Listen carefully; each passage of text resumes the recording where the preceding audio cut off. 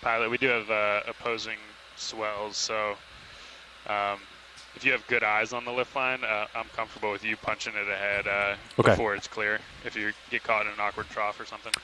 Roger. Roger.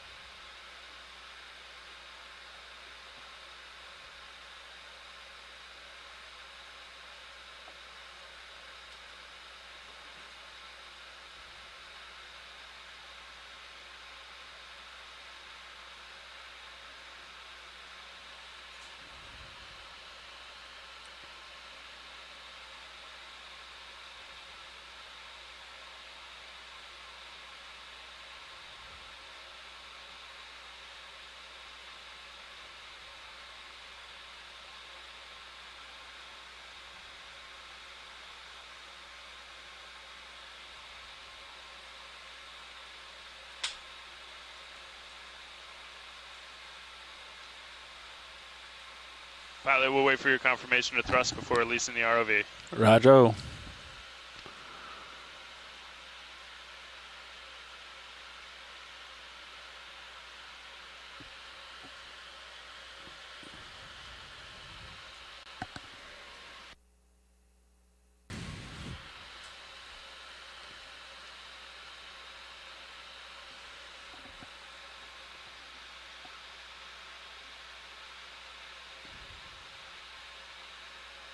I have good control. Pull the pin.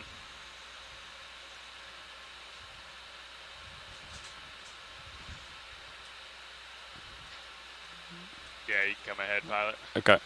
Yeah. We're taking off our starboard way now. Okay.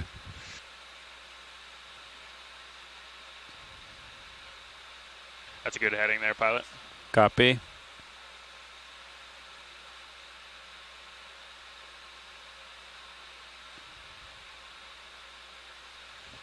Looking good, pilot. Yeah, you could probably just lock in and saddle over if you want. All right. Almost there.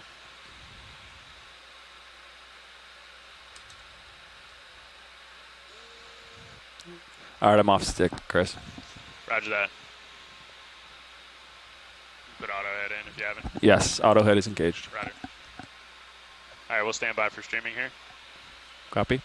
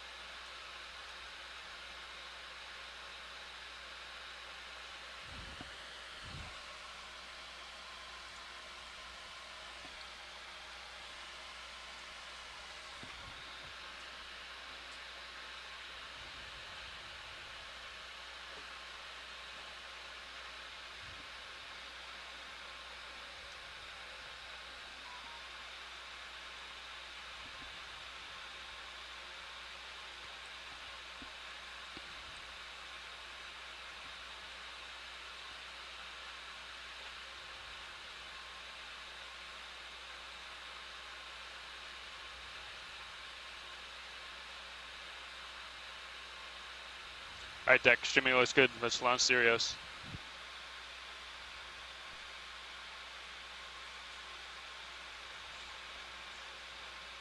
Pilot, you can try to provide some slack. I know we're pitching pretty good. Copy. Providing slack.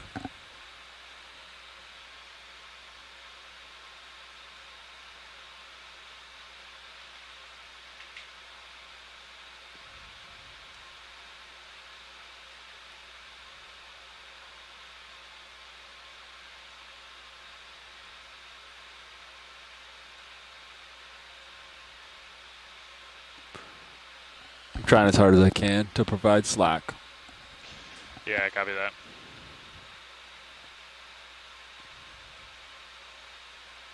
%100% astern. Yeah, there you go. Got some. Yeah. We're coming down on our forward way, pilot. All right.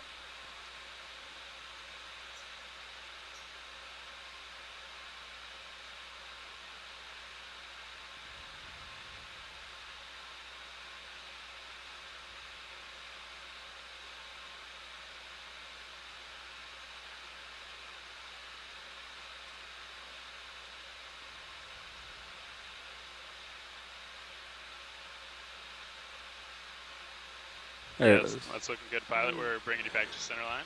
Roger.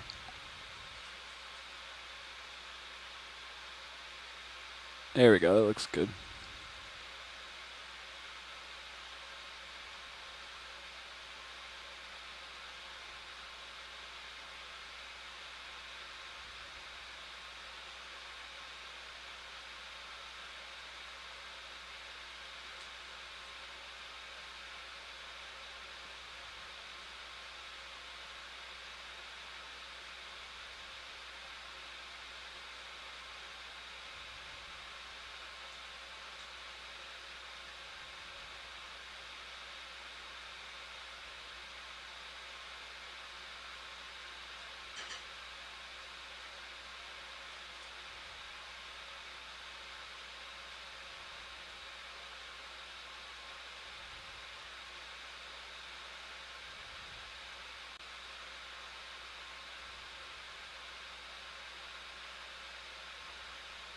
Just waiting for that set to go through, pilot.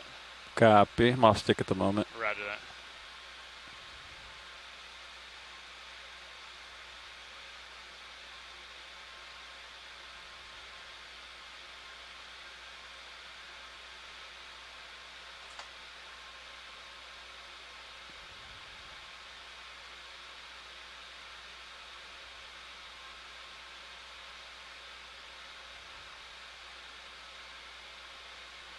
Nice.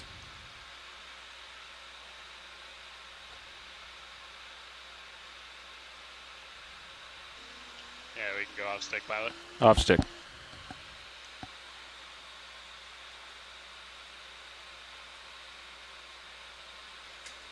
A-frame secure, thank you, deck.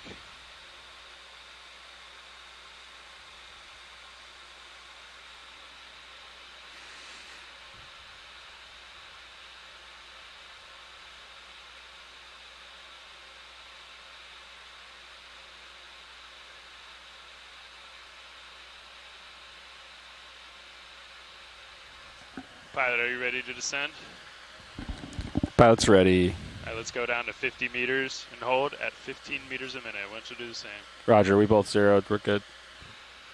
Copy that. Yeah, zero. We're good. Zero winch. Roger. Thanks, winch.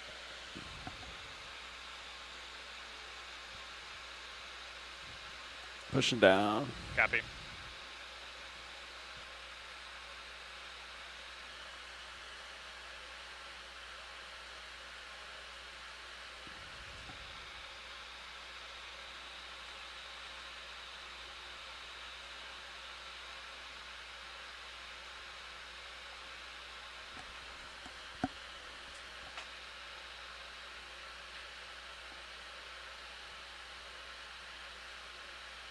One 0 meters, wire out. D216.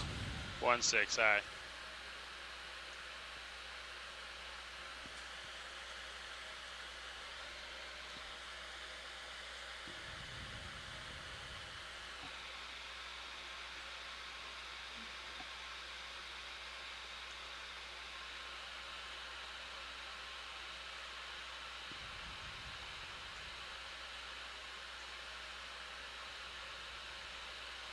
Dive suit nav, good tracking both vehicles. 20 meters, wire out. D222. Dive suit nav, good tracking both vehicles. Good tracking. Thanks, Nav. Nav, could you zoom out on HiPAC? I just want to show XO something here.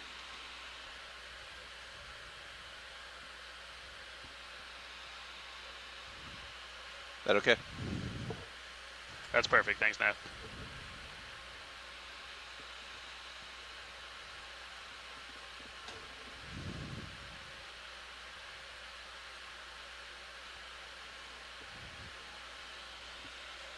Yeah, thanks, Nav. You can zoom back in for streaming. 30 meters, wire out. D236.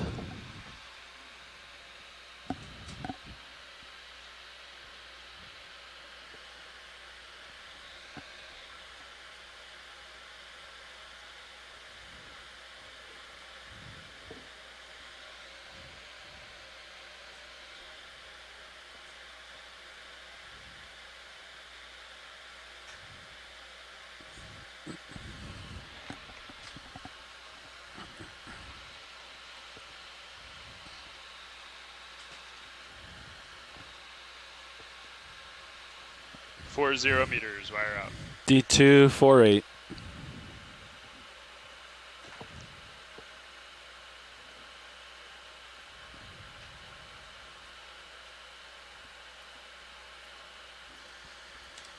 D2 auto depth 52. D2 holding 5-2. Thanks, pilot.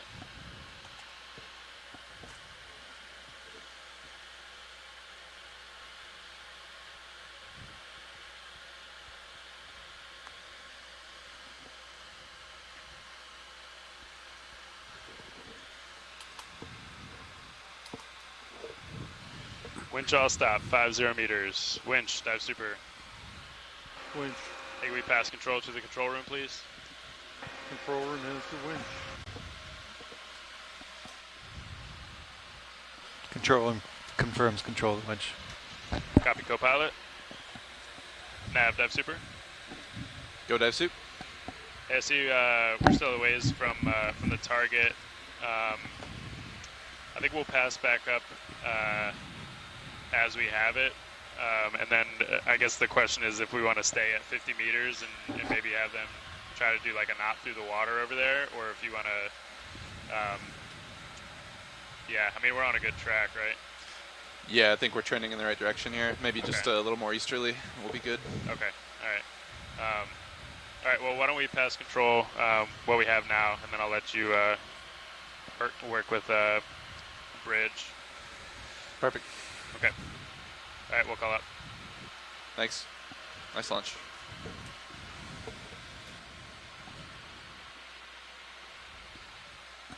Nav, winch. Go winch. Yeah, everything looks normal down in the winch room. Glad to hear it.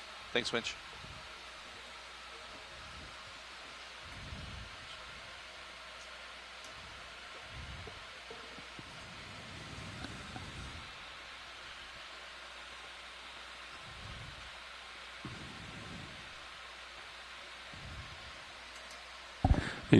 Can you zoom out my main camera?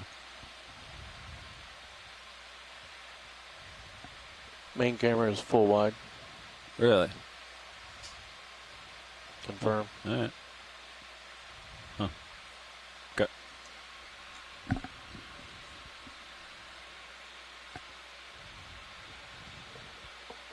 Hey, a little fishy.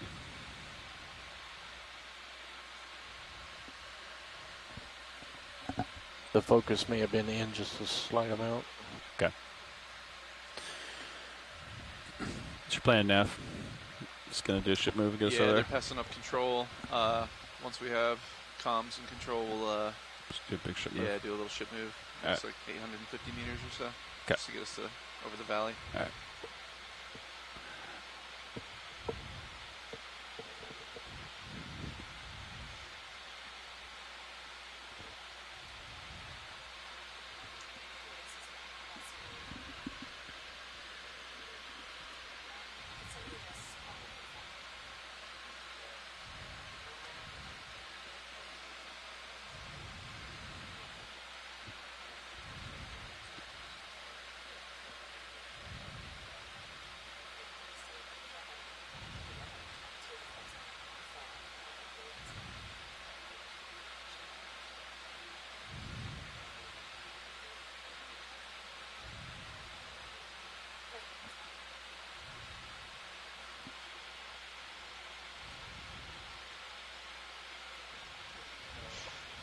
Nav, dive super. Go ahead, dive suit. Hey, we have pass control back up to the bridge, so I'd like to pass comms back to you so we can make our way to waypoint 1. Roger that. Nav has the comms. Nice launch, dive suit. Yeah, you guys too. Nav has comms. All right. Front row, you guys ready for a ship move here? Yeah. Not sure if we need to go to an easy stop first. I think we do. I'll let them set up for a position move. Let's see. We'll try to get Sirius. What do you think? Right about in this area? We'll approach from the north. Yeah. That looks good. Roger that. To everybody on the 870. We'll say we'll call 850 to start. Bearing 105. Bridge, RV Nav. Go ahead, Neff.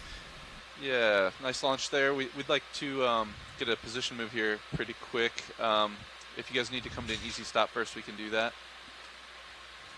Good copy. We will be stop motion here coming into auto position. Once we do get into auto pause, we'll let you know, and then we go for that position move. Copy that. Standing by.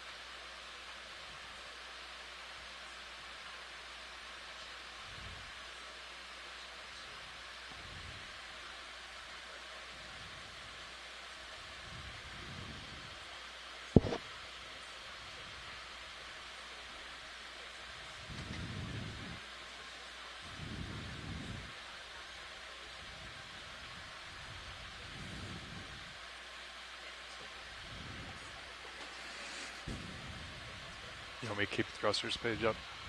Sure. Nav, bridge. Go ahead, Bridge. We are now in auto pause. What kind of movement change are you looking to make? Roger that. Thank you for the update. We're going to want to make a move to start range 870 meters, bearing 105 degrees, and probably at whatever speed you think you can make, at least decimal 3, I'd say. Maybe decimal 5.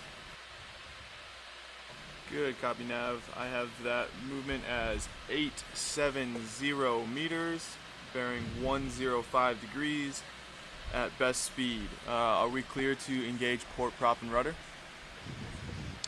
Yes, clear to engage port, prop, port rudder. You guys good with half a knot? Yeah. Should be good. Yeah, if we can make Best half a knot, speed, that'd be great. Good copy. We'll give it a try. Sounds good. Please advise if needed to change. Thanks. Will do. Best speed. Drag over there. I'll probably stay in the surface current. Drag D2? Why not?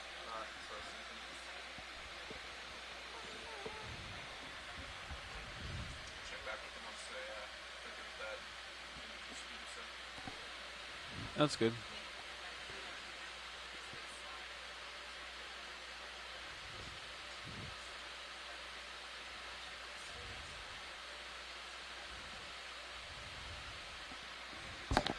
Flying D2. Chris, have you flown shipwrecks? Today's your day. I'm not flying. You don't want to fly? No, I will, but we're going to rotate out here in I think it's hot second. It's kind of a fluid rotation. So We'll see. There's lots of people.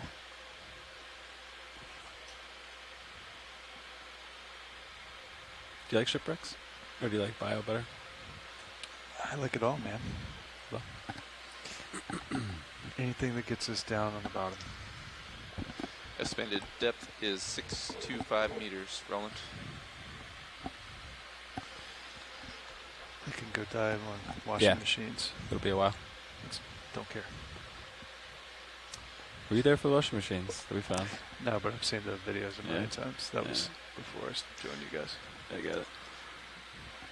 Pilots at the requested speed will be over our target of approximately 56 minutes. So, I don't know, maybe we want to see if they can hold that speed. We can maybe bump it up a little bit. Nav, bridge. Go ahead, Bridge. Hey, we got that movement punched in for you. Just a heads up, we are only allowed to do increments of 500 meters up here. So once we approach that 500 meter mark, I'll put in the extra 370 meters to complete that move. And then we are also tracking at 0.5 knots.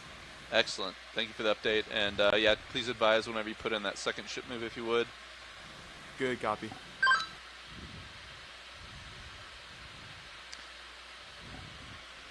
And Bridge, RV nav. Go ahead, Nev. Yeah, is the ship holding well with that speed?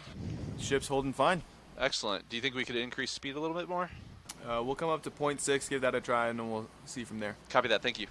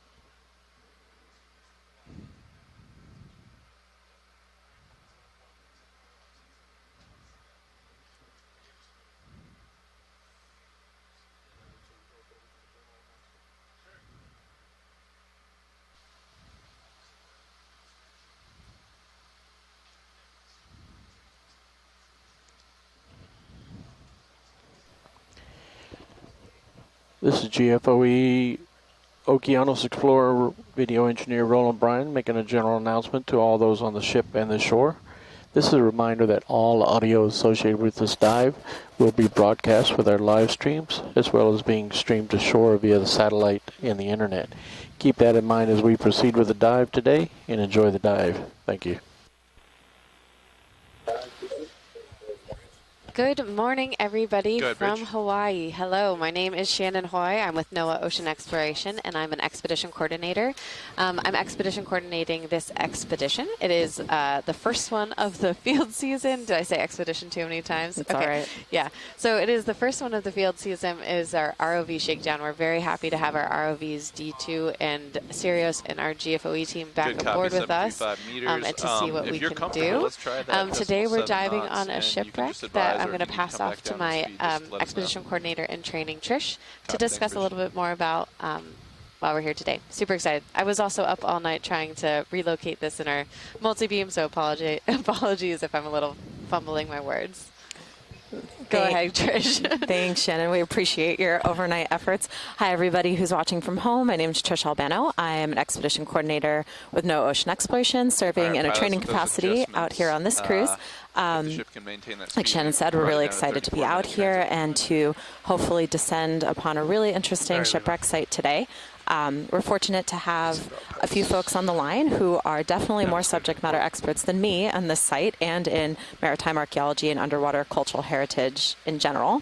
So I'm going to go ahead and introduce these folks, and I'm going to turn it over to them to tell us a little bit more about themselves and their backgrounds and previous work on the site. So on the line, we've got Russ Matthews of the Air and Sea Heritage Foundation, Terry Kirby, who's retired from HURL, Hawaii Underwater Research Laboratory, Mike Brennan from Search, and Irvin Garrison from University of Georgia.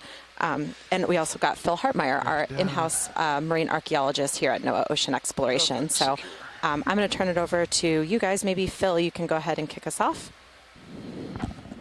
So is it? Thanks so much, Shannon. It's a pleasure to be here, certainly, and looking at some amazing artwork. Thanks to Terry Kirby and all the explorations you've done in this area, coupled with support from Russ and many others. So, landing ship tanks were instrumental, and especially in the Pacific Theater, and reflect really some heroic efforts across the region. So these are special places that were a part of many instances of activity here in the Pacific. So great to be here, and certainly utilize and learn from the expertise of the others on this call to better understand these places that connect us all to the past. Thanks so much for having us. Shouldn't have it shouldered out. No, I'm saying right now. All right. Russ, maybe you want to tell us a little bit more about, introduce yourself, tell us about your background and some of your experience on the site. Yeah, absolutely. A pleasure again. I'm the president and co-founder of Air Sea Heritage Foundation, which is a nonprofit dedicated to researching aviation and maritime history. I was lucky enough almost 11 years ago to dive this site for the first time with Terry Kirby, who we're going to hear from hopefully next, when he was running the manned submersible program at University of Hawaii. So I got to dive with him in the Pisces 5 as an observer and sonar operator when we located this site for the first time. And it's as the Okeanos team knows, actually yesterday was my birthday, so I'm opening my present this morning, getting to revisit this site again. So, Terry, do you want to tell them some more about what we about our experience on this site? Yeah, these were two contacts that we had looked at for years, and we're hoping to get back to. And Russ actually made that possible by funding some dedicated maritime heritage dives. So I ran the Hawaii Undersea Research Lab Deep Submersible Program at the University of Hawaii from 1981 until 2019. And we would use our test and trial dives, just like we are today with the Okeanos, to try and locate and identify historic wreck sites. So the site of the 884 is definitely a really important historic site. It's manned by an all Coast Guard crew, and it has an amazing wartime history in the battles of Iwo Jima and Okinawa. So it's a real pleasure to be revisiting this wreck today.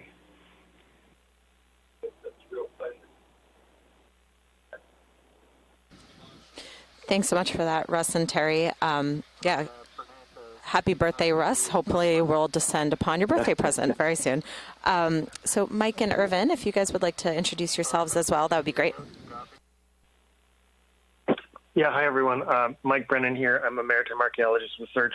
I don't have any personal experience on these sites, but I've participated in a lot of deep water ROV dives and expeditions on shipwreck sites such as these. So happy to be along for the ride, and excited to see this wreck when we get down there.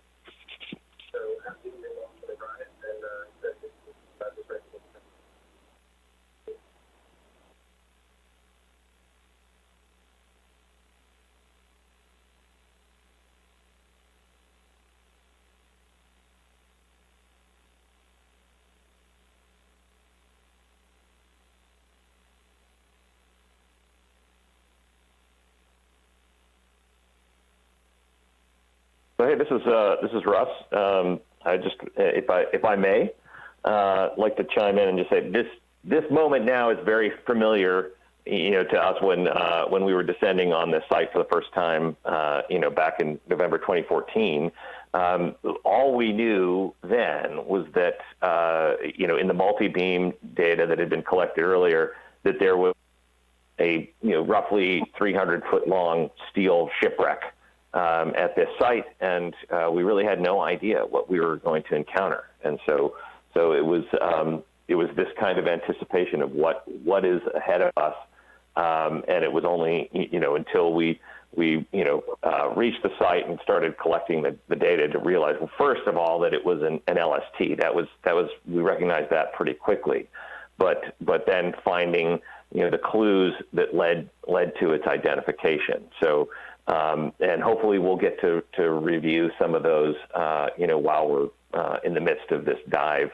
I think the first, and Terry can back me up on this, but the first hint was traces of the hull number were still surviving. We found them on one of the gun tubs, though they were fairly indistinct. It was like, is that an 884? Is that 684, 664? But it was Steve Price, who worked also at Hurl, who did the background research, who started to put the pieces together. And we found things like there was damage up the bow that matched up with accounts of the history of the 884, where it had seen combat at Iwo Jima and Okinawa, and they'd taken a mortar round on the beach at Iwo Jima, and we found traces of that, and then had actually taken severe damage from a suicide attack off of Okinawa, and it was Steve's research that really kind of helped us put those pieces of the puzzle together, including in that attack off of Okinawa, they had been assaulted by 3 Japanese aircraft and shot them down. The last one went out of control and actually struck the ship, but hopefully we'll still see traces of this on the bridge wing. There were actually 3 Imperial Japanese flags denoting those aircraft that had been shot down by the vessel. So keep an eye out as we reach this wreck and start to investigate it again, and hopefully we'll get to see these and maybe discover new things that we didn't know with this fabulous technology that we're getting to use today.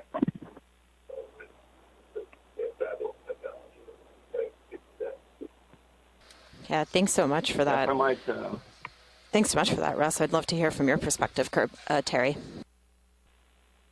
Yeah, I think that one of the things that Steve does when he does this really amazing research, he really brings these wrecks to life by personal accounts of people who were there. And this attack at Okinawa was a feint to cover up for the main attack, and they had 3 kamikazes that came down at them. They shot down the first 2, and the third one was in flames, and the glide path hit the LST. And I read an account by George White, U.S. Marine Corps. He said, one piece of good fortune concerns the accuracy of our Coast Guard gunners.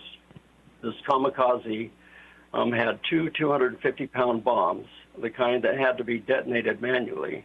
Those bombs did not explode because the gunners had shot the pilot dead before he could pull the trigger. He said, I owe my life to those coasties. And one of those bombs actually lodged in the escape hatch to the engine room, which they had to tiptoe around for a while. But it set it on fire. They abandoned ship, and then the captain, Pearson, got the crew of volunteers back together and went back and put the fires out and actually saved what was left of LST 884. So there's an amazing amount of history with this, and being able to see this wreck again and knowing that account is really like touching history for us.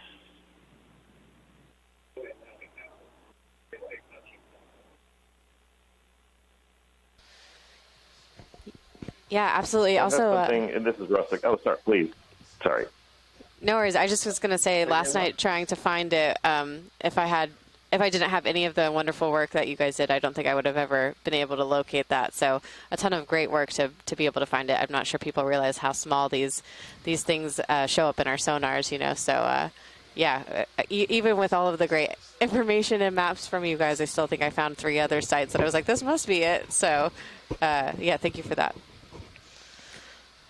Yeah, go ahead, Russ. We want to hear what you're about to say. Yeah, I just wanted to add, follow up with what Terry's description, especially of the wartime service of this vessel. Now, I think we should remember this site now. This is a post-war disposal. The ship was returned to Hawaii, and the war essentially ended before it was fully repaired and returned to service. So this is not what we're diving on now. This is not a wartime loss. This is not a grave site, but it's important to remember that this ship was the scene of incredible sacrifice, and there were a number of Marines, I believe about 28, that were killed in that attack, off of Okinawa, and so this vessel, still symbolizes a lot of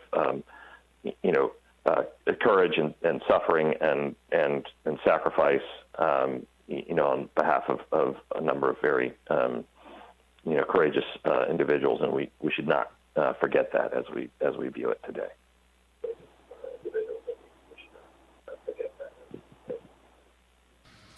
Yeah, absolutely. Thanks so much for adding that, Russ. I think, approaching these sites with a sense of respect and reverence for whether the site was a wartime loss or not, it still played a really significant role in history and in the wartime effort. Just for a situational awareness update for you guys and for all of those watching from home, we're currently in the middle of a ship move that's going to bring us a little bit closer to the wreck site. We've paused on our descent and are putting in the ship move, inching our way closer to the site, and then we'll continue our descent. But until then, if you have more that you'd like to share about the site and your experiences, we definitely welcome that as we sit in that moment of anticipation that you described so well, Russ, on our way over to the site. Thanks, Rich.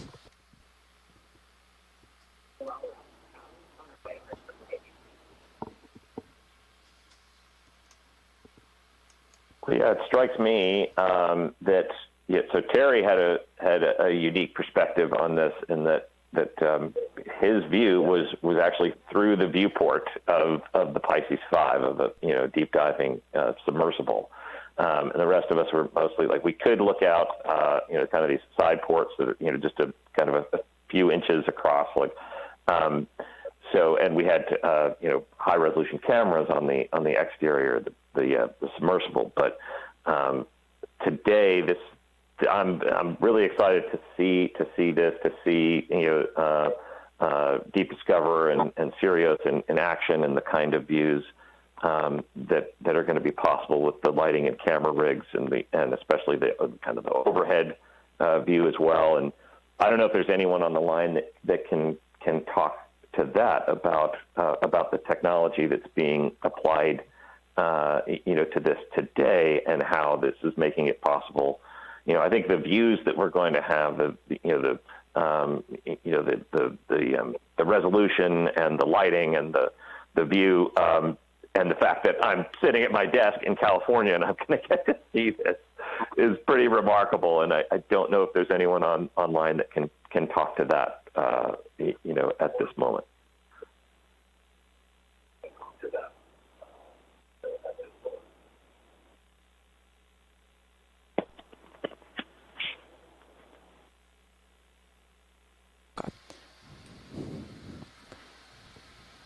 Yeah, absolutely, Russ. I think it's, it always is. I've been working with this office for 5 years, and I think it's always remarkable to me how typically when I'm sitting at my desk in Washington, D.C., being able to watch the bottom of the ocean live in real time, it never is lost on me how, incredible the technology is that allows us to bring this to folks all over the world and showcase the importance of these sites and these parts of the ocean with everybody. I think we're actually going to toss it over to the pilots in the front row and navigator for an introduction from the GFOE ROV team. Yeah, thanks, Trish. This is Chris Ritter, dive supervisor today, sitting in nav. And sitting pilot is Levi Unima. Sitting co-pilot is Chris Wright. Over in the video station is Roland Bryan. And clipping at the moment is Olivia Andrus. And we are all engineers for the Global Foundation for Ocean Exploration. Looking forward to the rest of the dive and getting down to LST 884.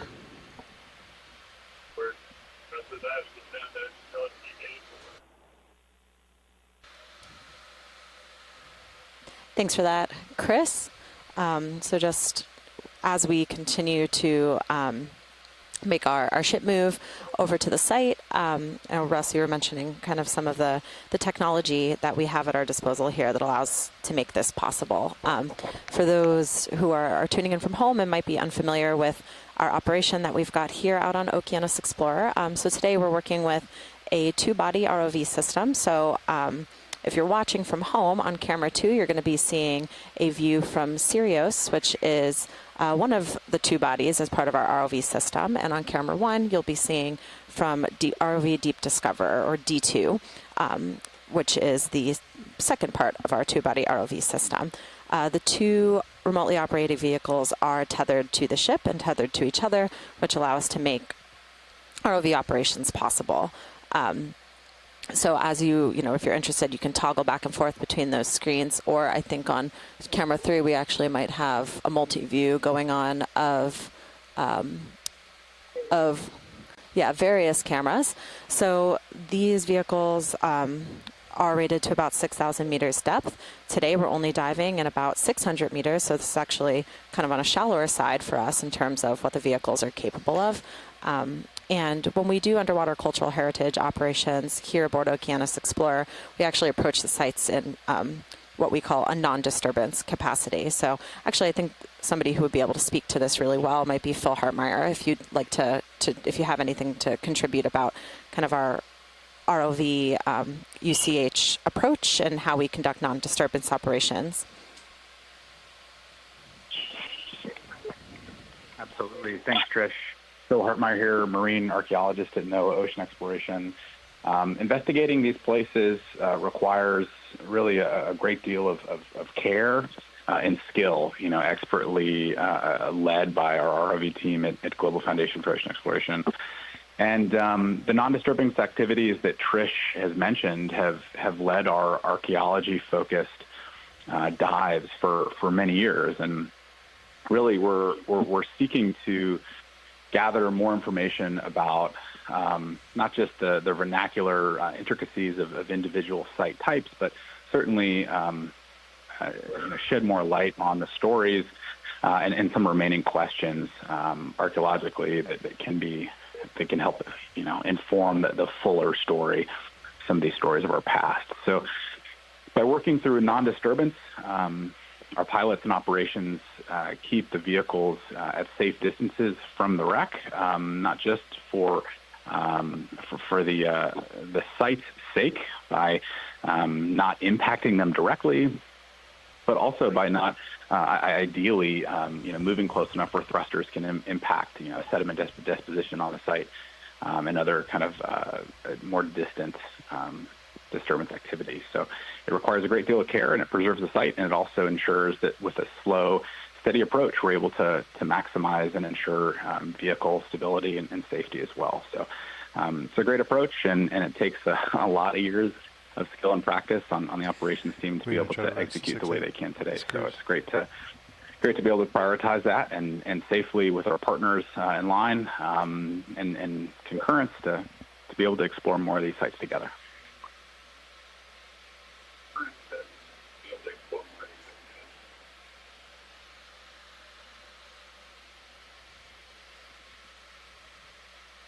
What's the deepest dive we're potentially going to do?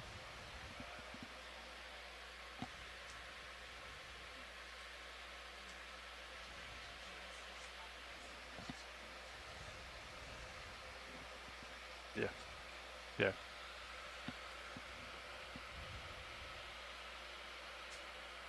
Is that even, I mean, there's always a possibility, but I had not given that much credence to that. Yeah.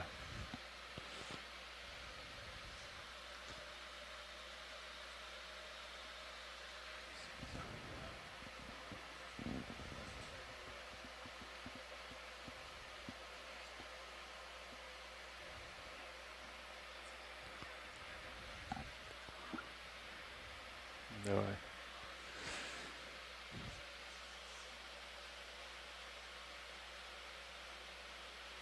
You're planning to put the hydro back on?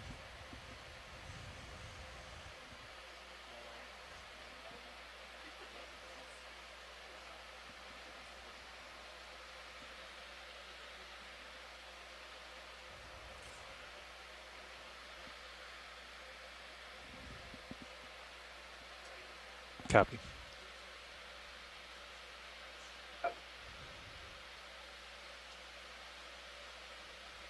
Understood.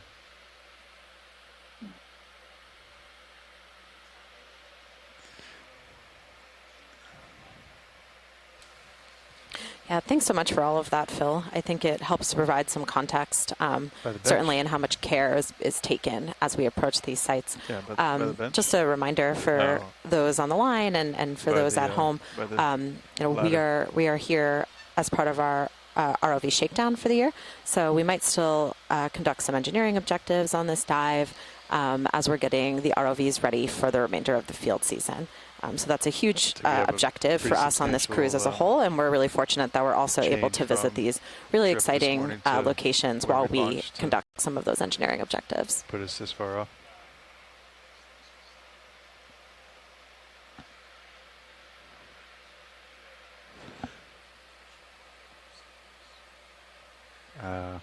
Gotcha.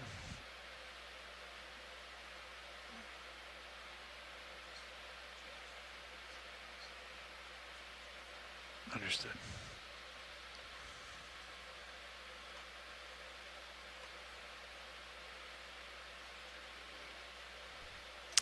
I was telling telling Levi about permission to range out on your blue view. Yeah, you got 10 meters.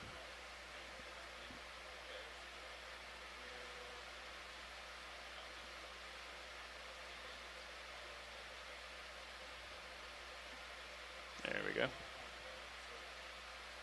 Does that change physical arrays, or is it? Yeah. Cool. You want it out at 100? May as well, right?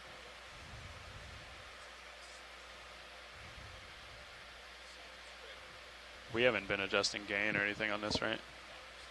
Yeah. I kind of like this blue, but we can do whatever you want. Okay.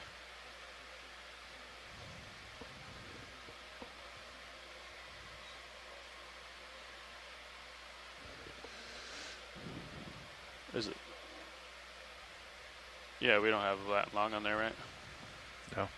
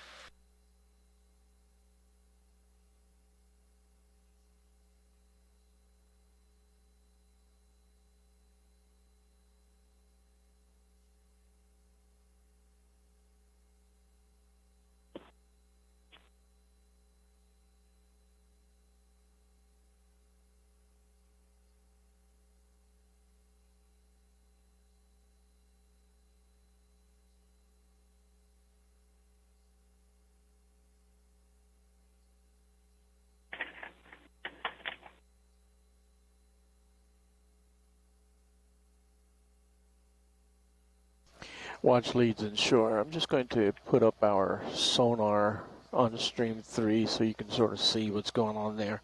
I'll intermix that with the other cameras into the quad spleed later, but for now I thought I'd show you guys our sonar view.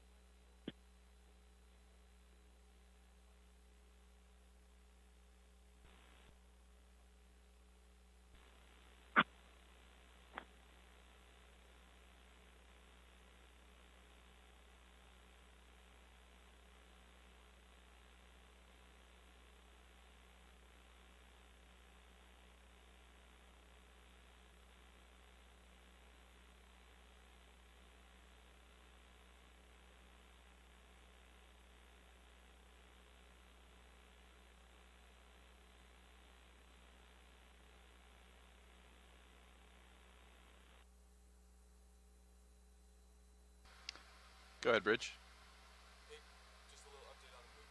So, hey, this is Russ Matthews again. I'm just watching the screen, and thank you for putting up the sonar. It strikes me this is likely where we're going to get our first sign that we're approaching the wreck. And I can recall, diving the site with Terry that essentially it appeared, on our sonar as just a straight line as we came up on this wall of steel on the bottom of the ocean. And I'm wondering, what kind of resolution are we on here? Are we going to? Is this going to show us a view of like the entire ship, or are we going to not really see it until we're really close? I'll have to relay that question to the navigator here momentarily, but at the moment we're still at 50 meters depth as we proceed to the target, so we're not quite in position, but I'll discuss this with the navigator and have them chime in with the details.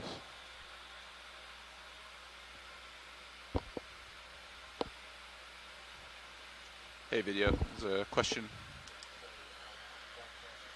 Well, thank you for that. I'm also can't help but remembering, back in the day. Now in November 2014, we dove this site, and for me, it was the first time, diving a site like this where I was present when a new wreck was identified. But I'm wondering, Terry, your list of discoveries is as long as my arm. Especially in this area, did it ever get old? And there's such a variety of things that you were part of finding off of Oahu. Oh no, it never got old. Every discovery was like the first time. It's always a thrill. I mean, you look at these contacts on the bottom. You don't know if it's a rock formation or a wreck. And whenever we had a chance to go investigate, and found that it was a wreck, it was always a thrill. And we had to set standard procedures to safely approach these sites. So just listen before you talk on That was the beauty of having two submersibles. One could sort of cover for the other as we did these surveys. But we found a lot of wrecks, and everyone was like the first time. Everyone was a thrill. And it just opens the door on this whole other story in history. So we found wrecks that date from the time of the Hawaiian Kingdom through World War II. Is not a side scan, so we're not going to see it in the maps. Right. The ROVs are equipped with scanning sonars. And a multi-beam. ROV has a 900 kilohertz wide-angle multi-beam on a pan and tilt, so that's how we will acquire. And with a range of roughly 70 meters out, we'll see it. That's what I would say, something like that. Yeah, copy that. Yeah, absolutely. Thank you for that, Russ and Terry. I think that it must be so exciting to be down there and to be able to see those first-hand accounts of these sites. I'm thrilled sitting here in the back row, watching the live feeds come in from the ROVs. So I can't imagine how thrilling it must be to be down there in the Pisces 5. I think Roland was relaying your question to ROV Nav about the Blue View sonar. We're just giving our front row team a moment to get set up, but looks like ROV Nav might have an answer to that question for you. Hi there, this is Navigator sitting front row right now. I think the question was about the multi-beam capability that we have on the ROV system, is that correct? Can you hear me? Yeah, and what, yes, please, thanks. Yeah, go ahead, what was your question? Oh, I was just curious,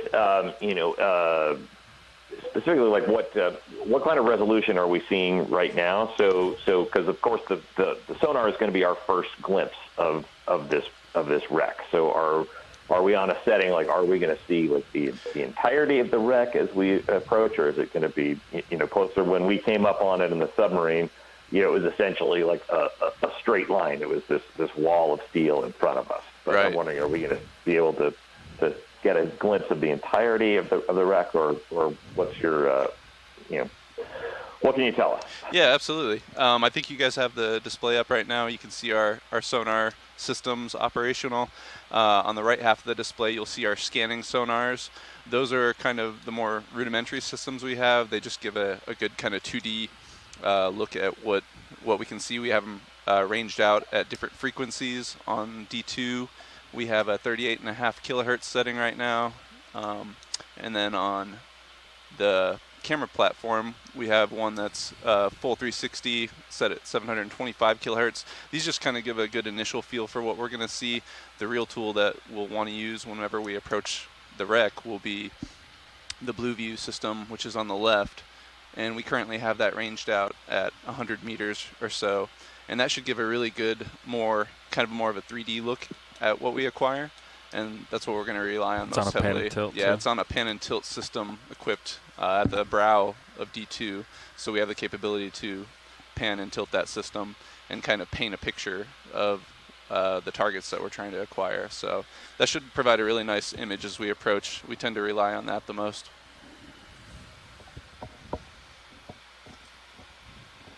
Awesome, thank you. Not a problem.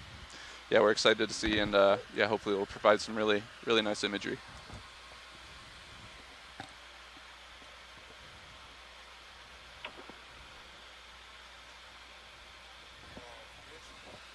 Go ahead, Bridge. Copy, 15 meters, thanks. All right. Approaching target, pilots. Do you want me to start going down? That's at the pilot's discretion. All right. How you doing, Chris? All right. Auto depth punched out. Levi's pushing down. Maybe give me a... Yeah. I'm a little buoyant, so I'm going to give it a little more.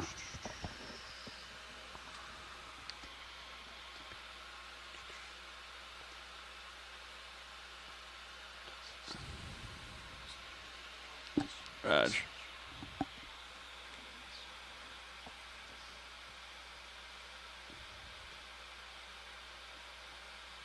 If you want to call in one last move to put Sirius, Yeah. somewhere on that point, that'd be good. Roger that. All right. Bridge RV now. How many more meters do you have left on that ship move? Roger that. We'd like to extend that move if we could, or just let it go ahead and settle, and we'll add a new one. We'd like to add approximately 40 meters to that same bearing.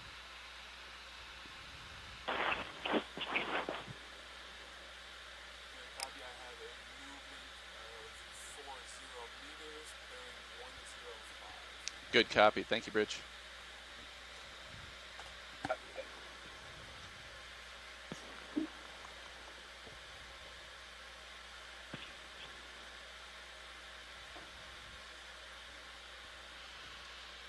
How are we looking, Chris?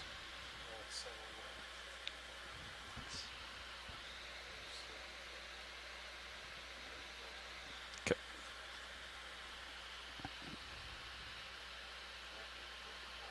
Yeah. It's climbing slow. Once I get to 10, I'll I'll ease off on my downward thrust. That's my plan.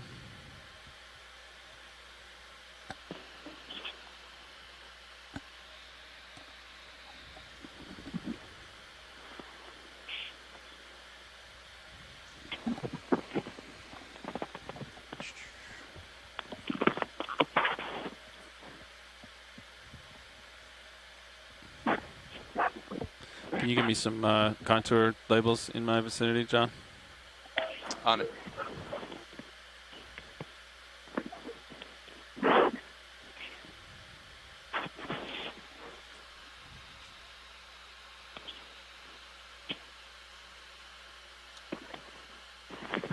Hey, this is Russ. I'm watching my screen, and it's turning a much deeper, darker blue. So I'm taking that as a sign that we're descending. We're going down. ROV depth 130 and descending. Fantastic.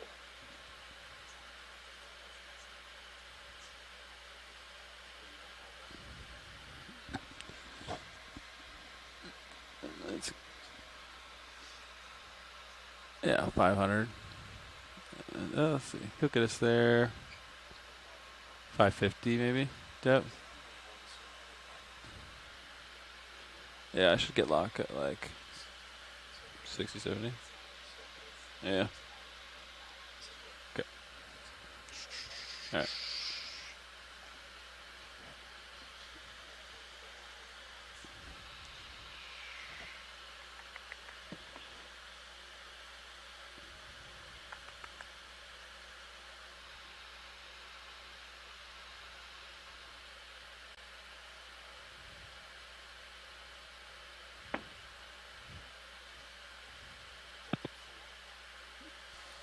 Increasing downward thrust. Yeah, so we are continuing with our descent now, as we are continuing to approach safely and cautiously towards the site. And good copy. 10 as meters. we continue to descend, I'll continue giving you guys updates as we move closer.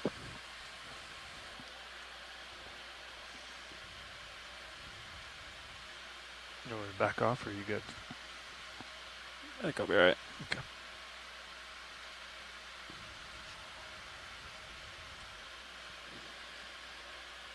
Feeling a little buoyant today, huh? Did you guys add weights the other day? I don't think so. Better than being heavy.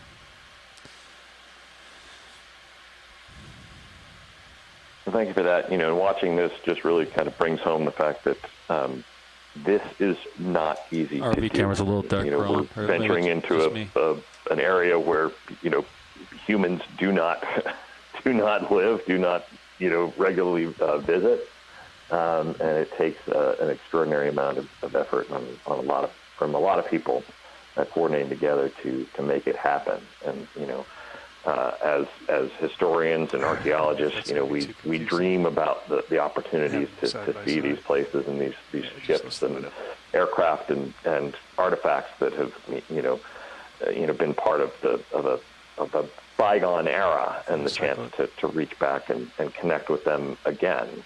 And it just brings home what a privilege it is to be here and to be a part of it, and how grateful we are for the support of NOAA and the people, Rich. the American people who fund these efforts and all the others that contribute to it. And I know this is not I've had a chance to participate in a number of these. I know Mike Brennan, this is not your first rodeo with NOAA. You've contributed to quite a number of these over the years. Stern. The anticipated stern.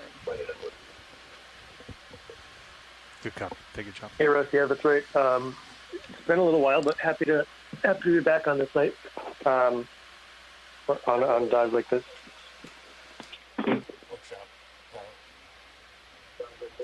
Yeah, thanks for that, Russ and Mike. I think you kind of nailed it right there, Russ. I think I can't understate, how much recognition goes out to the the subject matter expertise of both, folks on shore like you all who are helping to partner with us and work with us to, and also trusting us with this information to be able to visit these sites, but really to the ROV engineering team from the Global Foundation for Ocean Exploration that's been head down on these vehicles, working to get them prepared for the field season for several months to get to this point. Right. I've been watching this team just work so hard to make sure that these vehicles are functioning optimally and are ready to visit the bottom of the ocean. And it really is a team effort from a lot of different people. For those who might be listening who are not super familiar with the model of how we actually choose dive sites and decide where we're going to go and what we're going to do when we're exploring, the Okeanos Explorer has always operated on what we call a community-driven model, meaning that we're not serving the particular interests of any one chief scientist or principal investigator, that we are working together with the broader scientific community, management community at large to ingest information from what you all think is important in terms of, and also trying to manage the competing priorities, right, of visiting underwater cultural heritage sites, but also exploring significant ecological, biological, and geological sites that might have significance to others who are working to understand these really special places. So working together with you all and with the communities that are interested and are experts in these different areas, and then working where I sit on the operations side, being a go-between between partners and the community who has been so gracious with providing us support to be able to get to these sites, and then working together with the ROV engineering team and all the other teams that we have on board the ship to get to this specific moment. So I think you captured it really well, Russ, that there's a lot of different moving parts that have to work together and click to get us here. So and a lot of work from a lot of different people. So I definitely want to be recognizing that.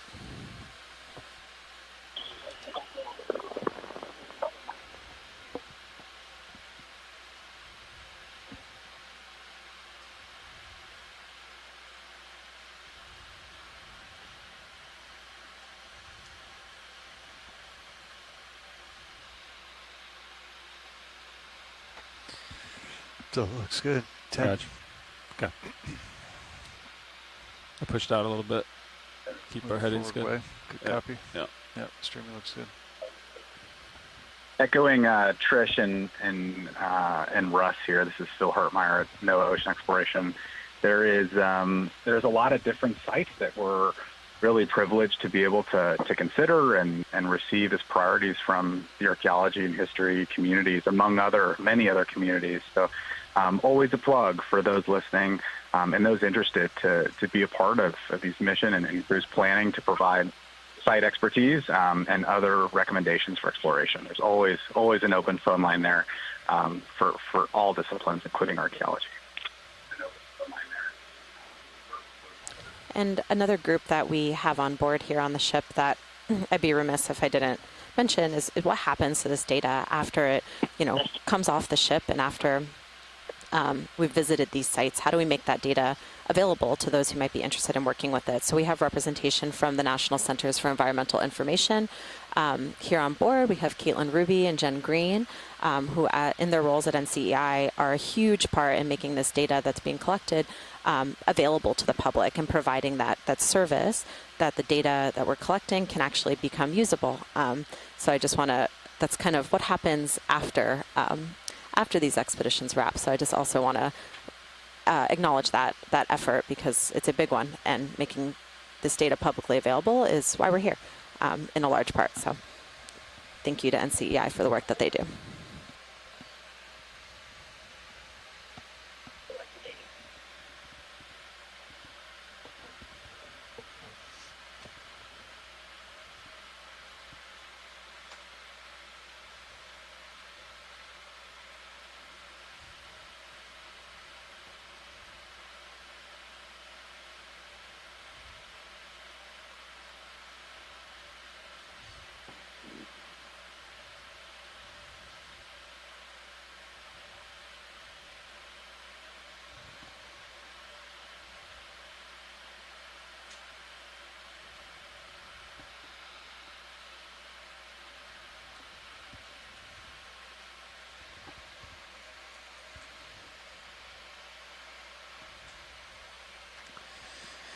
Delta 15. Edge.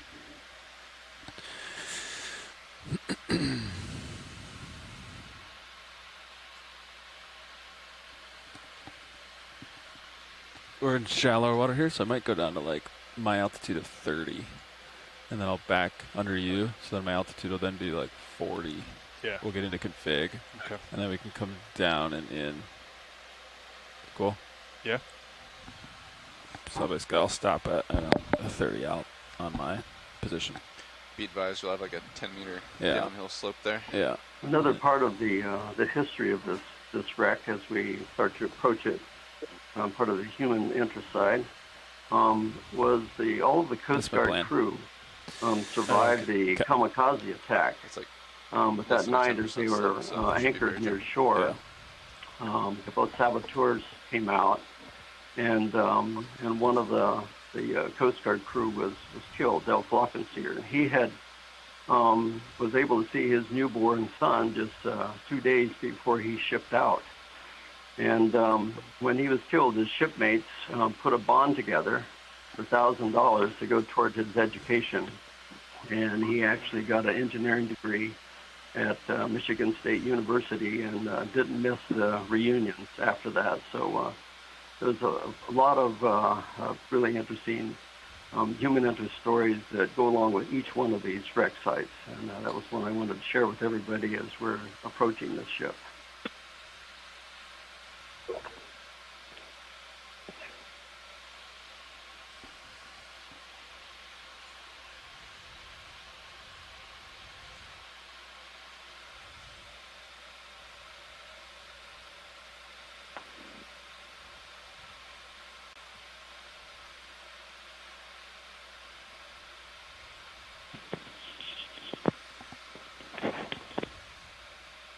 About 100 meters to go.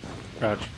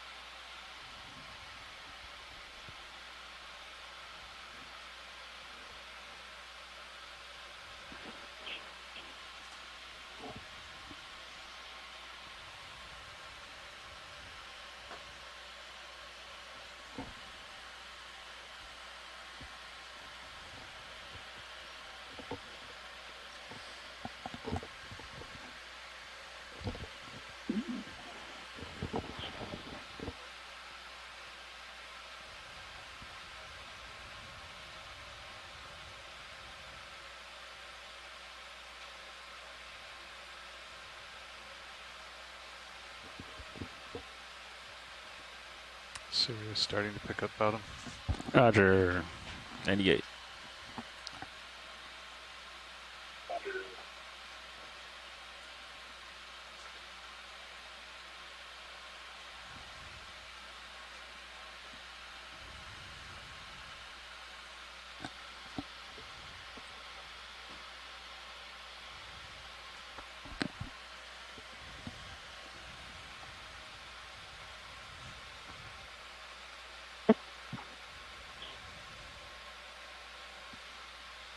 Nothing on Blue View yet. I don't see anything.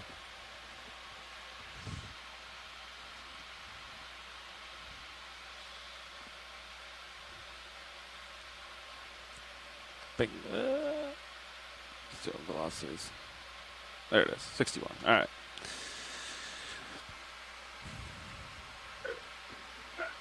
I'll probably stop at like 30. 30. That's what I was thinking. Copy. So I'll stop at 50. Okay. You good with that? Yeah.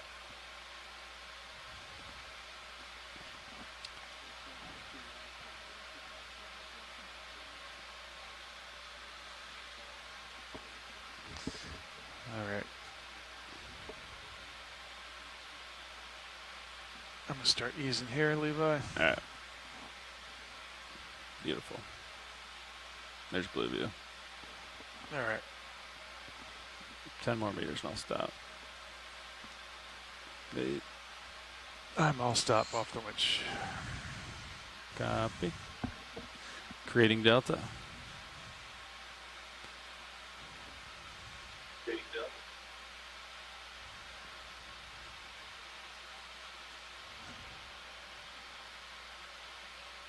I'm going to go a little past 30 just because I want to make a delta. There it is.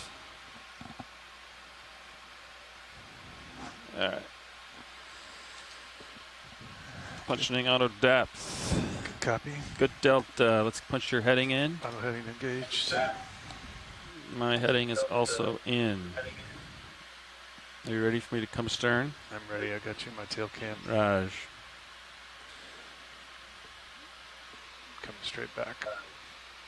Copy. Good delta, 2-0.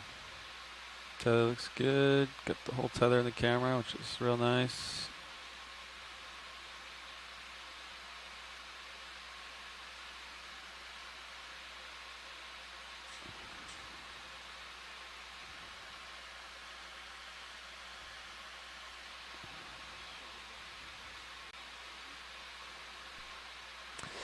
Got you in my main Zeus. Raj. I'll push out with you. Keep you centered on the camera. You ready for me to turn, starboard? I'll line up with you. Yep. All right.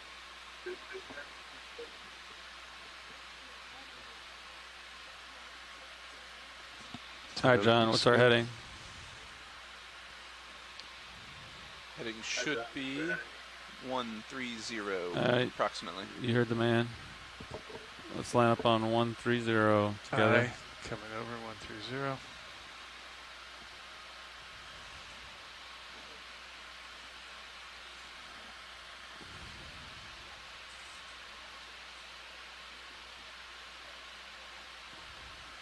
All right.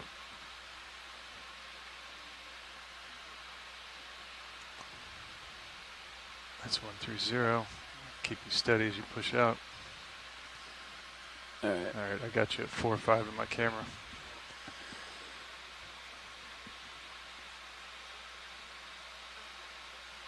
Let's go down a couple meters together. Good copy. Coming down easy. I'm going to come down to like 25 altitude. Understood. I'll keep it 20 delta. All right. Kind of jumping around in high pack. It might be a little more towards 120 or so. All right. Be advised.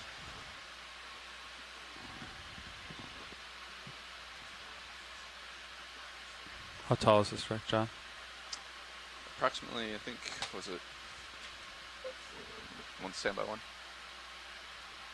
Got the info for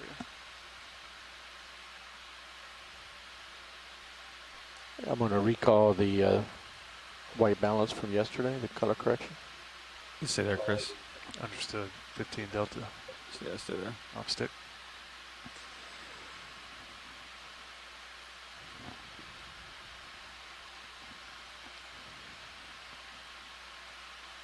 Wanted to say it was 12, 13 meters, something like that tall.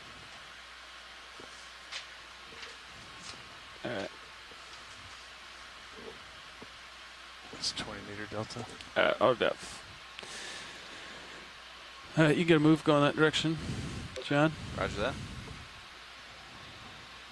Let's go 0.2 speed.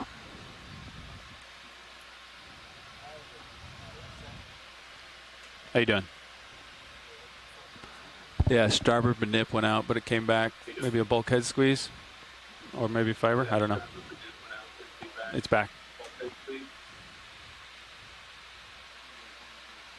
All right, pilots. I'm going to start us with a shorter move, maybe 50 meters or so in that direction. Stand by 1. Bridge, RV nav.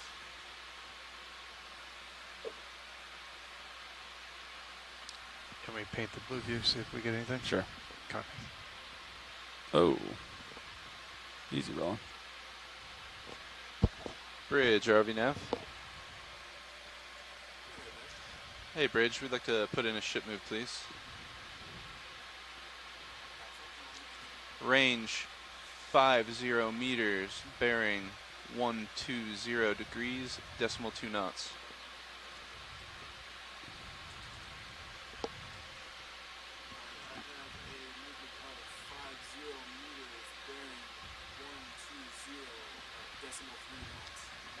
Good copy, thanks, Bridge.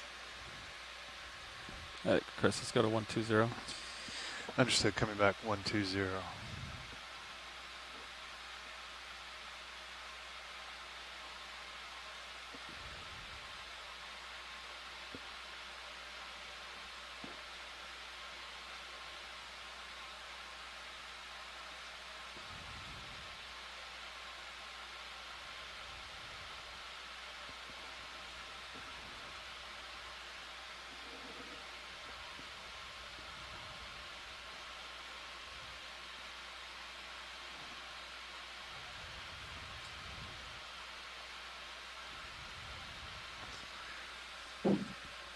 So it looks like current's out of the north, which is what we want.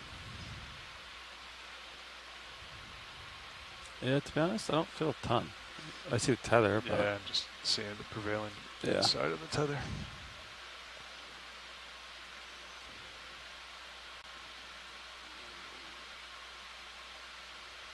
so you got me at 45. Yep. We're in water column mode, so I'm gonna just stay in the center of your camera here Understood. and like keep the auto depth so that way delta stays the same, right? Yep.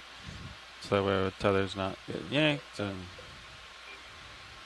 then our blue view is looking down at a 45, so should light it up once we get close. You said 12 meters off the bottom, so I'm at 20 meters altitude, so I'm theoretically 8 meters above it. Yeah.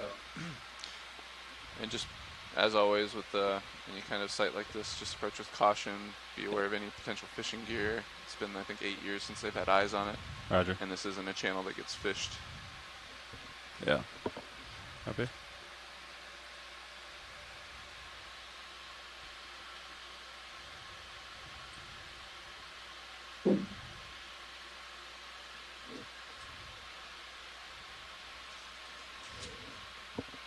I feel serious move, so I'm going to march ahead a little bit.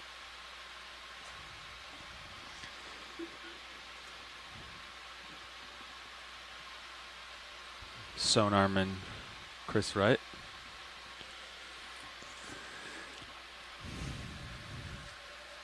All right, well, while we walk over there, I'm going to do a white balance. We're moving the ship. You got some RPMs for me, Chris? Ramping up now. Yeah. RPM's up. I got eyes on. Yeah.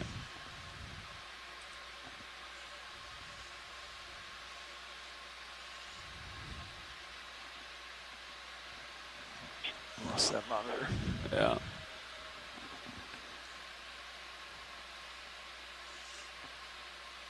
All right, video. Zoom in on main Zeus. We'll give you some light.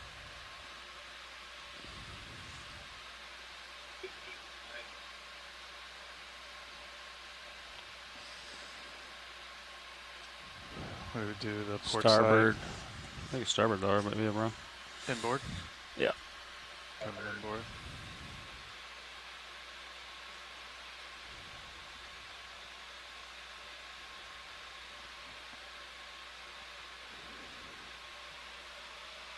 You happy with that roll? Is that enough light? That it looks like enough light. Copy. Let me center it, Roland. Can you repeat that? Do you want me to center it? Yes, please. All right, let me see what I can do for you.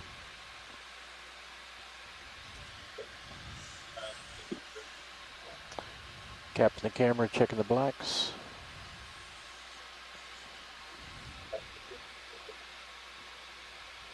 Blacks are good.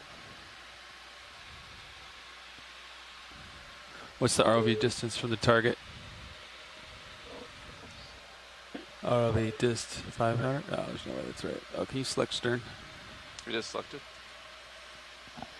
The 88. Got it. Yep. Roger, thanks. the flares and the gammas are out. I'm gonna have to go into the menu. I got mini Zeus up now. Thanks. Yep.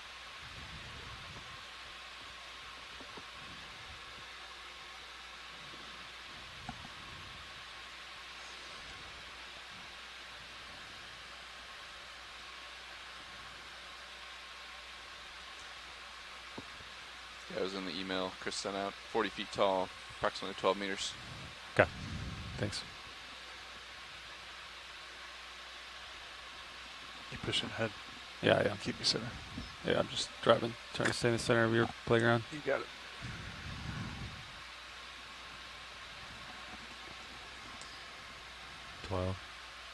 Let's go down a couple meters. Okay. On your. I'm gonna go to altitude 20.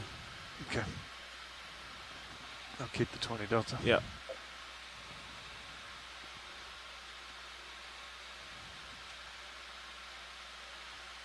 All right, depth's back in. Okay. Just catching up.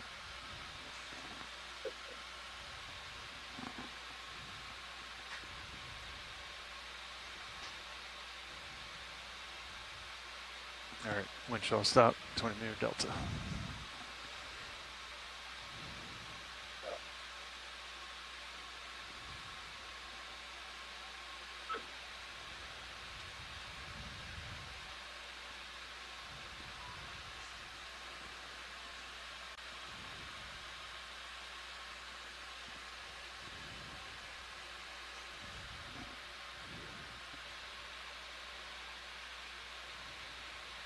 There it is.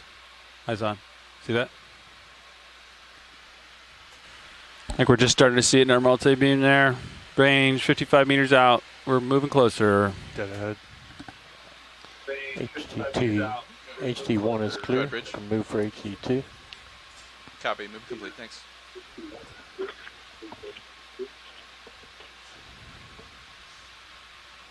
Got it. We'll make it quick because that's our eyes for the target, okay? Copy. Ship is stationary at this moment, pilots. You're gonna rotate D2's main back down. HT2 is clear. All right. White balance clear. Thank you. You can take my pen and tilt, Chris. Understood. I'm gonna get outboard on the lights again. All right. All right. Swing arm outboard. Hydraulics are killed. Copy. All right. How's my pen and tilt look? Let's find that target back. There it is. Yep. There it is.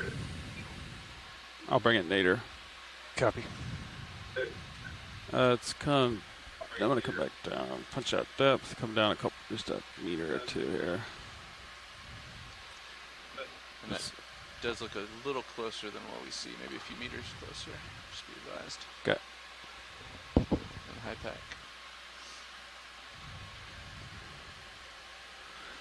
45 meters away.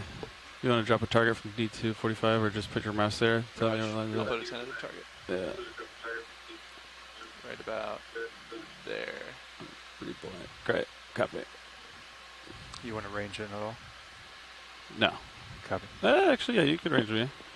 Because you, you know, put it to 80 or something. Yeah. Are we still moving the ship? Ship is stationary. Oh, let's get a little closer. Give me 20. What range? 20? Copy. Bridge, RV nav. Yes, yes, we'd like a ship move, please. Range 20 meters, bearing 110 at decimal 2 knots, please.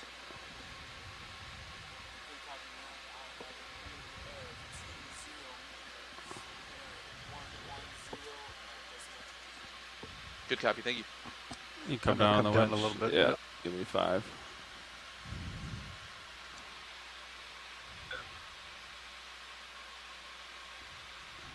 I'll stop there. 20 meters. You could tickle it down. Yep. I'm pulling it down. Okay.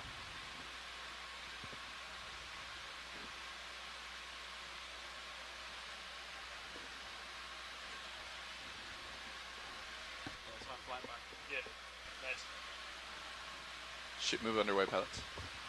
All right, there you go. All right. You still coming down a little bit? Tickling. Okay. I'll just match you at 20. All right. I still got you at 4 or 5. All right, I'll stay here. Well, the blue view is amazing. You can see the after gun tub.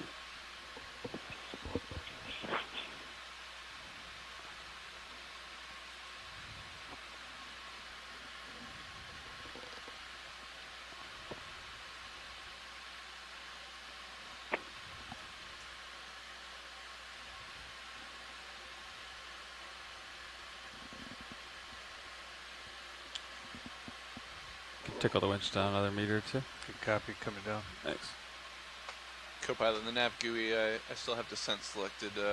We want to leave it that way until you guys actually acquire bottom? Yeah. Okay.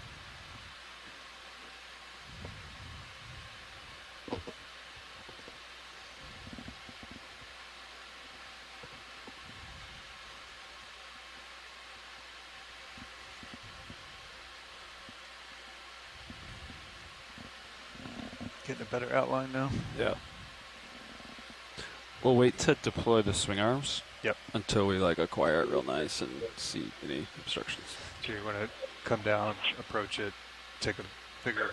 Yeah. picture, So basically, make sure there's no lines or anything. Yeah, I want to acquire the top of it, and then that way I can see, make sure there's nothing up. Yep. Right. And then I'll be just parked on its rails. Yep. Then we'll get all set up, and then we'll move where they want us to move. Copy. I'm still moving. Good.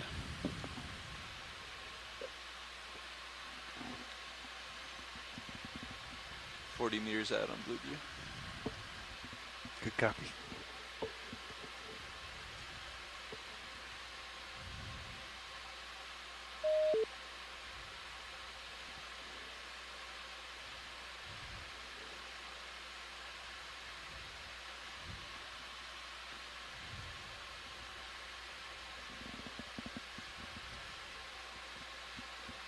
I'm just painting it, Levi. Oh, you're painting. Yeah, I was wondering about that. I was like, am I going down right now? I'm painting to see if I can get a better res. Yeah, okay. I thought I was descending or something. You can even see the circles. Yeah, it's pretty wild. As you get closer, I'm pulling it to go up a little bit more. Hey everyone, this is Russ. Am I Tilt is 8. Outline of the shipwreck. Very nice. Tickle down. We're going to do deeper water, so I'm going to tickle down a little bit, Chris. Yeah, we're looking at the stern and the after gun tub in the blue view. Go ahead, bridge. Copy, thank you. I'll stay here at 13 altitude. Ship move complete, pilots. 30 meters out. On blue Yeah, view. Russ and Terry, and anybody who might just be joining us, on camera 3, you are starting to see the blue view sonar, which is sonar that the pilots and navigators are using to help identify the target from their multi-beam sonar that's mounted on D2. So we are starting to see the target come into view on camera 3 in the blue view. So this is super exciting. You want 15 meters? And we are moving our way closer. Give me 15. Okay. Bridge, RV nav. Yes, another ship move, please. Range 15 meters, bearing 110 degrees at decimal 2 knots. When you pan the sonar up and down, do you see any riggings? Good copy. Decimal 2, please. Copy, thanks.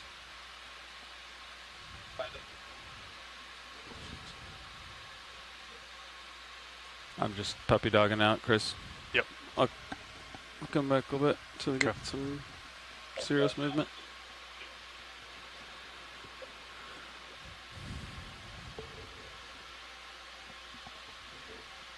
So this is the stern. So this would be like the big winch system here, and yeah.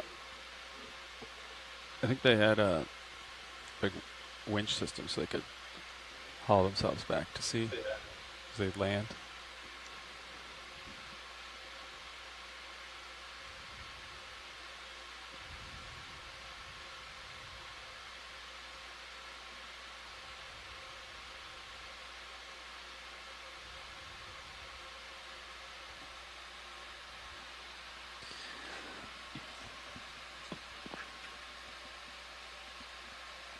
down another meter.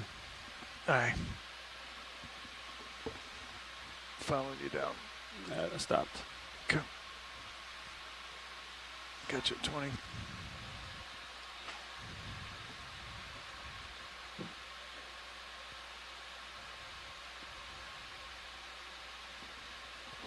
Creeping in. Yeah, I'm pushing forward easy. Yep. Now that I have some tether.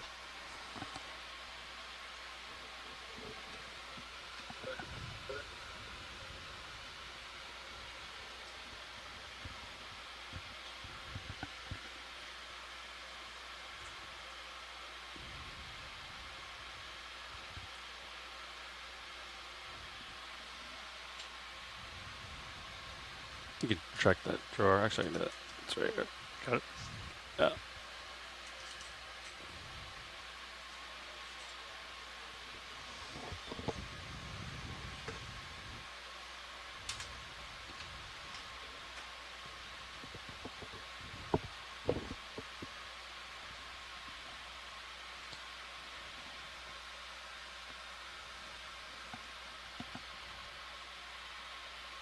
Should we zero out our pan so that way I can line up with it better? Or Yep. do we not believe the pan? I mean, looking down at the toes, it looks like it's square, but Oh, okay. I can zero it out for you. No, if we toes are probably a better zero then, right? Well, let me go back down and grab them. All right. Stand by. So that is 0 on the pan. That looks a little offset to me. Yeah. So Yeah, you can do what your eyeballs tell you. that looks like it's more square, right about there. So about 5 degrees, just Okay. over. All right. Coming back down.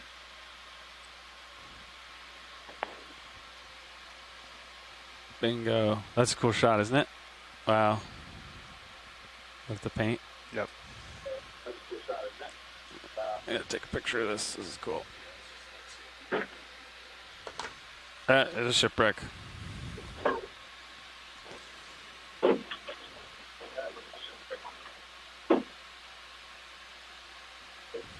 $20 meters out.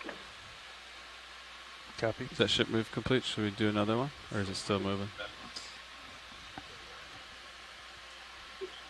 Go ahead, Bridge. Copy, thank you. I'm gonna come down another meter. Yeah. Try to keep it at altitude 12. Could be about right. Okay, coming down with you. That's good for me.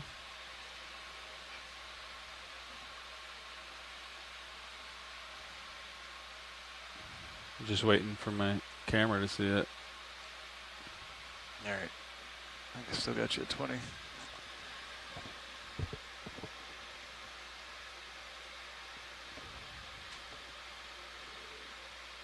$15 meters. Ship is steady. Pilots. This is a good comparison between new technology and old technology. Still scanning. Still see the You outline. can still see it. Yeah, like, scanning's decent. yeah. You want another 5, 10? 5 more meters, maybe? Yeah, 5, please. Roger. Bearing 110, good again? Yeah, 5. Maybe 105? 120, please. 120. Yeah. Copy. Am I seeing something or am I? Bridge, Yeah, RV that's it now. right there. Oh, there it is. Good. Eyes on, eyes on, eyes on. Bridge, RV nav. We'd like to request another right shipment, there. please. Range of 5 meters, bearing 120 degrees at decimal 1 knots, please. The ship is just coming into view on the main camera on stream 1. You can see it in the out in the darkness. Good copy, thank you. If you are just joining us here on the live stream Stay up on here, right? Okeanos Yeah, stay Explorer, right here. Yep. we are Bringing us in on nice our and slow. ROV shakedown Gentlemen. expedition, copy. conducting Take it now. only our 3rd dive of 2025 Not as this we're plane getting just flying the by, ROVs like, ready yep. for the Visual. upcoming field season. We're really fortunate here on this engineering shakedown dive to be able out of to auto visit depth, this so I'm just really doing my own special thing. site here at LST 884. We've got stay right a over few archaeologists who have joined us on the If the delta line gets a who little have been higher, I'll giving let us a you little bit of background on the history and significance of this site that we're just starting to see come into view here on the D2 camera. If you're tuning in and you toggle to camera 3, you'll actually see what our pilots and our navigators are seeing here in our blue view, which is a sonar that helps for target detection that's mounted on D2 Deep Discover. I'm just going to acquire it. So you could clearly see the target there in the blue view, and you're just starting to see it come into view now on the main camera.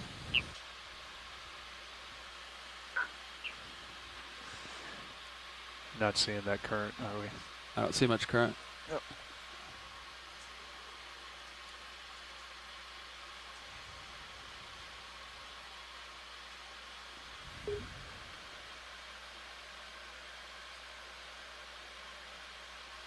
Slowly creeping.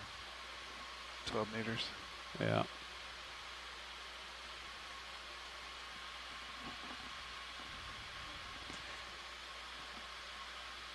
I can come down if you want a little bit more tether. Yeah, you can give me you can come down a couple meters. Okay. Coming down.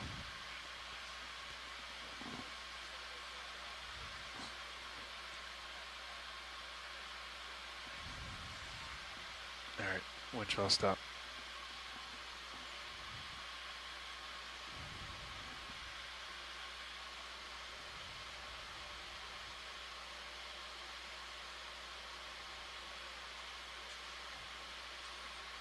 Looks like the numbers are still there.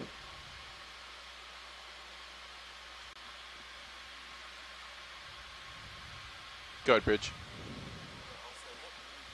Good, Captain. Movement complete. Thanks. Ship is steady. Raj, you want to tickle me in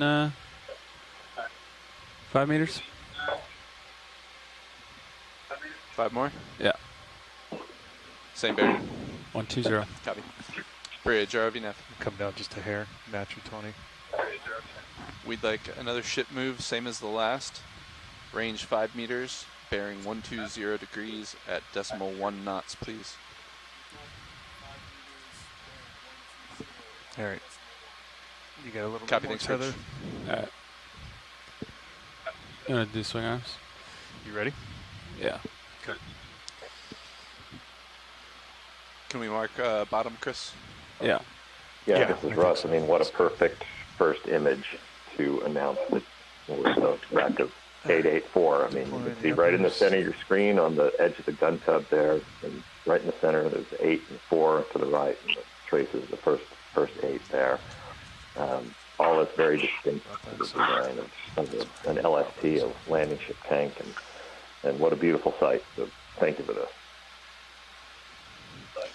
They're all on the wide-angle cameras, look real nice, the minute cams. I don't know if you'd see those. See that? Roland? No, it really hasn't. I do. I'm going to put them up on Frozen in time. screen 3. All right.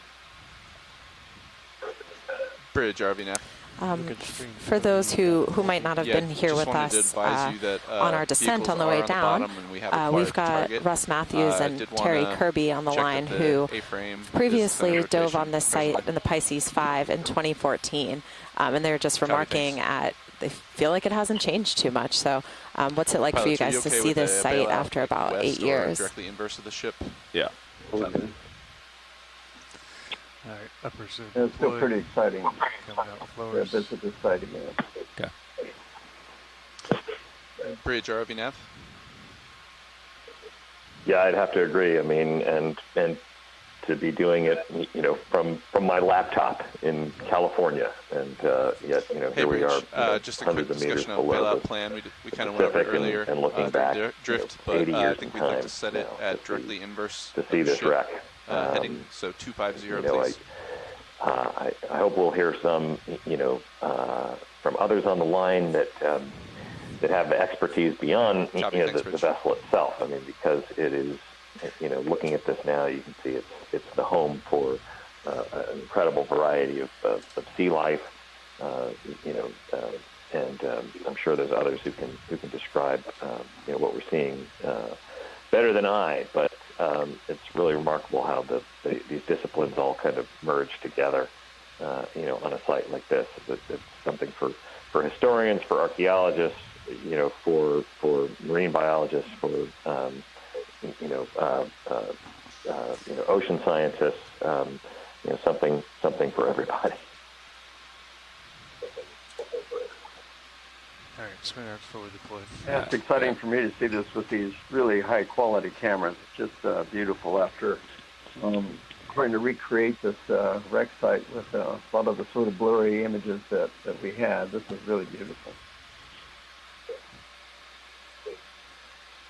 Yeah, Terry, as the submersible pilot, his impression of this for the first time would have been leaning right up against the glass, piloting this submersible with me, one of three people in the cruise sphere, getting to see this, but now with these incredible high resolution cameras and the lighting on D2, we're able to really take it all in, and it's really something to see. Yeah, just those davit hooks up there. Yeah.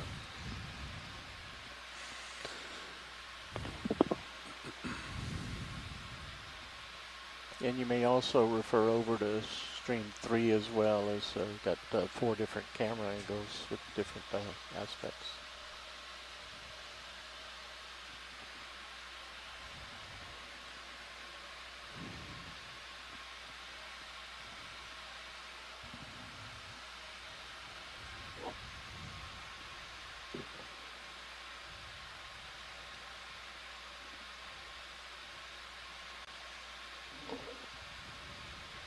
So what we're seeing now, LST 884, LST landing ship tank, and these vessels were specifically constructed to with a shallow draft and large hold and doors on the bow that would open up. They would drive them up onto a beachhead and unload tanks, vehicles,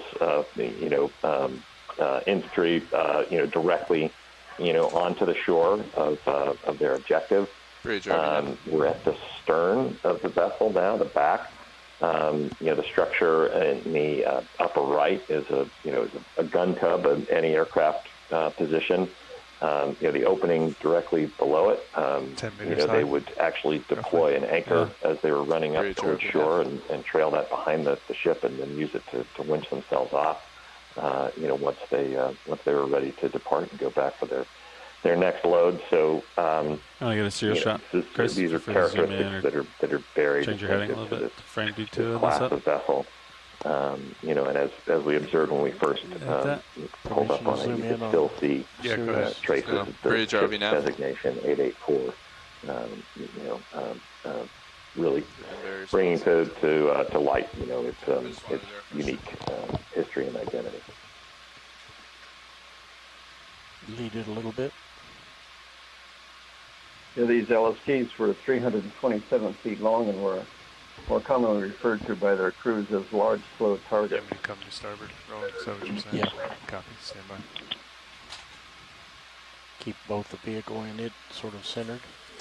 Hey, Bridge, just wanted to verify the ship is stationary, ship moves bring complete. them into an enemy stronghold like that. So, sorry, please continue. Good copy, thank you. Technology played such a major role through the Pacific and the Atlantic. We've actually got a really interesting view on camera 2 right now from Sirius. As you can see, D2 descending over what I believe, correct me if I'm wrong, Russ and Terry, is the gun tub on the stern of the ship. Really interesting as you toggle between these cameras, how you're getting these different views. And thanks to our video engineer, Roland, who's helping us to be able to image these different views from these different angles. Just fascinating to see this gun tub on D2 in such detail, and then also see it from above from Sirius as D2 is approaching it. All right, pilot, ship is stationary. Yeah, thanks for that. I switched over to the D2, or sorry, the Sirius view from overhead and seeing D2, getting a close examination of that gun tub, and you can see the ring in the center. The gun is not present, because this was a post-war disposal, and they stripped all the armament off of it before it was deliberately sunk. So that's why the gun is no longer there. Looks amazing. I think on the switch back to the camera 1 view now, but I think you can see, yes, on the interior of that kind of ring structure, the shielding around it, is where they would store the ammunition. Would be kind of slotted into those the racks ROV after, right? to be fed into the gun Yeah. as they were in combat.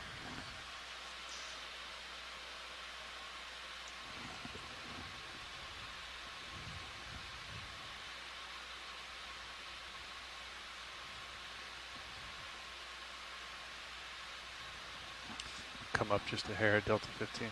Oh, that's all right. You good? Yeah, you good. Okay. Gonna zoom out a little bit on Sirius. Roger that.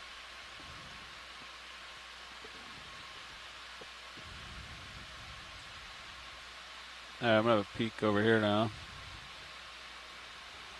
So this is the starboard side of the vessel here. Looks like the bridge.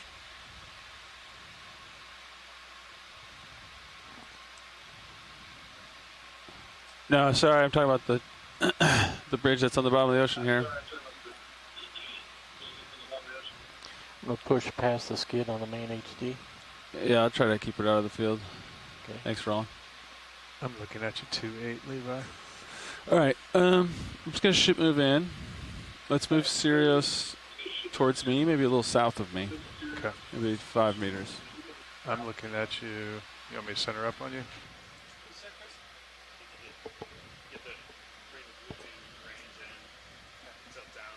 Yep. Oh, you got it, John? Oh, no.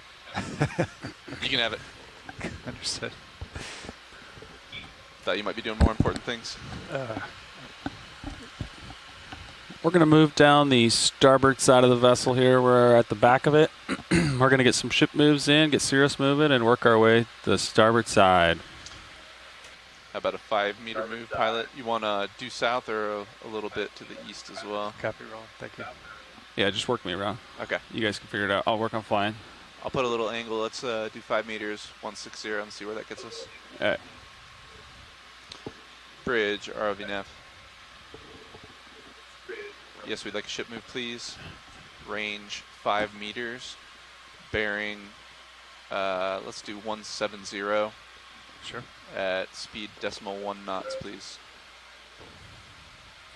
Again, at the bottom of your screen, you can see kind of the distinctive propeller guards, that structure that's Good kind of thank you. the rib structure sticking out from the side of the ship, and directly below it, one of the twin rudders and the and screws below that was designed to protect, to keep, to fend obstacles or other vessels. I'm going down. You can come with me. Out from the ship's vulnerable. All right, I told you. That's a great view of the prop and rudder on the starboard side.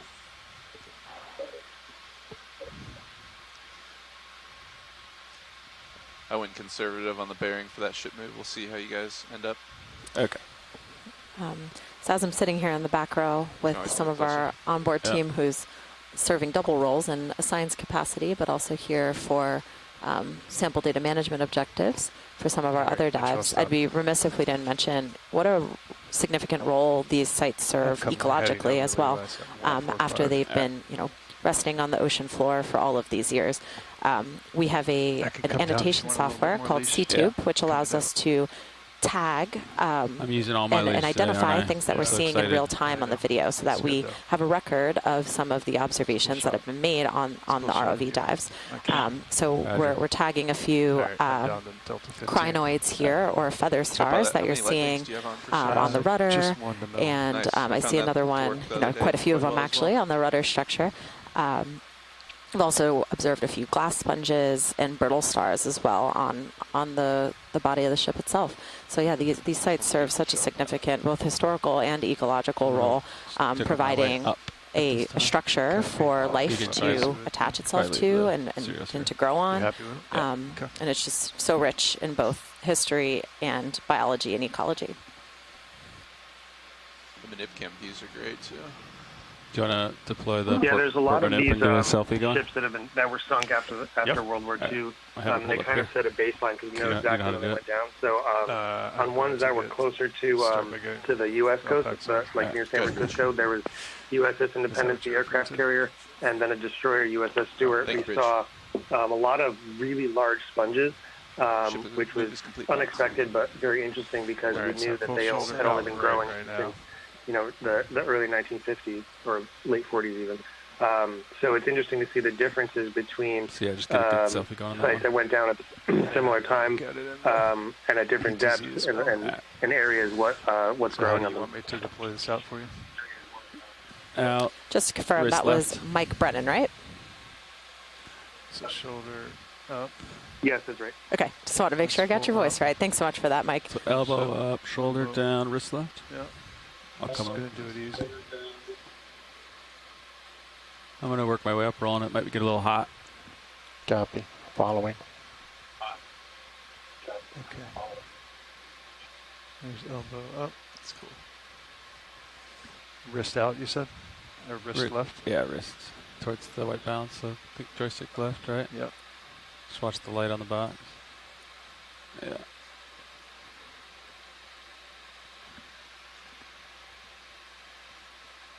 I'm just going super slow.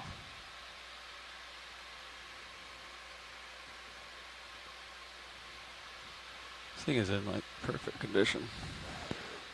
How's that look? It's looking real good. You happy with that? No. Elbow up higher, wrist all the way left. Okay. Elbows coming up high, all the way up. Up, up, up, up, up, up, up. Good. Wrist left. There you go. See that? Nice. That's what I'm going for. That's beautiful. That's what I'm going for. And then you can tweak it to straighten it. Yeah, I mean, pretty square right there, right? All right, I'm going to come up to the gunnel. All right, I'm going to come up with you just a hair. All right. All right, securing HP.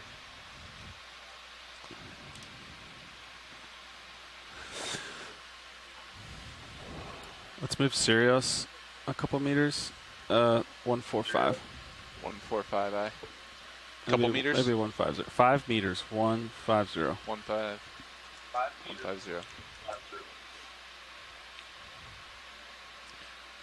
Bridge, RV nav. Another ship move, please. Range 5 meters.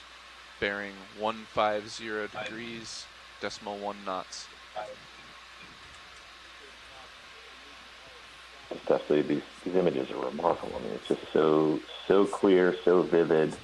Having this kind of resolution and having this lighting system down here to bring out the colors. I'm seeing, that there's far more life present on this wreck than I think we ever appreciated when we first saw it.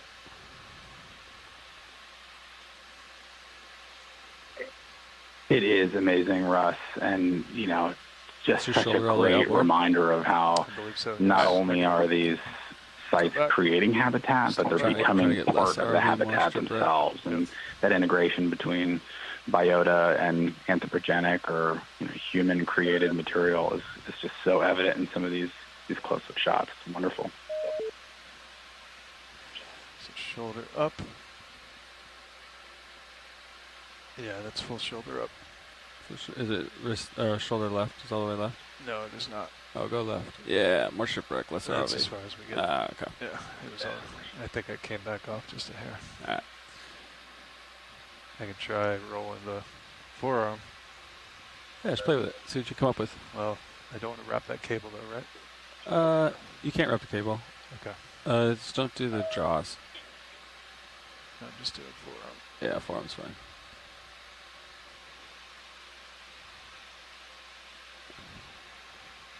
Nah, it just takes it back towards you. Yeah, forearm. That's as far as we can roll the forearm out. Okay. I'm coming up. So the only thing I'm worried about tether right now is right here in the darkness. Yep. So just I'll just put my camera down and look. I can come back. And No, you're fine. Look I at just it. look down at you. All right. We can move Sirius. The next move, we'll move Sirius a little further away. Yeah. Tether looks good. You want to move straight up and look down from this angle, sort of lighting it up for Sirius and ROV. I think we're going to work down the starboard side. So let's think about our next move. Let's get Sirius. Around the corner. you know. And then I'll turn my head back towards you. Yeah. Yeah. So what's that? So probably another 180 or 195 or something. Or yeah. General strike of the ship should be about 135 or so. So 160 gets us around the corner. Go bridge. Copy. Thank you, sir. All right, let's do 5 meters. 190, 180, something like that. 180. Yeah. Is that okay? You like that? Yeah, if you want me to get behind you. So Yeah. I'm looking back at it. Yeah. Okay. Due south. Aye. Bridge, RVNF. Yeah. Another ship move, please. Range 5 meters. Bearing 180 degrees. Speed .1 knots.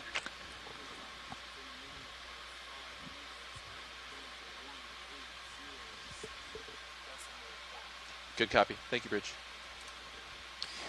I'm just going to keep the camera so I can keep an eye on the tether.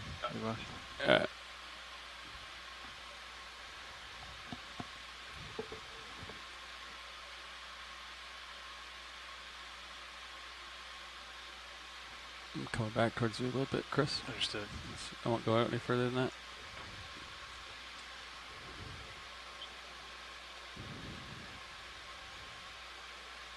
I'm going to lateral towards you. Okay.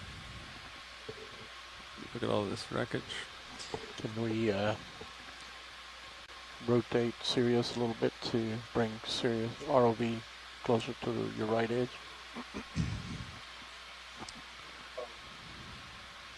Yeah, I just want to keep an eye on my tether rolls.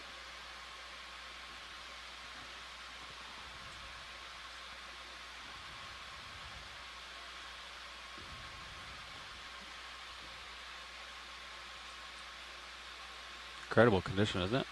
Yeah, no current. It's beautiful. Oh, you meant the ship. Yeah, both.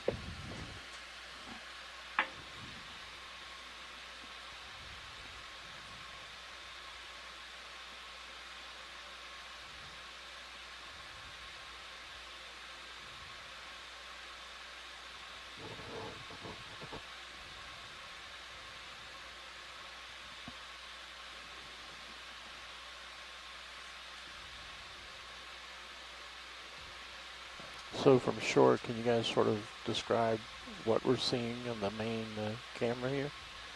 Some of these engineering components? So the gun tub just forward of the aft gun tub, the mast actually came down, and the top of the mast ended up in that gun tub. So what you see up above there is where the mast came down. And the bridge, the side of the bridge Best is where lighting the tally board is if the was. It would ROV be tilt interesting to is see like if at 0. I have it at you'll minus still 6. see the Japanese So flag. like try to keep painted off the tilt on rotator the side and of the just bridge when we fly get to that up spot. and then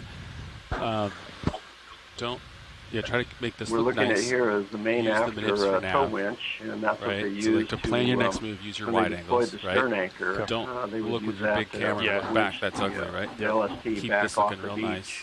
Okay. And then I'm to also get out and recover trying that to anchor sometimes and I'm just trying to make this look nice. go back out to Like by lighting that. So let's work our way down the starboard side.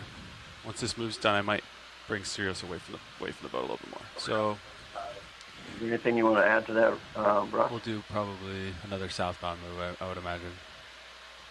No, I mean, the only other thing, to note is Maybe the, a just south. in the foreground there, you Yep, have the I bits agree. So let's do along like the side of the ship that, where they secure mooring lines, when at the dock. Yeah, but otherwise, We can go southeast. I We think can go you described 165 it next. very well. Maybe just south and then. Yeah. Is that an air vent taking air into the interior of the ship or cooling? Yes. Yeah.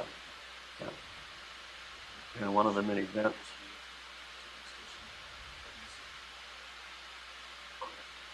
Rowan, can I try killing my lights? Yeah, we've Especially we're above, turned a couple above the of them engine room off. here. Try, so go ahead and there's try some more. Quite a lot All of right, need ready? for 3, 2, cooling 1. air there. Like that better? I do. As long as you can see your tether. Yeah, I got a silhouette of it in the wides. Yeah, if you shade that camera, you can get some of that definition of that tether for me. Yeah, but we can turn it back on, Roland, if you ever want it. Yeah, no, it looks good right now. So as long as you can see your tether. Yeah, I see it. We're pretty far off.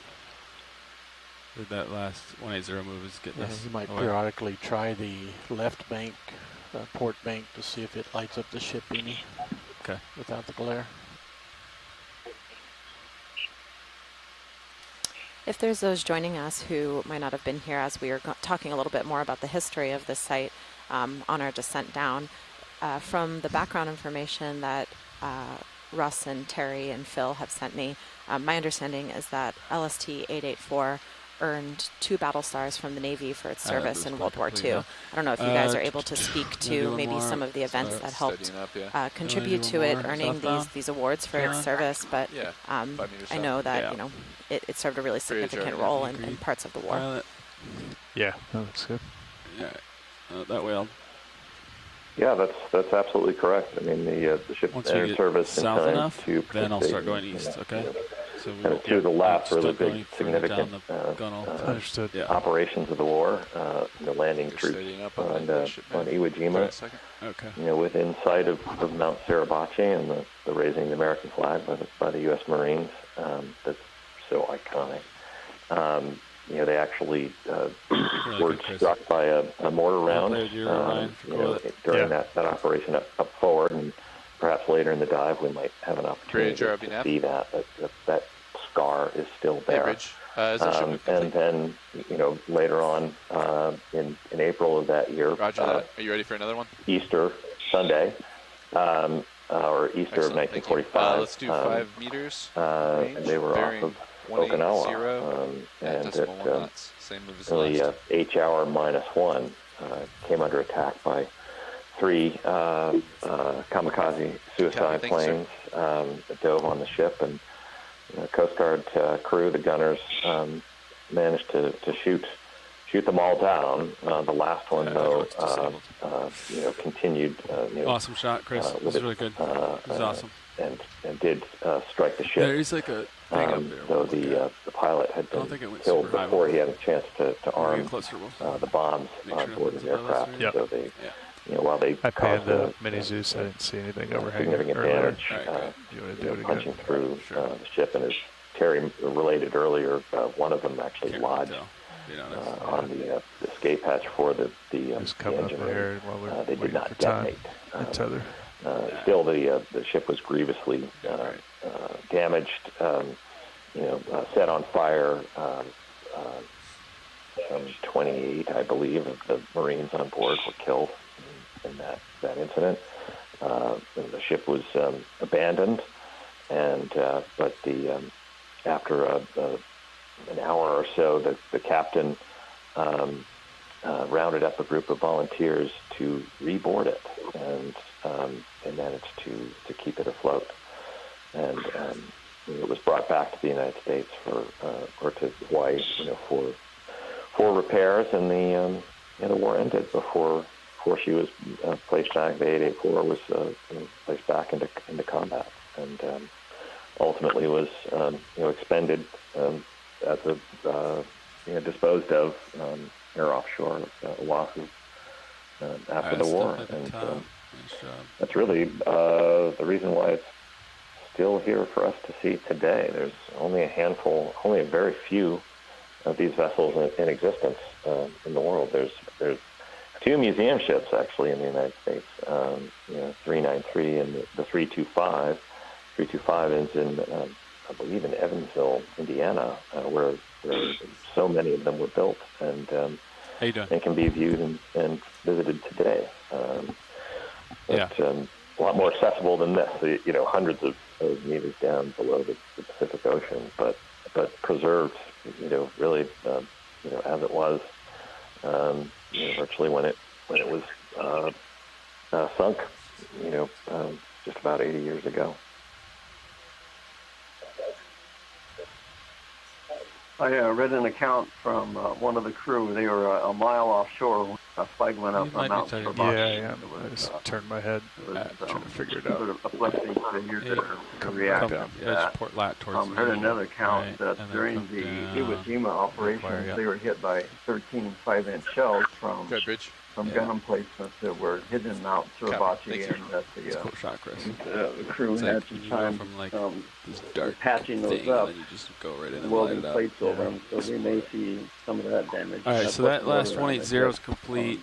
bridge. I'm kind of thinking another one actually, once another we one right get up there. forward, Yeah, and then we As we round saw the that corner, when we we can start to started- cheat. when we let's did see. the Maybe, hold first on. inspection. You could see the damage from where the plane hit, It's a little and disorienting, other isn't it? damage in the main hull. Serious? Looks like now we're seeing the Port boat light. davits here on the starboard side. Yeah. Let's see.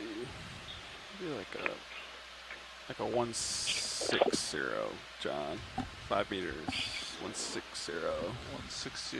The strike of that is like that. I think that would be just fine. Okay. See that then. Bridge, RV nav. We'd like another ship move, please. Range 5 meters, bearing 160 degrees, speed .1 knots.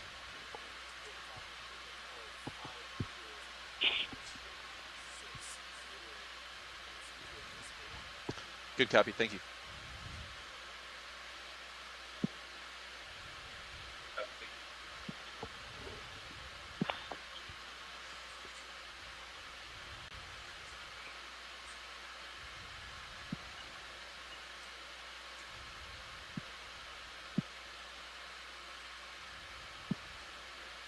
Be cool if I deploy the shielding a little further.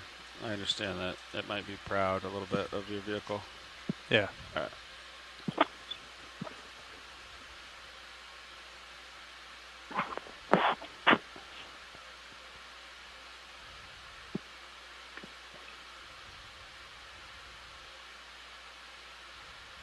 I have that showing parked again. It's a little bit further out, so you know. You can see it in your rail cam. Yeah. Alright. So that looks pretty tight. And come down. I'll come back up while we're waiting. Alright. Starting to get more sediment in the shot. Is that deformation from the impact on the seafloor? Hard to say. Maybe camera tilt down. Looks like we're getting some sun light flare in the bottom left of the lens.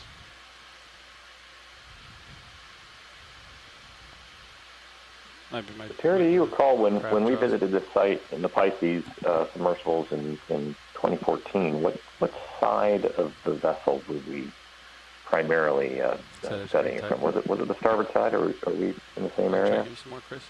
Yeah, we're in the down. same area. We had a little current coming out of the north, so we're pretty much restricted to facing into the It's hard not to get out in front of you. Yeah, looking we at didn't this. really get a real good look at the port side. I 'Cause you think wanna we be, came like, up on the safe port and- side initially, Yep. went across the deck, Away, and but- got around in the time. And Chris, what's your camera angle at the moment? So when we went Go ahead, across Negative 10. to check out the bridge, and Not found sure the where Cali that Bridge. flare's coming in at. remember, we had to go over the davit. Copy, so thank you. Careful, looks like your tail's getting close to the surface. Let me know how close my skids are getting to the davit as we moved in on that. So we really didn't get a real good look at the port side, so it'd be very interesting to get some view of that side. And it'll be really interesting to see if the numbers, they had really big numbers up on the bow, and we never made it up there. We were running out of time, and we started moving up north to check out the second target, which ended up being the 43. So Looking at the screen here, and we're down on the side of the starboard side of the hull and near the mud line, Yeah, that's in your brow, right? or really the bottom. Alright, But as we were, when in the wider view, it looked like there's quite a bit of deformation there on the side of the hull. I don't know if that's like impact damage with the bottom after it Sounds like sank, they're or interested in the damage that you showed on the right. with the bottom. Yeah, John pointed it out earlier. Watch your prow. Watch your prow. Yeah, my impression, of course, when we first came up on the ship, it was just a wall of steel right in front of us. But seeing it, in this level of detail and resolution, and getting to get a sense here. Want another of the forces that were Let's have at him work come up on so I this. can get an idea. He'll structure. light up the top of it, See, and yeah, then really something. Surroundings. I'll think about what to do next. Sounds good.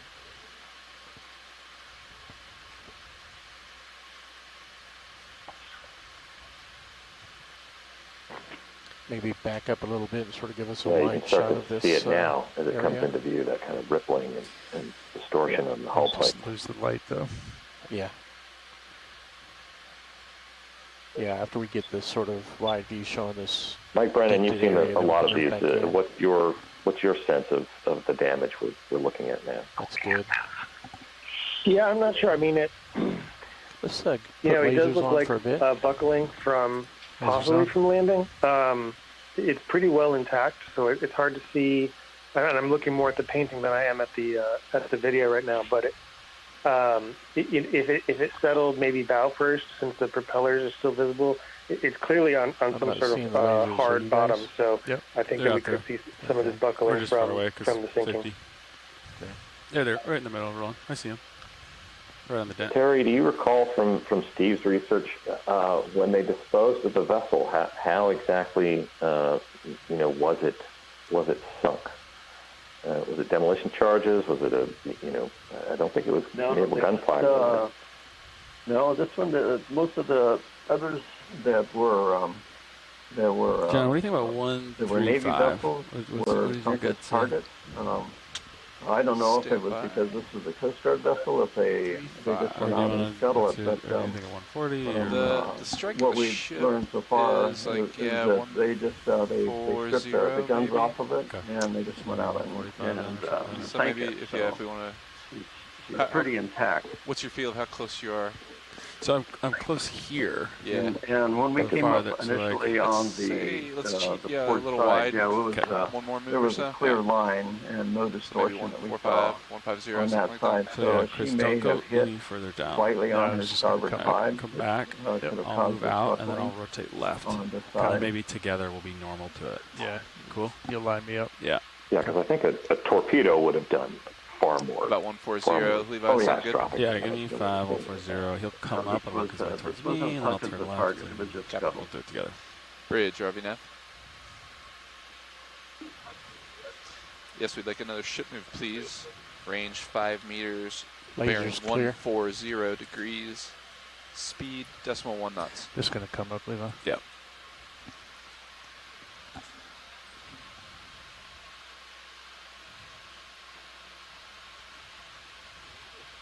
Did you copy that, Bridge?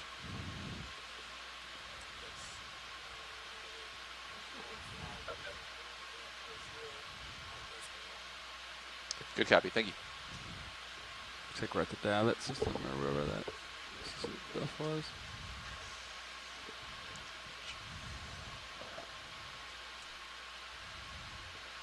If you'd like to measure anything, we do have a couple lasers that we can turn on that are 10 centimeters apart. We can use that to gauge the size of things.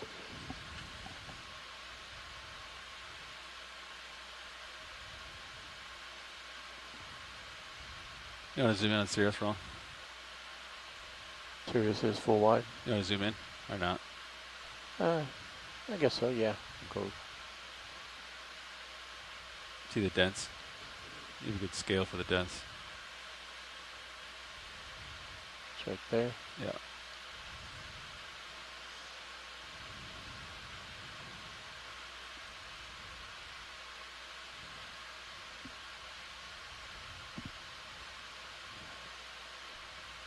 It's a great view from stream 2 on Sirius's view of the ROV and the ship.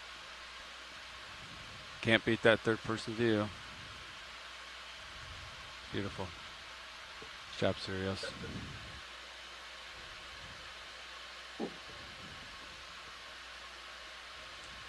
Oh yeah, that is nice. And you can see it's illuminating those two matching kind of curved structures in the center of the screen now. The boat davits where, on this particular vessel, they had the LCVPs, the landing craft vehicle and personnel, like kind of what you're familiar with from, Saving Private Ryan.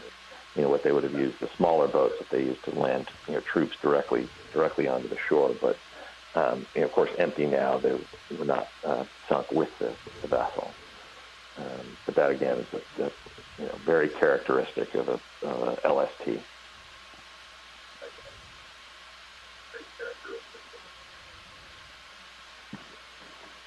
Yeah, during the battle on Okinawa, they'd actually deployed one of their boats to pick up crew that had gone over the side from another vessel. So one of the boats was already in water when they had to abandon the ship. They were able to get the other one as well. Yeah, great. Go ahead, Bridge.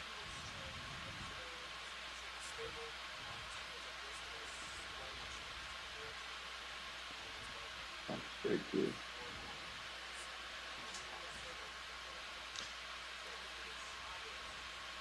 Copy that. Thank you very much, Rich.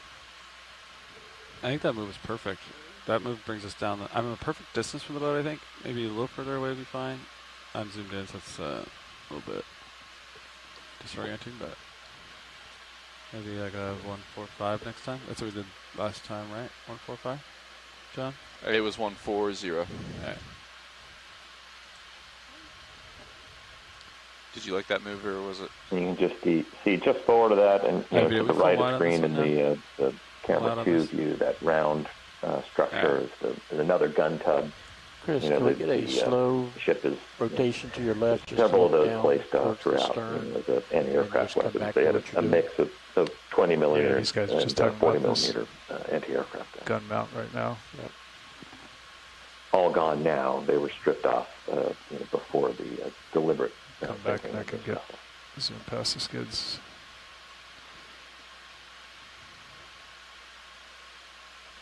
This is a really cool shot. This is awesome.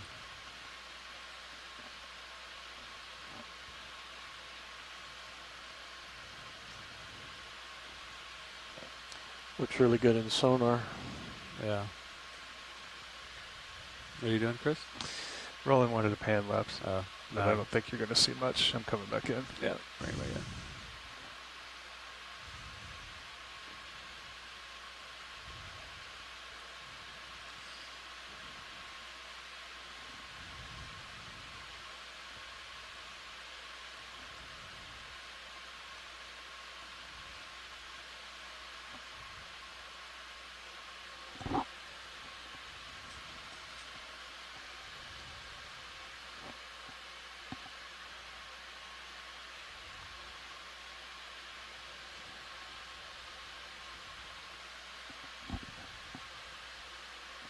We got to do another 5 meters, 140. If you're ready for it, Chris. Yeah, please. Yeah.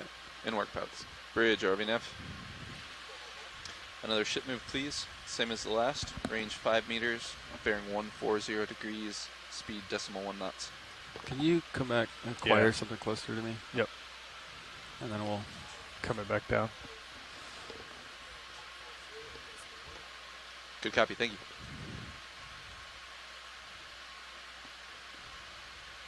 Yeah, and then try to lose the skids as much as you can. Yeah. Keep it clean. That flare's probably coming from my manipulator.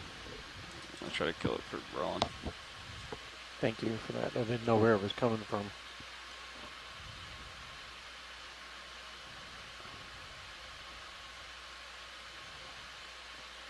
Huh. Maybe not.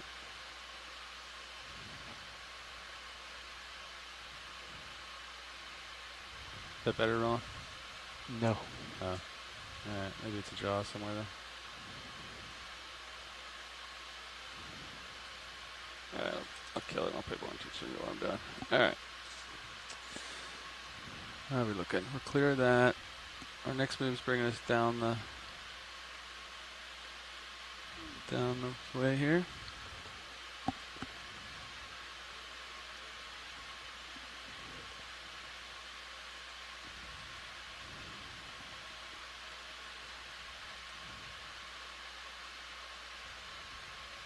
Zeros is nice and steady right now. You got a window of no waves.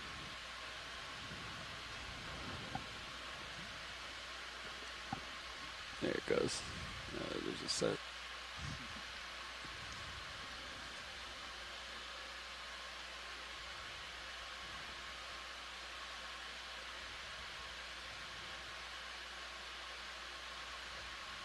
These waypoints were pretty accurate. This shipwreck was exactly where they told us it was, huh?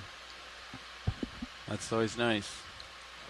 I had to do some extra mapping early this morning.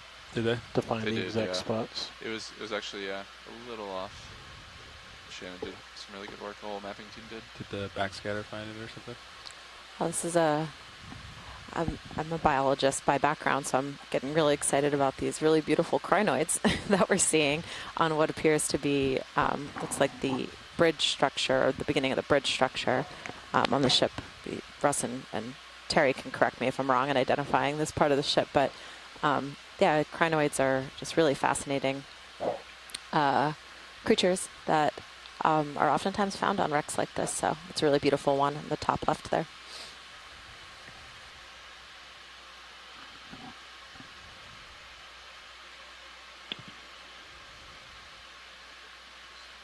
Yeah, there were a lot of crinoids on here, and I got intimate with that, painting as many of them in as there were actually there when we actually found this wreck. Thank you, Bridge. With that initial illustration. Ship stop pilots.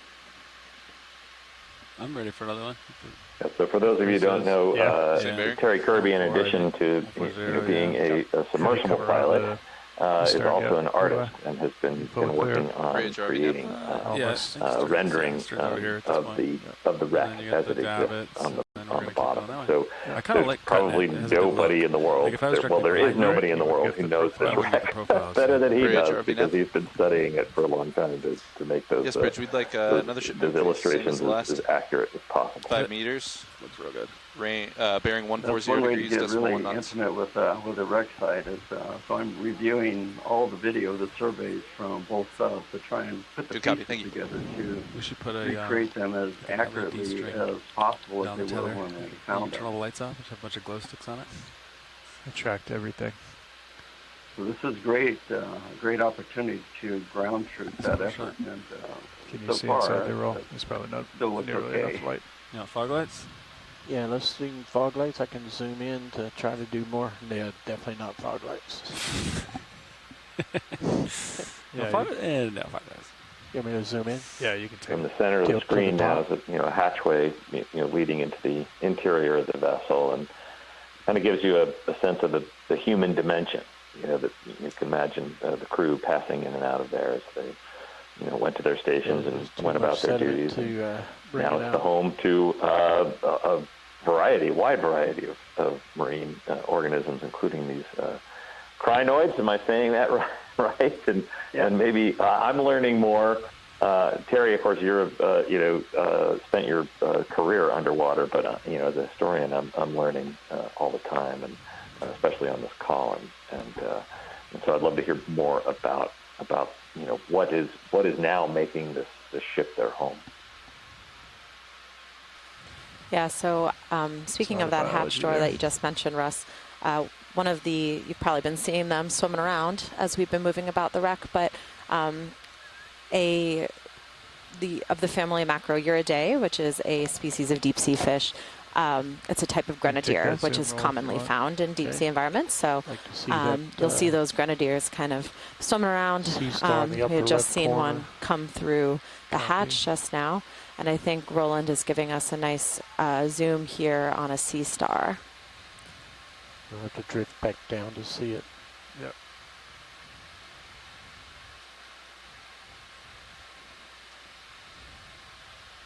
Looks like there's a lot of critters that are interested in that overhead and attaching themselves and living in the shelter of that deck.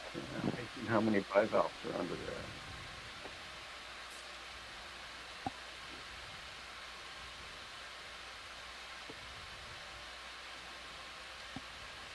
Okay, pull it back out. Copy. Thanks for that really nice shot of that sea star, Roland. Beautiful.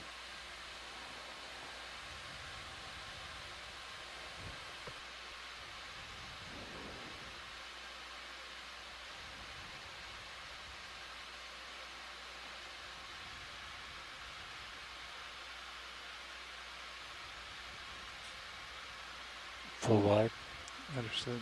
Thank you.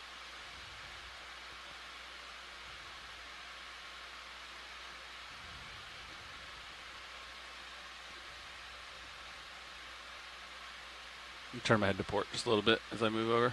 Understood. Looks good.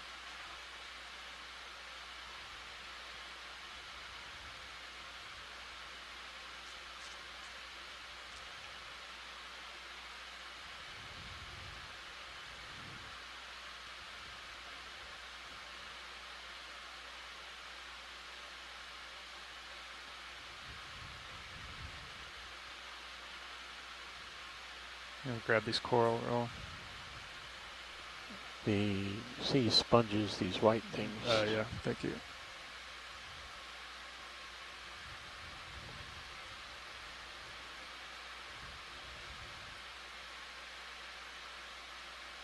I'll get the one at the top. Maybe a little coral mixed in there with it.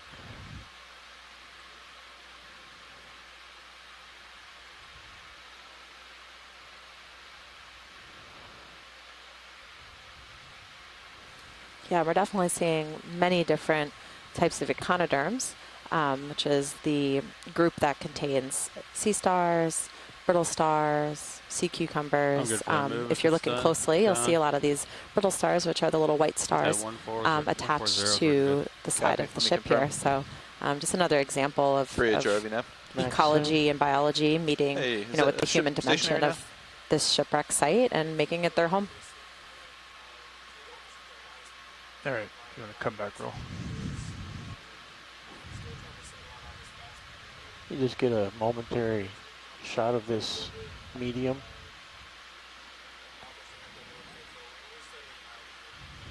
That'd make a great little screen. Copy, we'll stand by. Please advise, we'll get another ship move in when that's settled. Thanks.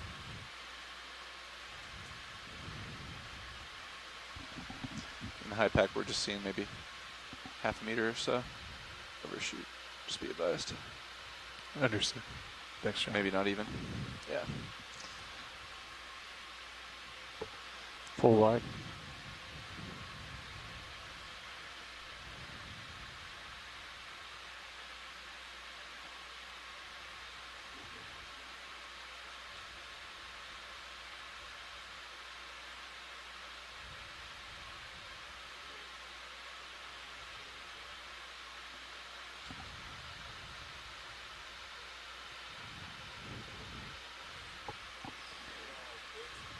Go bridge.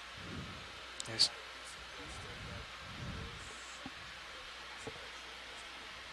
Sounds good. Thank you. Snap zoom that we'd like to roll. put in another ship move, same as the previous. Range 5 meters, bearing 140 degrees, speed decimal 1 knots, please.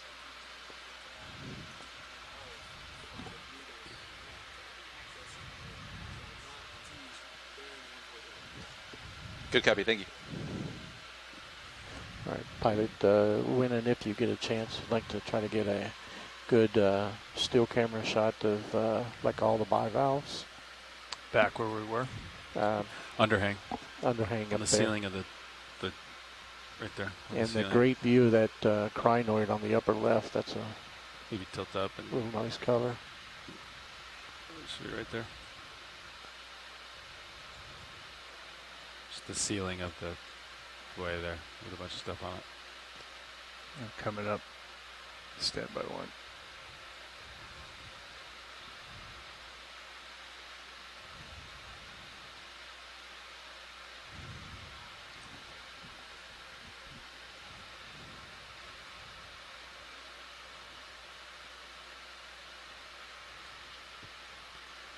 The crinoid is sitting in the shadows of the R3. Yeah. Can we get a zoom on them? Yes, you gotta take that. Okay.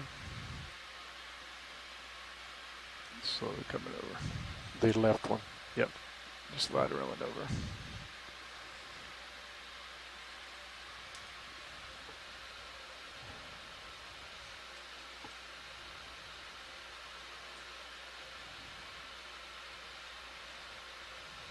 And as comfortably close as you feel.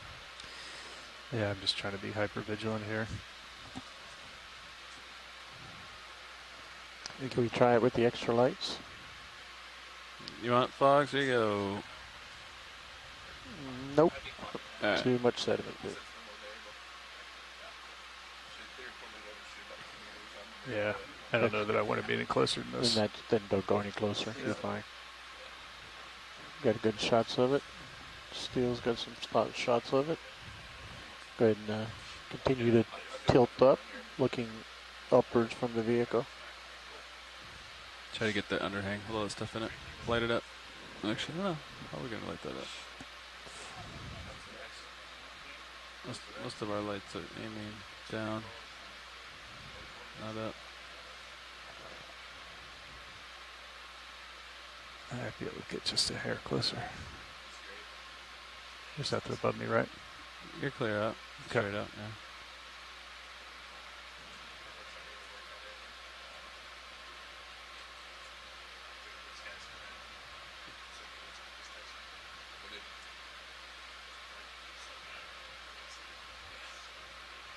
Am I clear to zoom in on it?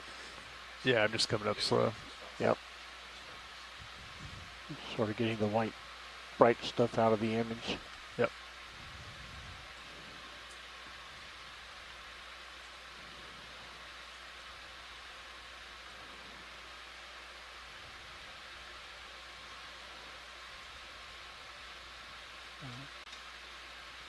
Okay, I'm clear with that. All right.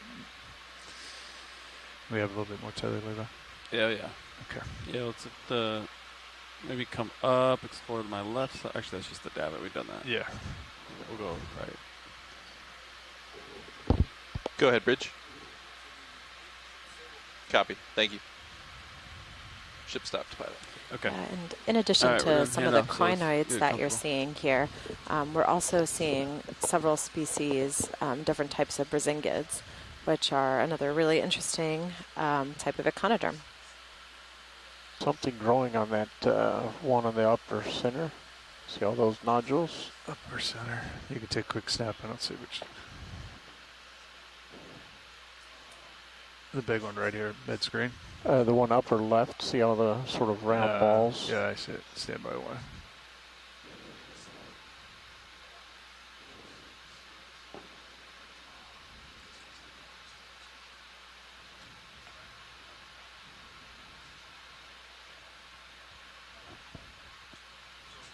Just slowly coming in, real.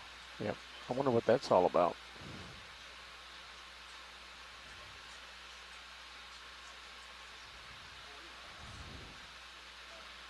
Need to take partial.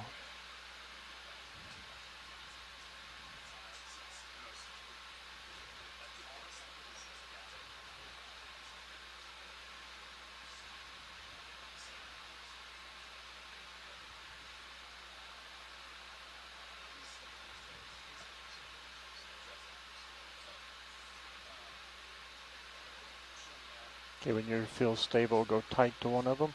Go ahead. That's probably as stable as I'm going to get. Go ahead, Bridge.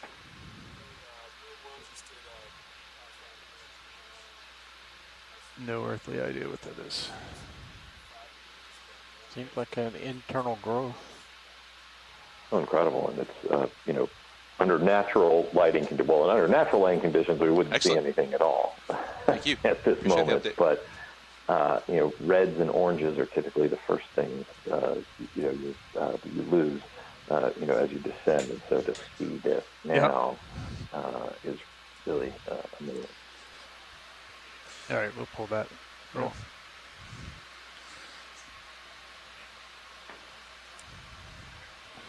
Oh, that's incredible. JD, you I've want seen to these crinoids with these swap nodes with you? before, but never. No, this finish many. this off. I think Thank you. someone's coming right on. Yeah. And we can swap around once we You're doing a great get job. seated. So ship stopped, is that correct, Nav?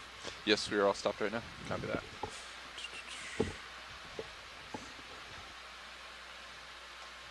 That's a good selfie AUX 1 shot as well.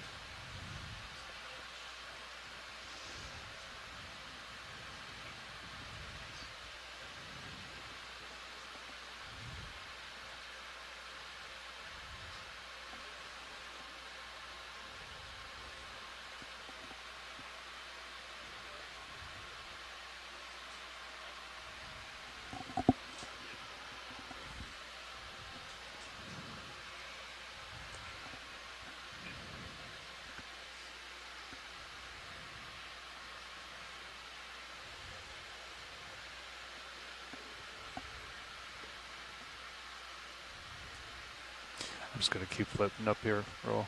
Let it go. Yep, looks good. It's a great shot on Augs 1. I'm sharing it out on stream 3, part of the quad. So Nav, last ship move was is it 130, 135? Yeah, the last 5-ish, 4 or 5 ship moves have been 140. 140. So we kind of think that's the strike of the ship. Yeah, it's approximately that. Okay. 135, 140. 135, 140. We've been being conservative. Okay, understood.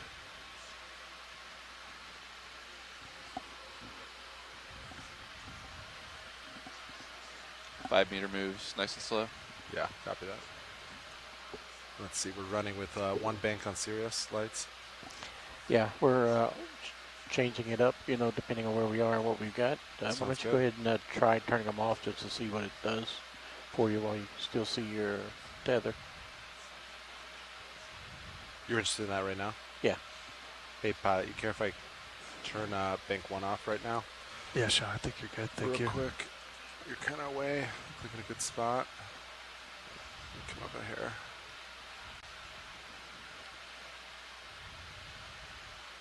All right, bank 1 is coming off. Ooh, that's nice. Right? As long as you can still see your tether in the shadows, sometimes this shot looks really nice. Yep, can make some stuff pop, huh?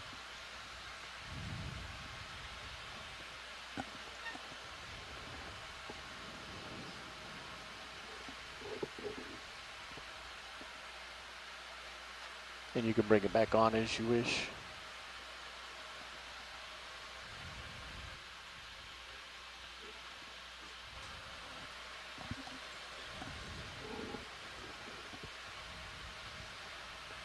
Ready for me to bring it back on, pilot? Yeah, Bank thanks, Sean. 1, come back on. I just left the 2 outsides and had the center one on previously. Oh, okay, let me do that.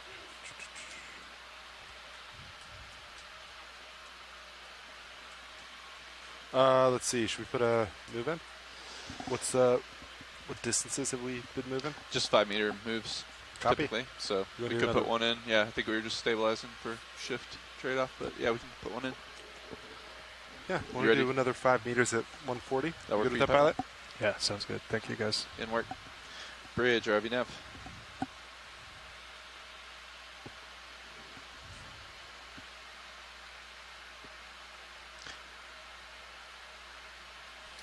Bridge, RV nav. It's actually lunchtime here on the ship, so we're going through a few watch changes back here in the back row. I'm going to turn it over to Caitlin Ruby in just a second here, one of our partners from National Charles, Centers for this is now Environmental the, Information and CEI. The flat part. Yeah. Step down And Bridge, the RV front nav. row is also going through some watch changes as well as people get relief for lunch.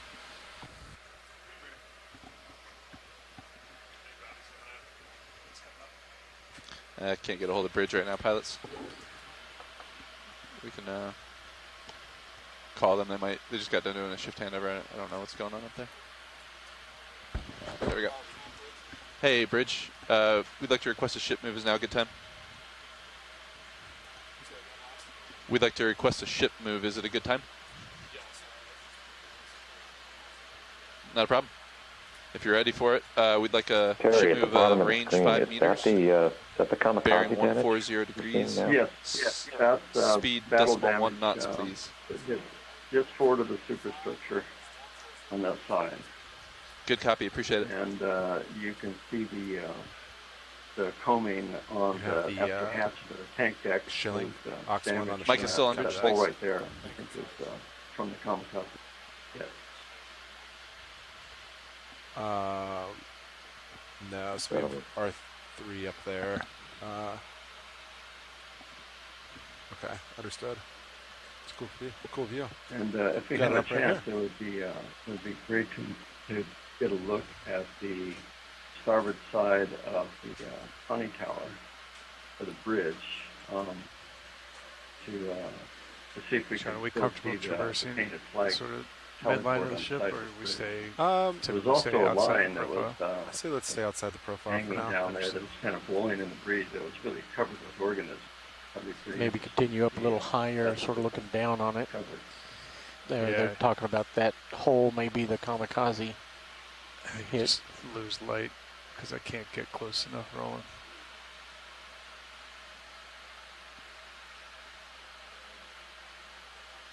If we're not going to invade the profile,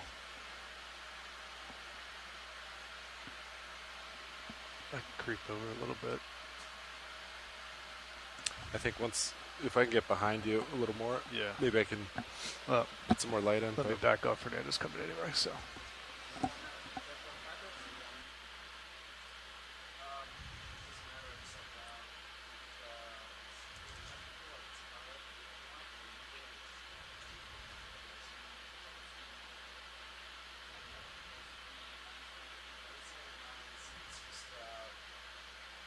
Ooh, starting to get interesting.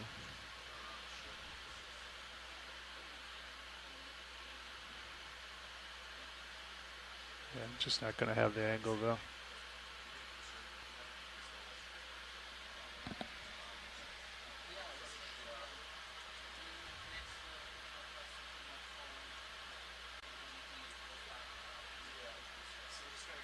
You can zoom past the schedule if you want. Give me my best angle. Let's turn lasers on for a little bit, sort of. Lasers maybe. on. I think they're going to be above you. Yeah, a little bit above the hole. Yeah, I see them there.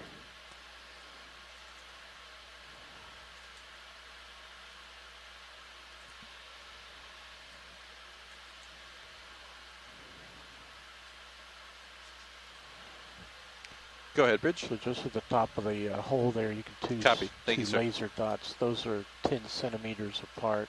Use that as sort of a legend to sort of roughly guess or measure the openings.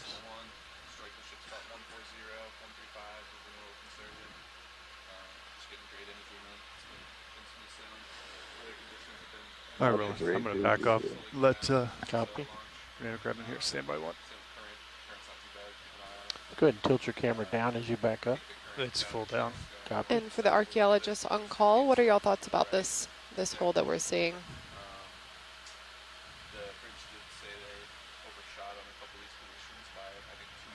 All right, I'm going to clear lasers. Well, it's really sobering to see this now, to see this battle damage, still visible, 80 years later. And, to be clear, this is not what sank the ship. This occurred off of Okinawa in April of 1945, but it does mark the spot where scores of U.S. Marines and a young Japanese pilot gave their lives for their country.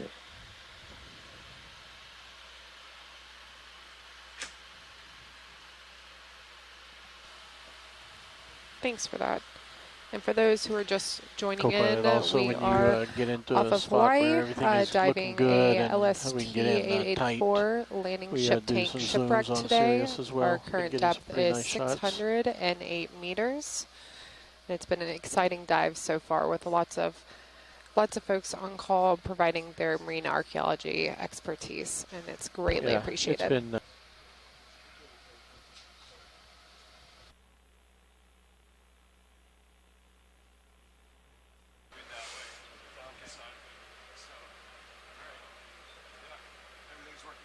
It's a tough call. They're also good.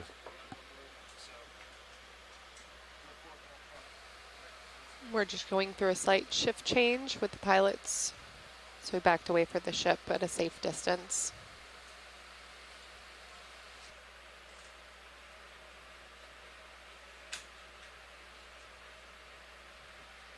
One, two, three. That's 6.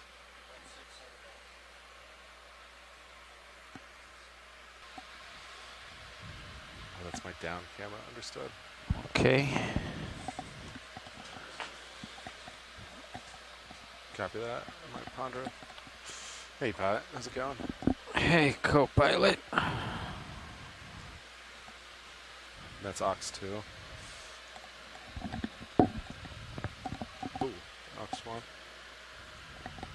Yeah, copy that.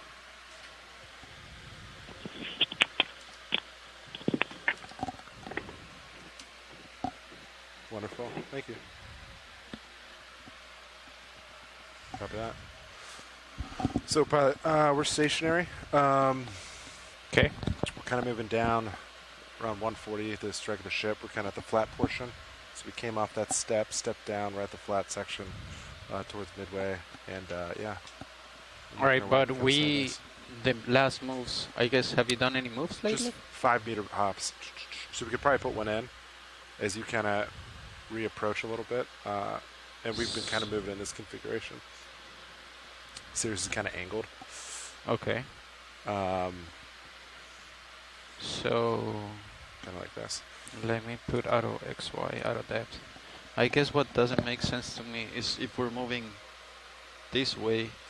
Oh, okay, so we're not actually, this is not, okay, the ship is lined up like this. Yeah, ignore okay. this one. All right. Okay, that makes sense. All right. So how deep have you been staying right here? Like, no, up and down, depending on what we're seeing. Yeah, all right. Sort of vertical up and down and continue slowly moving to the right of the Yeah, ship. so kind of dead ahead is what we'd last viewed as. So we can we could start at the base or we could start sliding copy. to the right. All right, I'm getting a little bit close. Let me know if I'm too close. Copy that. Or I guess how far away have you been staying? We've been getting within a meter of it. Okay.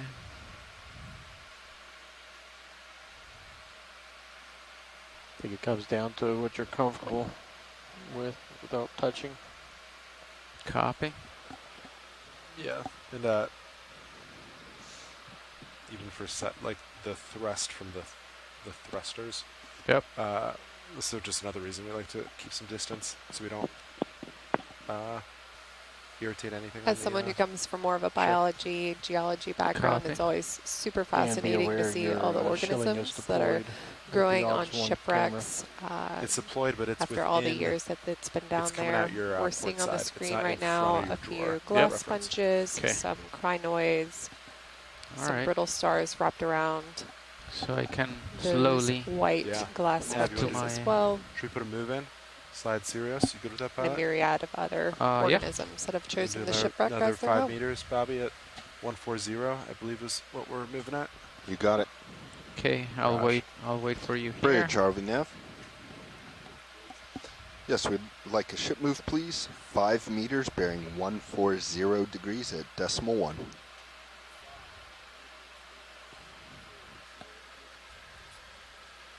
Yeah, good copy. That should just be a copy of what you've been doing previously. Thank you. Do you want to zoom in past the skids video, or are you okay with those there? Yeah, we've been pushing in past them when we're at the camera at this angle. Copy. The thermal probe really sticks far out when you tilt down.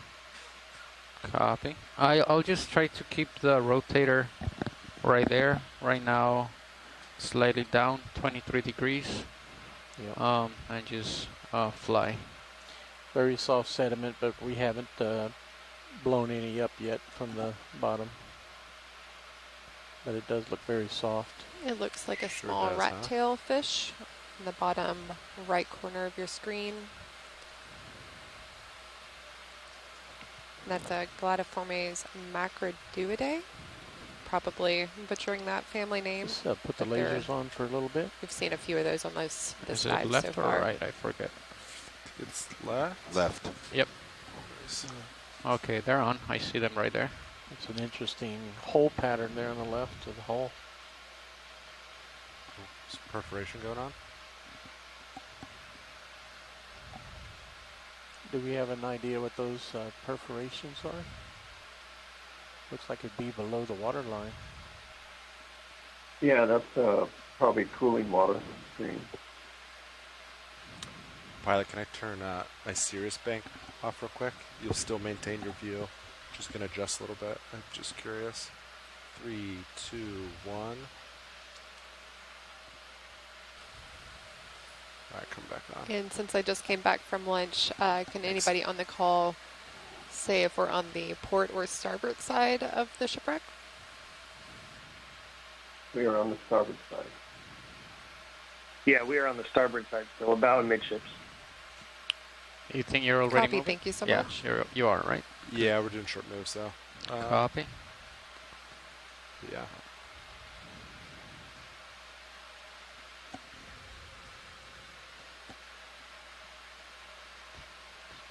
Then you can always periodically turn a little starboard. We could scan with the blue view, check for any hazards. Looks pretty clear from what I'm seeing up here, though. Copy. You don't have to do a full one, but.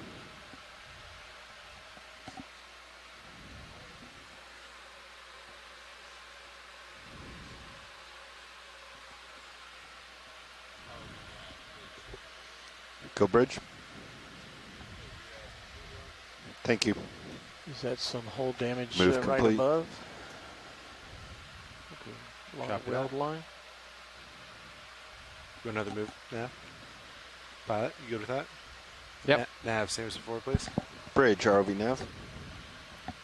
Can we repeat that move, We're seeing please? quite a bit of distortion and buckling of those plates, down on the down towards the seabed. Yeah, Good Russ, copy, I was thank you. wondering, like we said that it was scuttled, but sometimes it's more drastic than just opening the seacocks. I wonder if an explosive we used on the keel, that may have caused some of that. But also it sank and seems to be on a pretty hard bottom, so that could also have caused it. Yeah. Yeah, they were pretty thin skinned and had that flat bottom and that sort of hard edge. It looks to me like it hit bottom slightly on the starboard side and buckled that side because we didn't get a real good survey all along the port side, Like but we there's a came up skate on down that below. side and it was pretty straight and clean. So it looks to me like it had a slight starboard lift possibly when it hit the What was bottom that question? and buckled that right at that edge. I think I see a skate from the Cirrus view.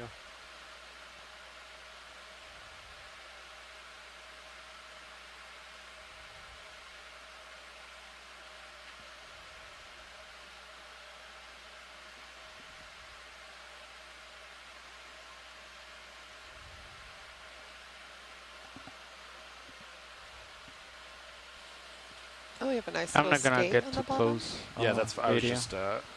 We can maybe, if you want to zoom in from here, video, we can. Yeah, we'll get one full Yeah, screen of zoom it. in would be great.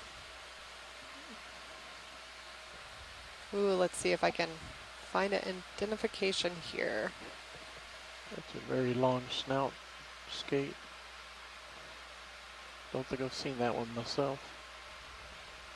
Okay, we're clear. Copy. Tilting up.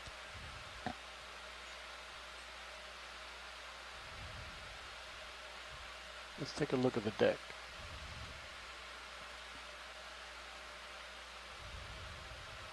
We've also not actually been crossing over the edge of the ships. We've been sort of looking at it from just off point of it. But there's a big hole in the top, which I believe they referred to as a probable hole that the kamikaze did, even though that wasn't what caused it to sink. Co-pilot, could you turn Titan so it's looking at the front toes? I sure can. Titan camera, not. Oh, sorry. I was. Yep. Titan camera. Let's see. It'll help me watch how close our toes are getting to things. Yeah, if you bring it like 90 right and then down. Also looks like it might be zoomed in. It's not zoomed in, unfortunately.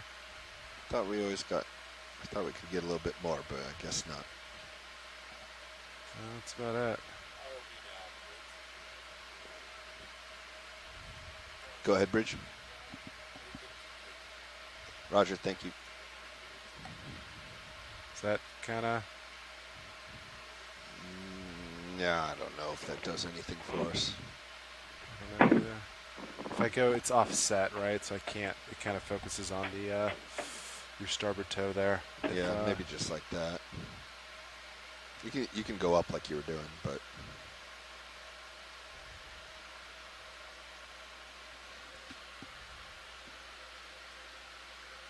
thanks, Sean.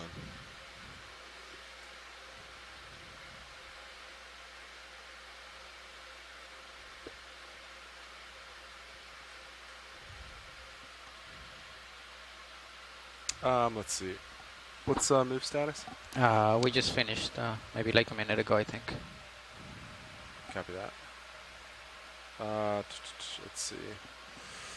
Let's try to take a look in here, video.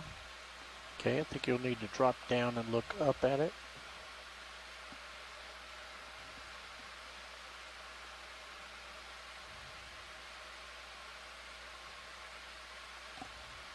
Can we do another 5 meters? Hold right there. Can we do 135 instead of 140? Thank you, sir. Bridge, ROV nav. New move, Lasers please. on. 5 meters, this time at 135 degrees.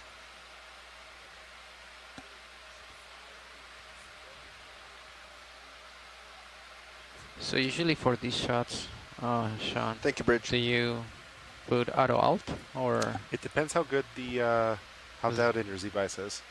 If Okay. you're kind of neutral, if you're pretty well neutral, Yep. if you're not, or you know, depending on current, you could kick in auto out. Looks like some Venus Okay. flytrap And then anemones relying on obviously inside the that, oscillation from the that sensor. hole there. Altimeter. Quite Alright, a few brittle let's see. stars around Just the kinda depends on exterior, conditions. and then We a have crinoid bottom in the block, upper yeah, left. auto alt. A Let's large see. feathery star to the left. Those are both crinoids.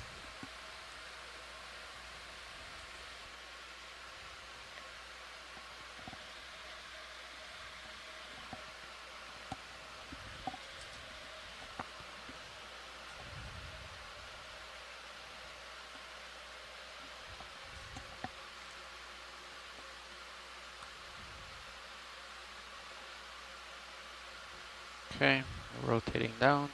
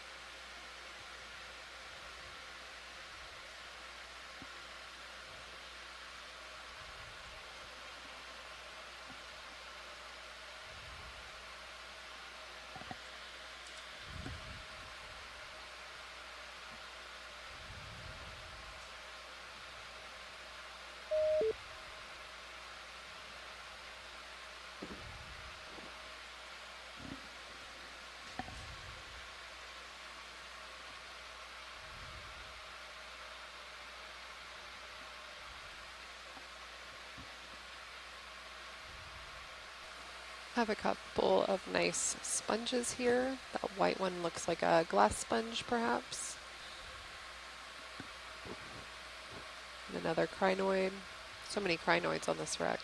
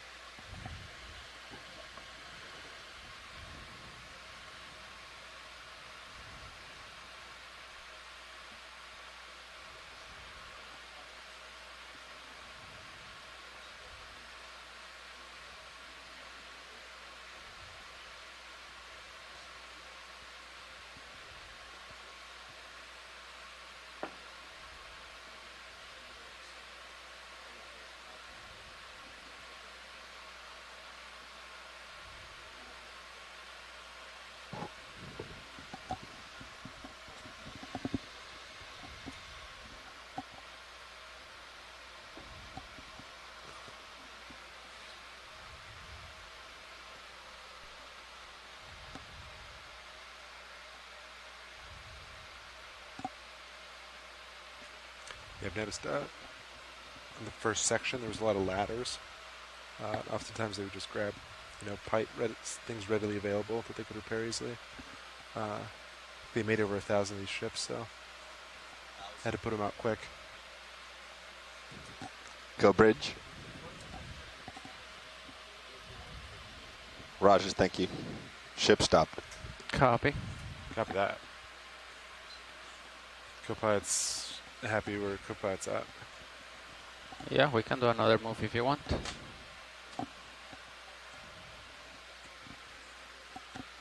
think it's looking good. I think the short little 5 meters are keeping pace with you well.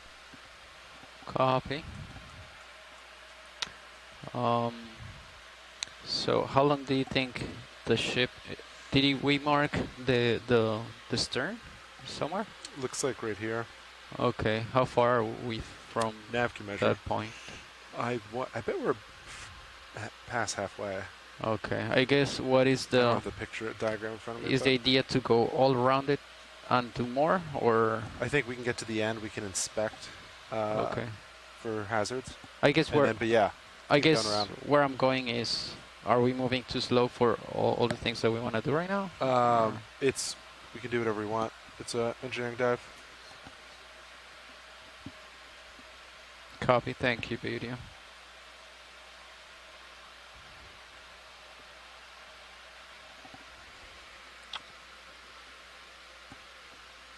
Oh, all this rust.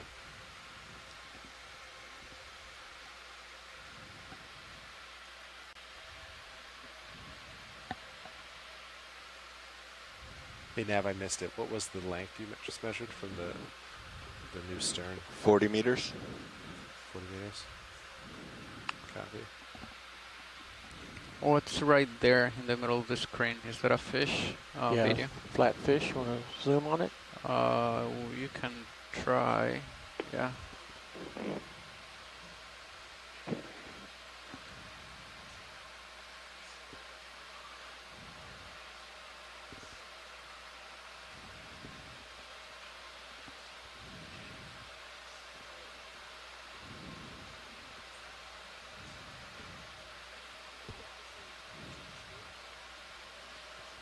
Okay.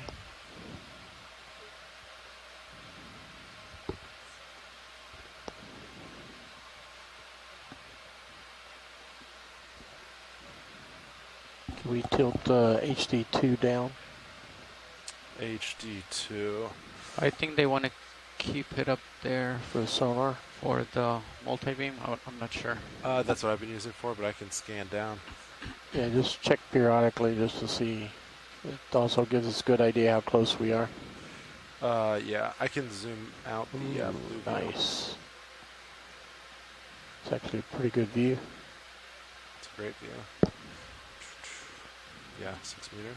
Pushing past the skids. Copy. Go ahead, Bridge. Yes. No, you did. Thank you. The spiky thing just off screen top.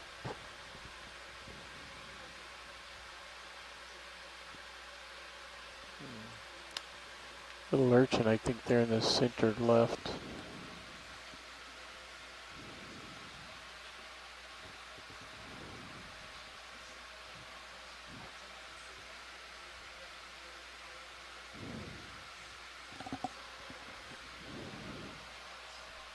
So would that be the mass that we're seeing on the upper left of the screen?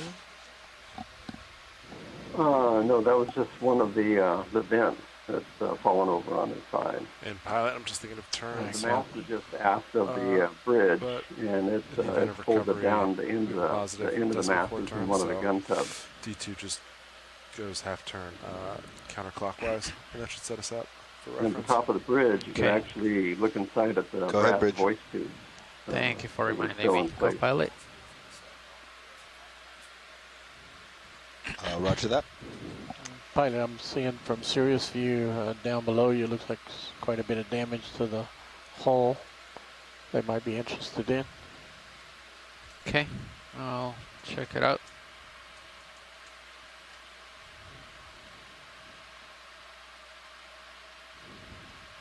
You want your camera sort of in a negative angle looking down there.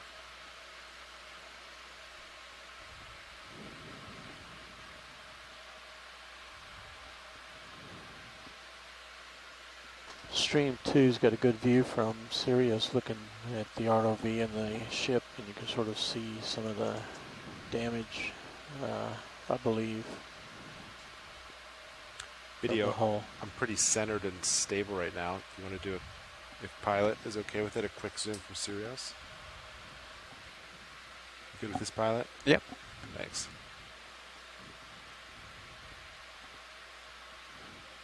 And now maybe just pull the ROV back a little bit and get a sort of a side angle. Might lose the Sirius lights at this point. Pilot, you good if I kill Sirius lights for a moment? Yeah, go ahead. Makes things pop pretty good.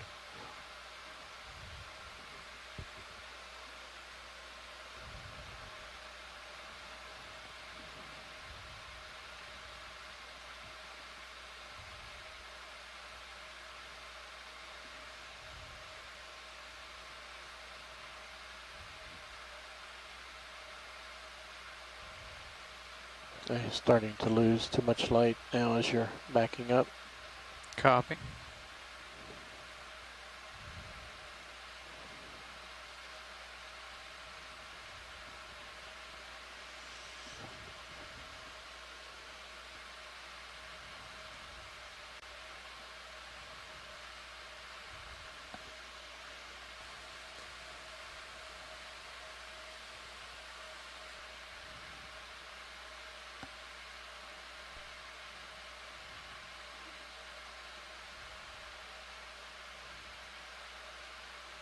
Okay, you ready for me to come wide, pilot? Yep. And turn lights back on? Yep. All right, thank you, video. Middle bank back on.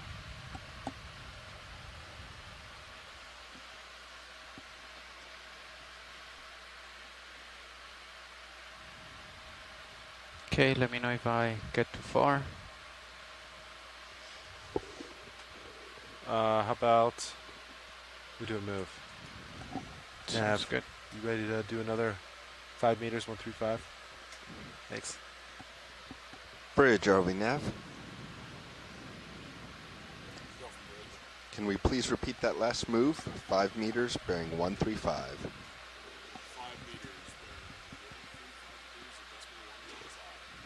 Thank you, Bridge. And then pilot, I don't know exactly what that is, but it's just popping up in the blue view. 5 meters away. Just as we approach it. Bringing a little more leash to you. It might be just above you. Something's peeking out.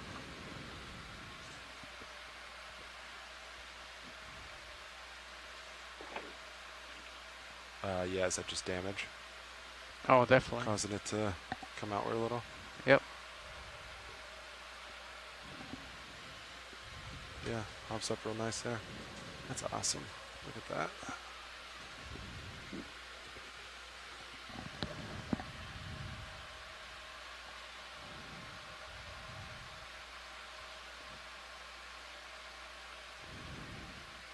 Looks like some additional damage there on the right side of the screen. But, yeah, top Moving that way, torn we'll be able open. to get better views momentarily.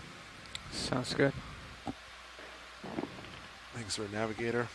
Keeping us moving down there.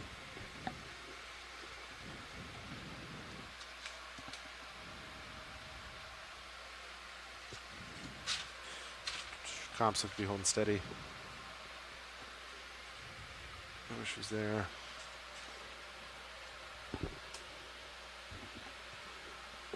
Fiber values look happy.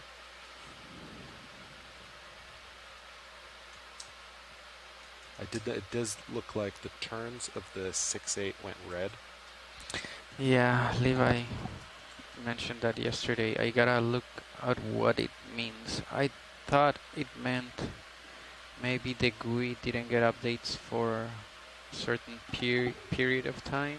That's why they turned red. I gotta check. I guess would you write it in the nav, in the Copilot or nav logbook, just to remember to check exactly what it means.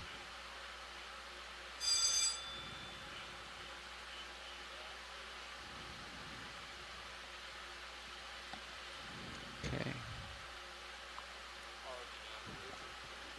Go ahead, Bridge. Thank you.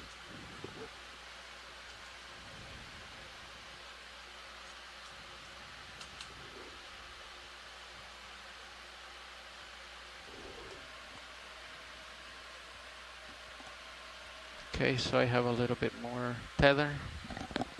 Yes, sir.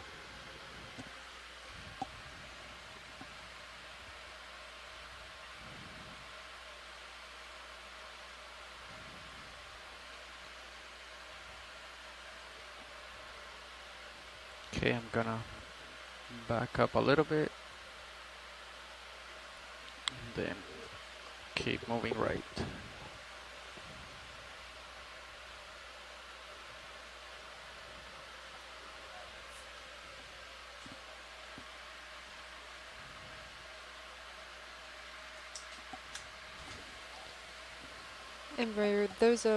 And for those who are on shore, just tuning in, this is Caitlin Ruby with the University of Colorado Boulder and the NOAA's National Centers for Environmental Information. Commenting on today's dive, we are off of Hawaii and exploring a landing ship tank, or LST, World War II era shipwreck. Current depth is around 600 meters. Dive Soup was talking about maybe getting in the pilot seat for a little bit.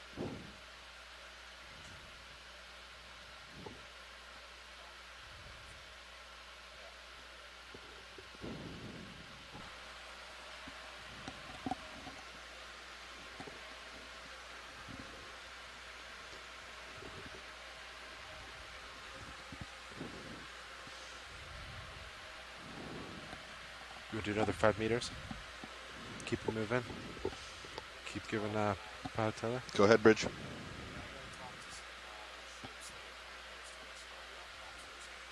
Roger that. Massive damage there. Thank you, Bridge. Do any of the archaeologists on call was that have video? any idea what the Just current noting the, opening in the vessel is? There. That could have been from the mortar round. This is All right, I'll stop right here, co-pilot. Side, and looks like it was kind of blown out. I mean, it could be also from damage from the explosions when it was on fire. But this was, I believe, this was in the area where it did get struck by a mortar round. Is that right, Russ?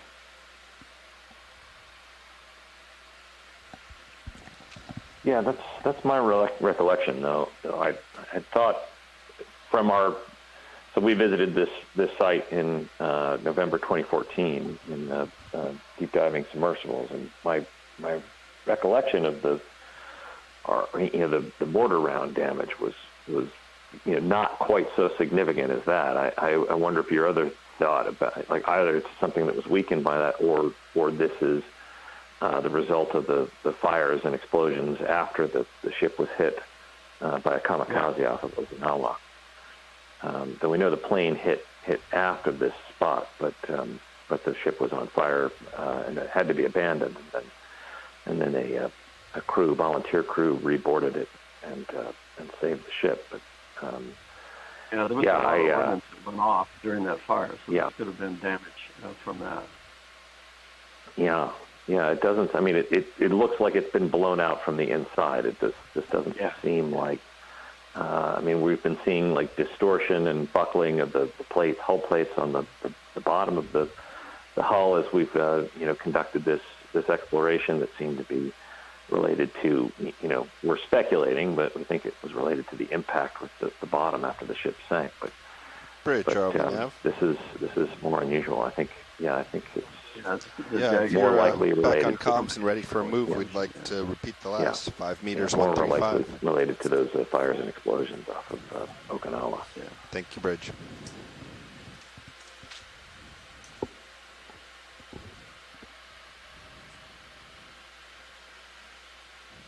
Yeah, and I mean, that mortar round struck it, off of Iwo Jima, and I can't believe they would have left her in service with this, kind of damage, when they took it back into combat 2 months later at Okinawa. So, cool shot. Yeah, I agree in that. Feels later. Put on some Iwo Jima fog account, lights. they specifically mentioned that they were. It's very cool. There's a lot of stuff in the water column. Yeah, so you can turn it on. You can turn them on. Depends what video says. Okay, give Fog's little bump video. You can try it. We've noticed so far that it's washed everything out. Go ahead.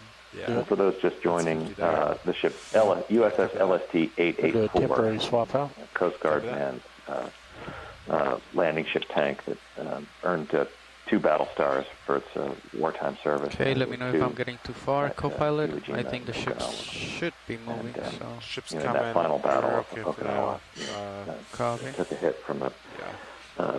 the Japanese kamikaze aircraft and that set the ship on fire and caused quite extensive damage, but the crew was able to keep it afloat. Return it to Hawaii, where it was awaiting final repairs before the Okay, when this the is war as ended. much as I'm So gonna it turn. was ultimately scuttled, disposed of, off of Yeah, copy that. South Oahu, and which is where we see it today.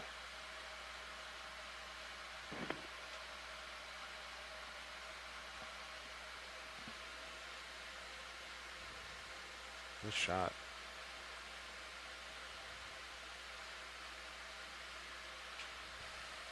Nice little view of the ship internals there. Sean, what do you think about adding another?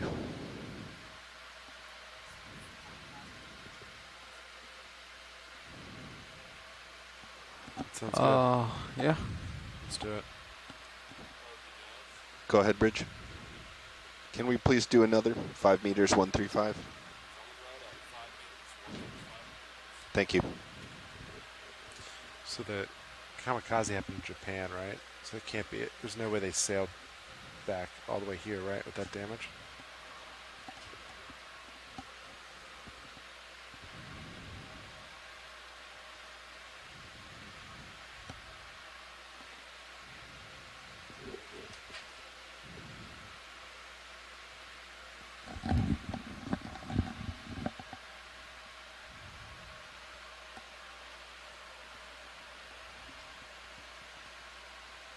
Okay, I'm gonna tilt up video.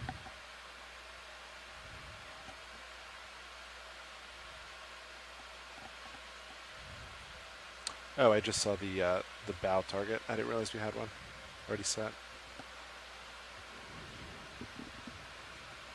So we're just getting to about halfway. Okay.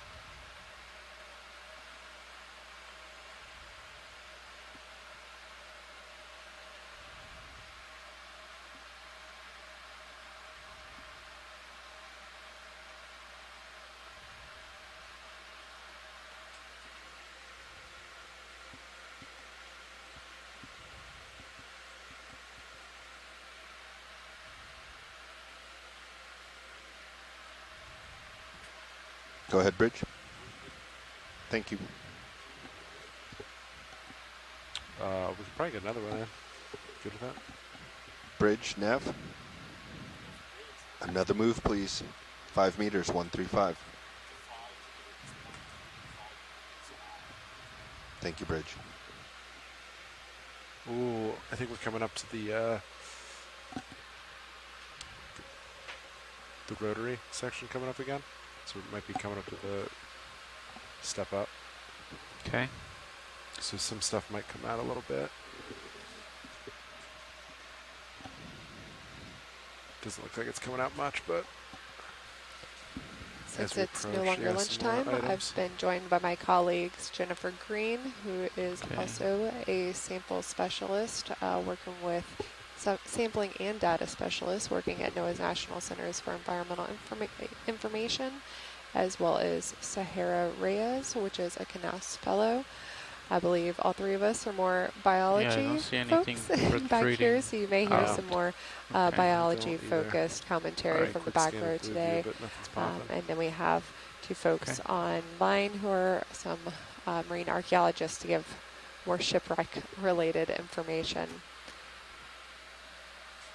So when we're not diving on a shipwreck, the ROVs are capable of collecting biological and geological specimens. Those are only collected if they are considered to be a characteristic of the site that may be interesting, or perhaps a new species. Those samples are collected, brought back to the ship for processing. Again, those aren't going to be collected today because we are on a restricted location. But some of our other dives, we do collect those. All biological specimens are divvied up and sent to the Smithsonian Museum and the Bishop Museum in Hawaii. And the geological specimens, rock samples, are sent to Oregon State University.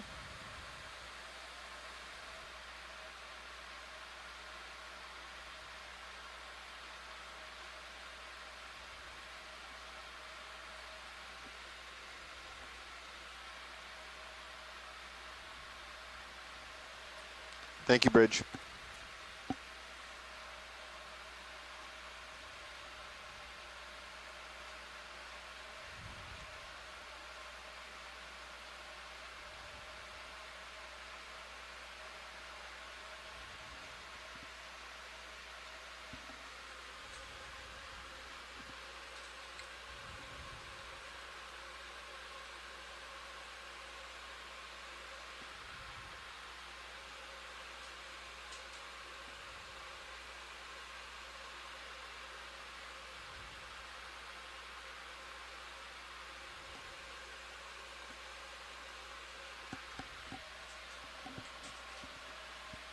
Another move.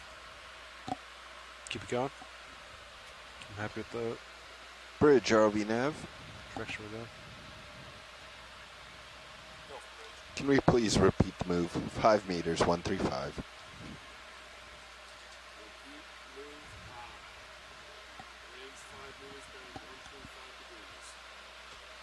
Thank you, Bridge.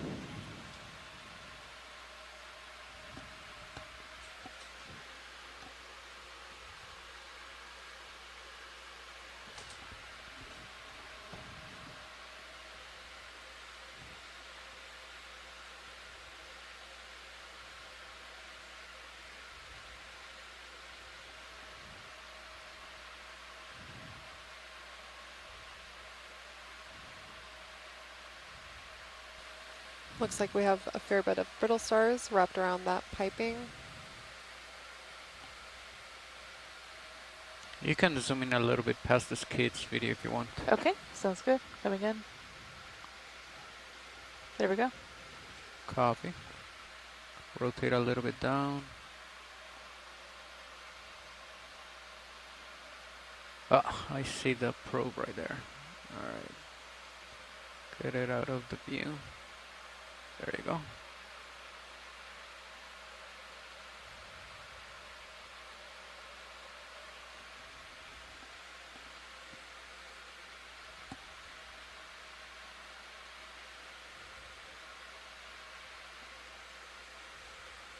Yeah, we're getting out and up near the bow or the front of the vessel now. Once again, in the center of the screen, that round structure with the ring in the center is a gun tub, or where some of the defensive armament of the ship would have been mounted. I imagine this could be a 20 millimeter mount, though she was also equipped with 40 millimeter anti-aircraft guns. What is that over there? Is that a line or? And yeah, before this, as we've been making our way up the ship, this top deck has been, You mean to the right?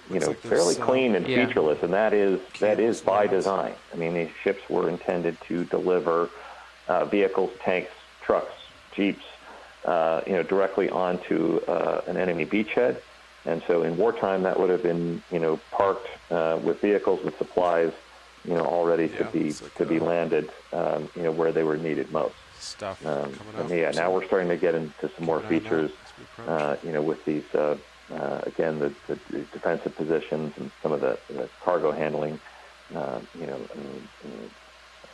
equipment. And, pretty soon we'll be up near the bow, and perhaps we'll be able to see the doors that would open up on the bottom deck, which would also, the tank deck would also be filled with the vehicles if anything, ready to be unloaded and driven just directly into combat. Good to know. Another thing we're seeing here is the top deck ramp, the opening that went down to the tank deck. So that was the ramp where they would move vehicles. It'd be interesting down to zoom in where those lines are meeting on the edge of the ship, like once we get over there. Copy. I think, let me just turn right here. I don't see anything. Let me It looks like some lines or something snagged, there in the center of the screen. I don't know if that's there. Okay. So part of the original rigging on the ship, or is this something that's been clear later? No, it looks like it might be part of the rigging or cables. Mm-hmm. Yeah, those are cables. Could be floating lines. Actually, I think it's caught on some rust, some rusticles. Before Go ahead, we Bridge. do that, Thank you. Pilot, do you see on the left that kind of column? Another it looks shot. like a honeycomb. So give me 10 meters this time. Can we Like zoom some of in the on lifelines or guardrails are still Bridge. standing there on the Ship move, please. Feel comfortable? on the edge of the deck. Can we do 10 try meters to keep this time, the- bearing 135? Yeah, you can zoom in. Yeah. I'll zoom in like really quick. Thank you. Yep, sure. Yeah, probably not much more than that. Yeah. Huh. That's interesting.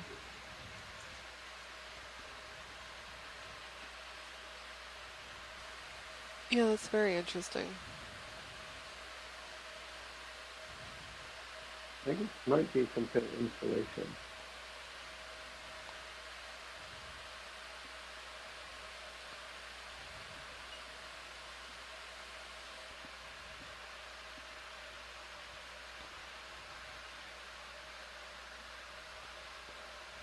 Awesome. Thank you, Pilot. Yep. Excellent movement, too. Okay, and then did you just call the move, Nav? Yes. Yeah, I'm going to try to swing behind you a little more. Okay, do you want me to stay here until you get closer, or you want me to keep moving? Yeah. Okay. You're kind of at the edge there.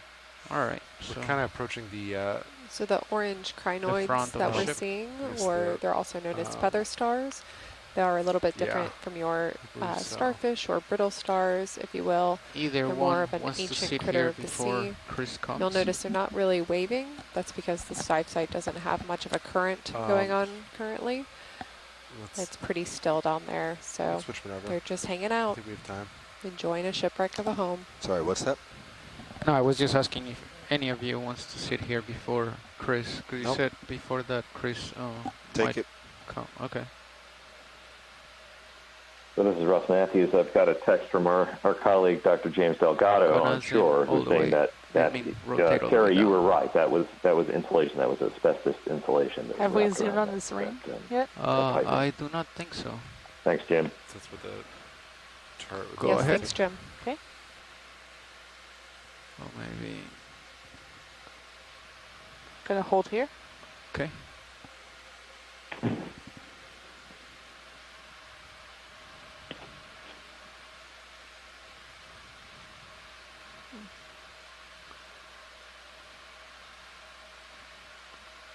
Really cool. Okay. Video's clear. Okay, you can zoom out. Jim is also confirming my earlier rotating up. speculation that this is a 20 millimeter gun tub. Gonna back up a little bit. So lighter caliber, defensive weapon, and one that they kind of nicknamed in the war was nicknamed as really a revenge weapon because it was more close quarters, and usually they would get their shots in after the enemy aircraft had dropped its ordnance. How do you guys feel about on me its way? moving a little trying bit to make its that escape. way and looking into that door? Or we want to stay on the side of it? Are those the whole ramps time? kind of in the background I think I'd say for delivering outside the perimeter. Copy. things to shore? Sounds good. Yeah, that's We'll do that. that's the ramp that if we go forward, you'll see an opening, and that ramp went down to the tank deck. So any vehicles they had that were on the upper deck, they would drive them down that ramp and out the bow doors.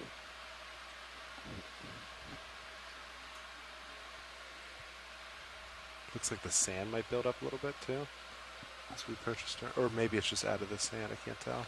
Was the ramp stationary, or did it extend when they would go to shore? I believe this ramp right here was mainly to get vehicles from the upper deck down to the lower deck.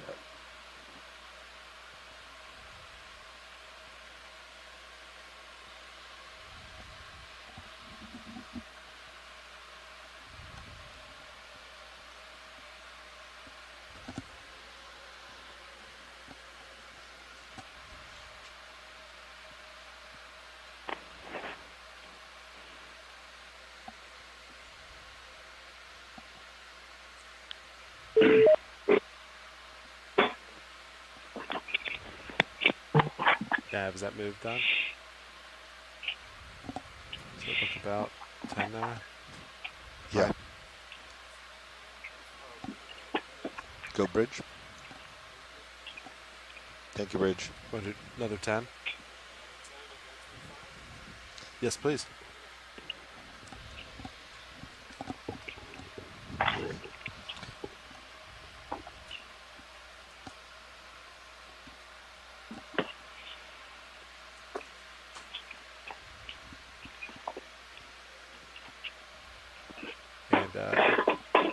Pretty far out. Just starting to run out. And as a reminder, Copy. everybody Okay on there, call, but if we can mute if we're not I'm coming talking. to you. Thank you. All right.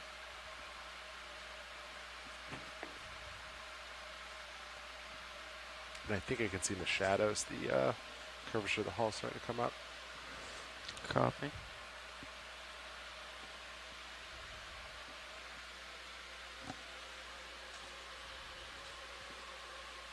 Oh yeah, you can see real good with the blue view. 1, 2 more gun tubs ahead. Gun tubs.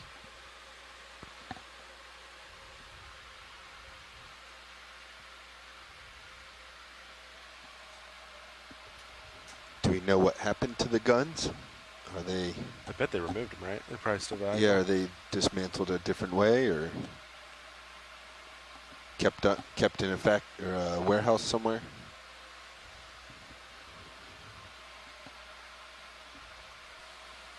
To the marine archaeologists on call, do we know what happened to the guns on the ship? Was that dismantled and removed prior to its current sinking to its current location? Maybe they were used to sink it.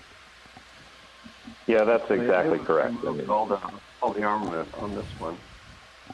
If we get a chance to look at the LST 43, who's in the Westlog disaster, all the guns are still in the gun Start tub. that, get a little closer, This one Fernando. was, Try to give once you're done here, just a quick glance to the right. Check for just lines, and we'll scan again with the blue view.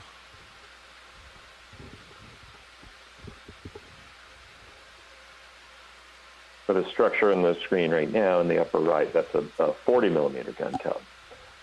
Larger caliber, again, defensive, mainly anti-aircraft weapon. And we're getting on towards the bow. Yeah. If we drop down, or next time we do, this would be about the area on the bow, I believe, where the ship's number would have been painted. So keep an eye out, see if we spot any traces of that. We did see it as we first arrived on this site. painted on the gun tub directly on the ship's stern, which confirmed exactly what we were looking at.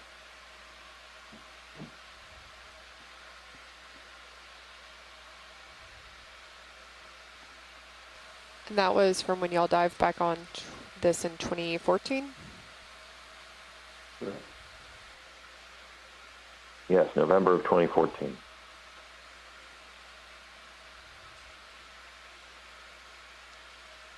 But we also saw it again on this dive. It was pretty remarkable. The team put us right on the stern of the vessel, and so the first thing that happened was that it just announced itself to us with the 884 right in center screen. It was great. Very convenient. You don't always get that with shipwrecks.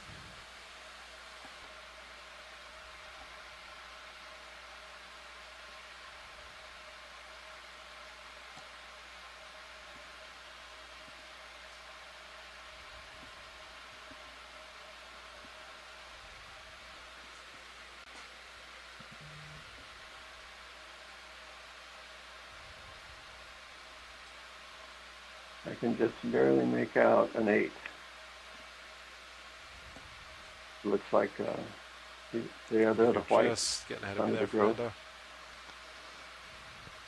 So pilots, they were looking at some numbers on the side of the ship. Did we see anything? Someone said that they saw an 8. Oh, really? Okay. ROV pilots, if y'all feel like going back down to look at the numbers, but it may require backing up just slightly. Sure.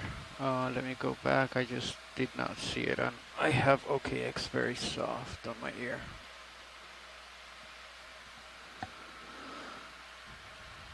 Okay, so I came from here. Let me know if you see anything, this is co-pilot. Chariot. Under the growth, it just with a white. There was some white under the growth that looked like it might have been the shape of an 8. Yeah, we're heading back. We're there now. I think the phone line's slightly delayed. I think it's a big, what looks like an 8. Just a significant overgrowth. Okay, I have lasers on. So if you go, let's see, up a little to the right. See that now? It's behind the line. Yeah, it's behind the line. Yeah, I could see that being an 8 and a 4. Very faint. Go ahead, Bridge. Left of an 8. Thank you. Thanks. Your lasers would be right on the cross where the two circles meet. So one circle going up, one circle down. Okay. Yeah, it's definitely faded if that's what it is, but yeah. Yeah, I think that's about where they were talking about. Okay. Thank you, pilots. 84, So 184, something else. Bow's starting to curve in. Do you want to do next move like 130? We'll start to spin around. What distance? We'll do 10 meters. Okay, 10 at 130. Ready for that, pilot? Yep. Copy that. We'll start following the curve inward. Copy. Bridge, ROV nav. A new ship move, please. 10 meters, bearing this time 130 degrees.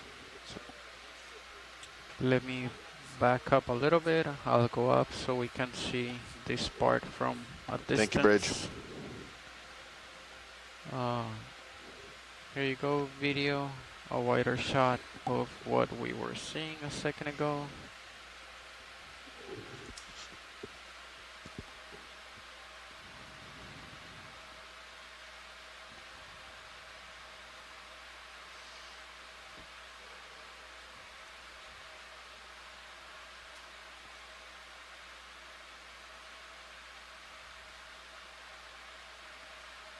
Okay, I guess that is the front of the ship right there.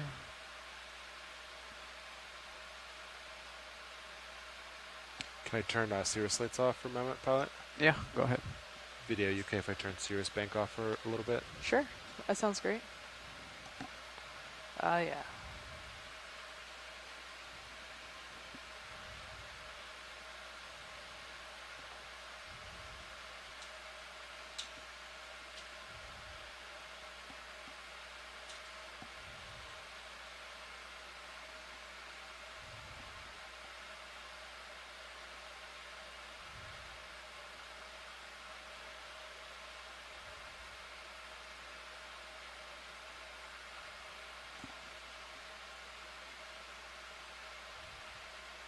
is the forward deck winch.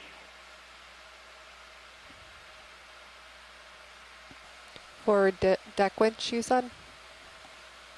Yes. Yeah. Thanks.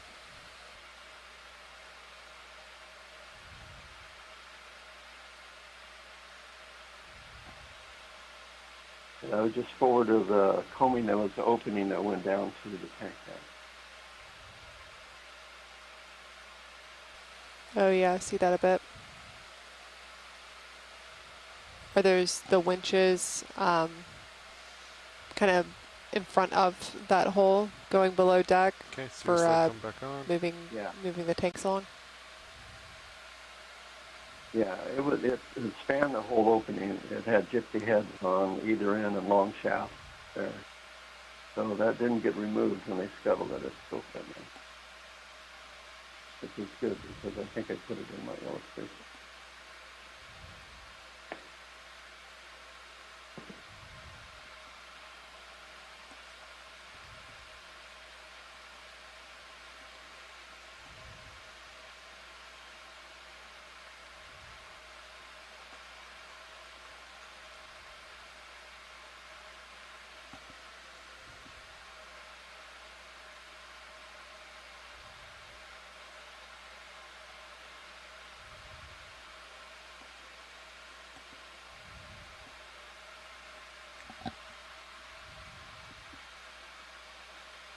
Start to make out the bow doors there on the right.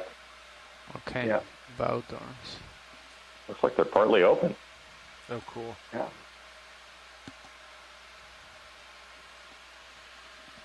Is this anything right here? It's soft. You can. Yeah. These doors are really, they are the party piece of a landing ship think it tank. just disappears. They will open up and descend, the ramp descends and the vehicles and personnel can disembark directly onto the beach. Can't tell. There might be something over there. It's pretty faint though. Yeah, they're open. So I guess, are you gonna keep moving along, and then should I wait until you pass the bow until I make the turn, or how do you want to do this? Yeah, I think we could do like a bigger move, like let's see, like a 20-meter move maybe. If you're there, I want to be. I wonder if the door is opened upon impact or if the hinges have rusted throughout the years. Nav, like 110, like a 20-meter 110. Kind of put me behind D2. We'll start. And some of them, when they were going to scuttle them, they opened them up. They just kind of curve around the front here. It sinks. So that made Sounds good to me. Okay. 20 meters, 110. Thank you, sir. But it does look Bridge, like over it's, now. kind of broken down. Ship move, 20 meters, 20 meters, bearing 110 degrees. Separated a little bit.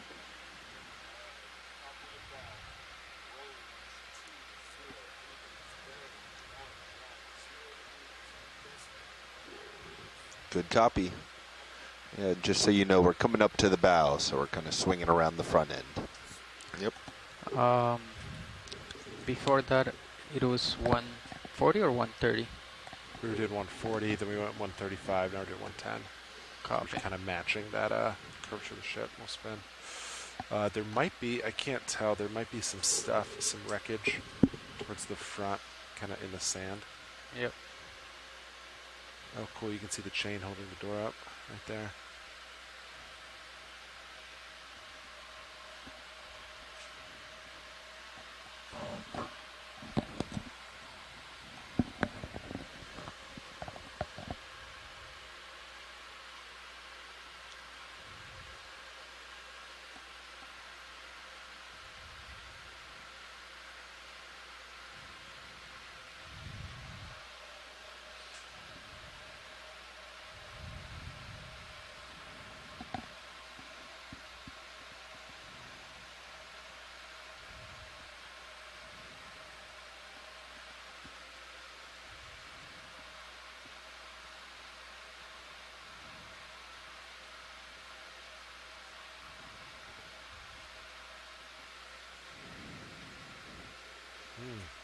Gun tub ladder.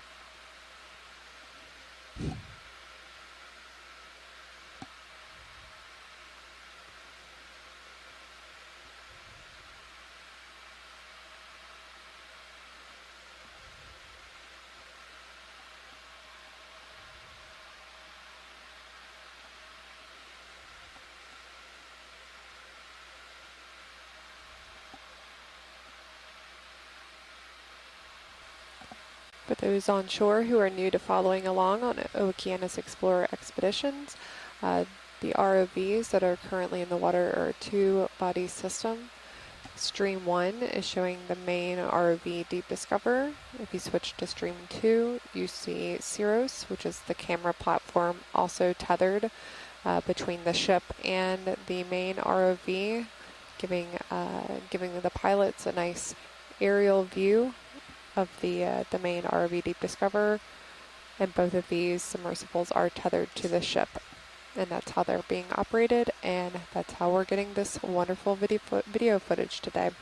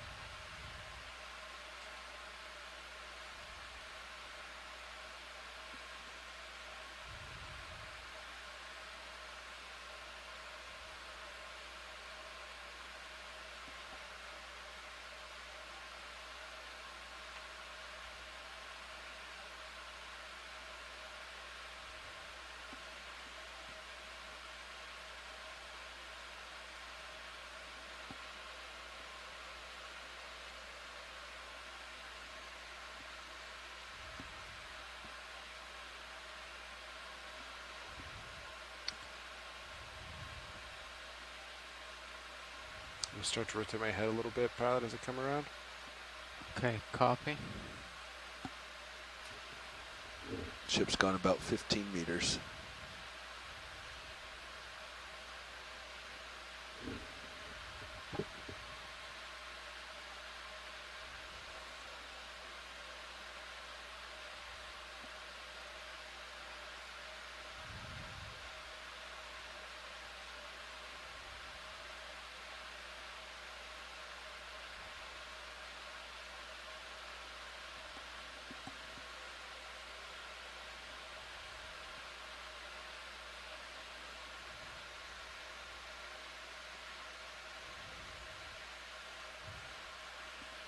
Okay, I'm gonna turn. We don't see anything on blue view.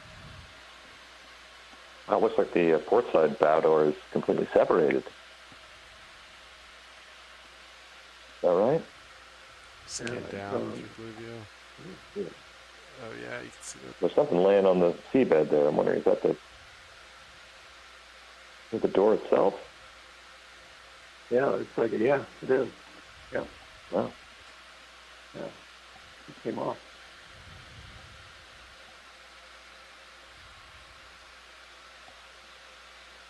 Yeah, that's it.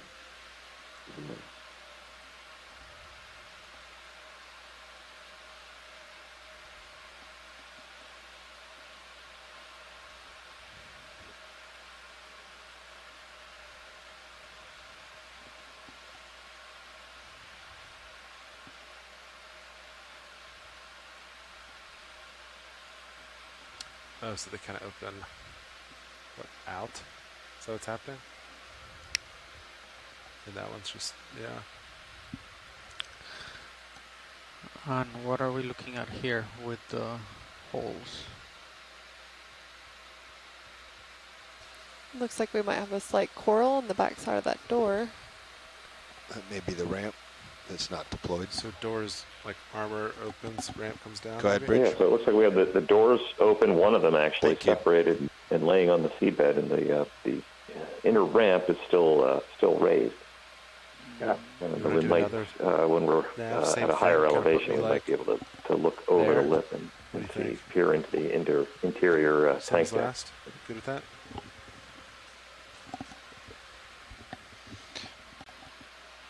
I don't know that I'd go 20 meters, but We'll do start with 10. What are you thinking? 10 or 15 I think is fine. Okay, let's do it. 15? Yeah, sounds good. Bridge, ROV nav. Ship move 15 meters, bearing 110 degrees.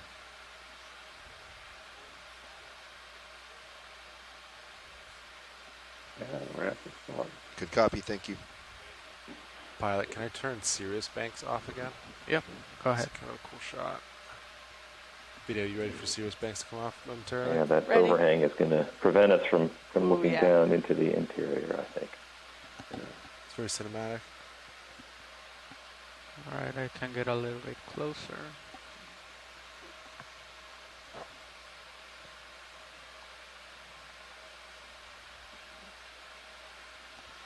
But regardless, a pretty cool head-on view of the business end of an LST.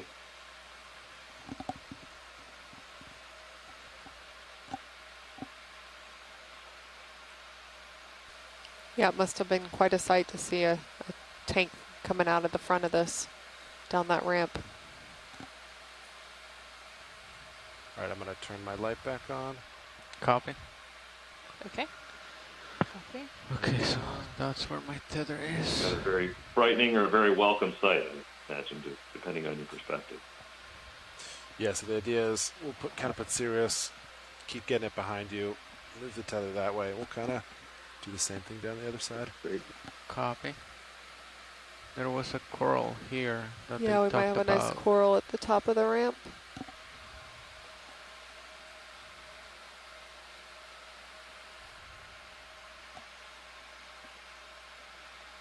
Oh, at the top of the ramp. Okay. Jen, do you have a fish identification for us today? No, I'm not sure about that fish. But it looks like we might have some corals on the top of that ramp and some more Venus flytrap anemones and chronoids.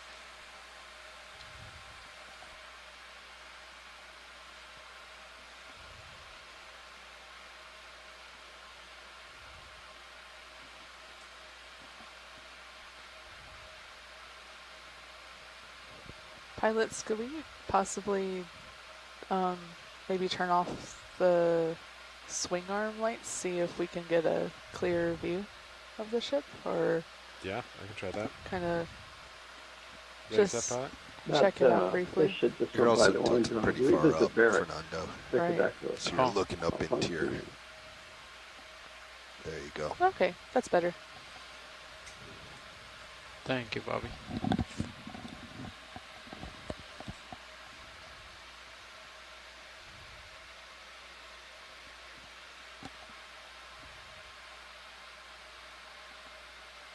Ooh, we just lost ship input.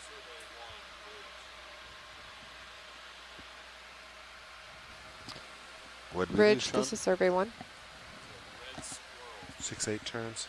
I think that's okay. 2248.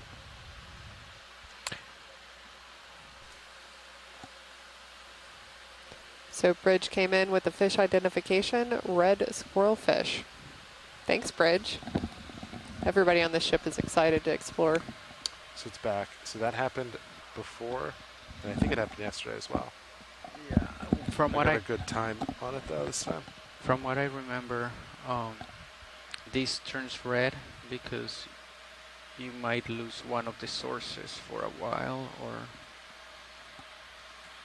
it doesn't update for a few cycles.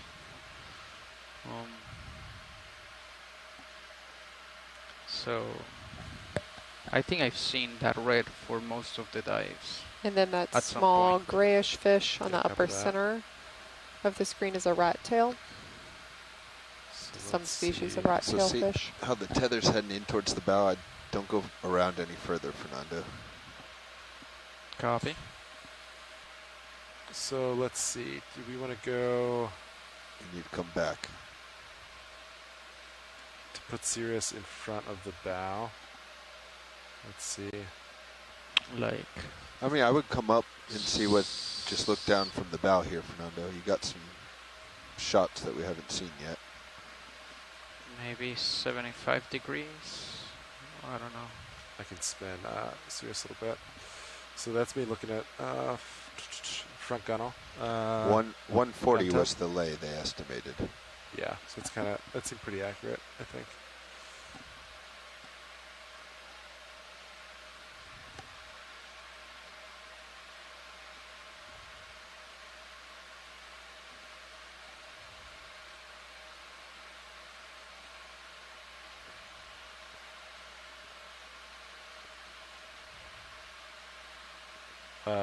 Let's see. Can I do the lights again while we have good eyes on tether? We know it's safe. Go bridge. Thanks. Video, I'm going to turn Sirius lights off one more time. Okay. We should still keep our tether view.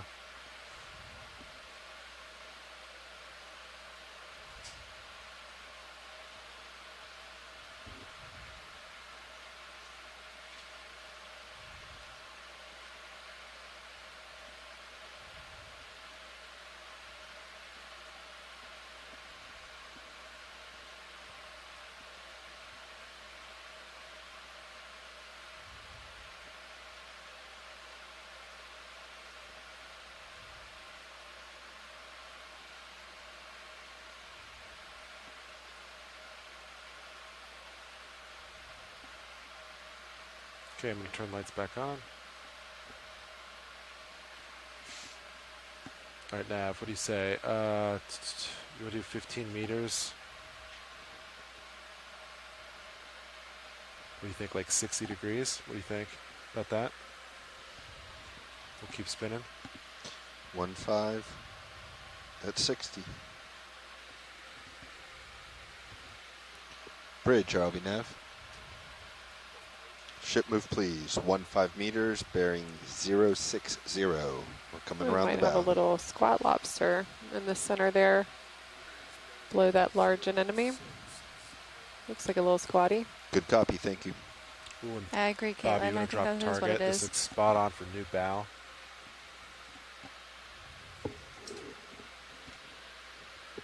I think they called it new stern for the, that looks like perfect.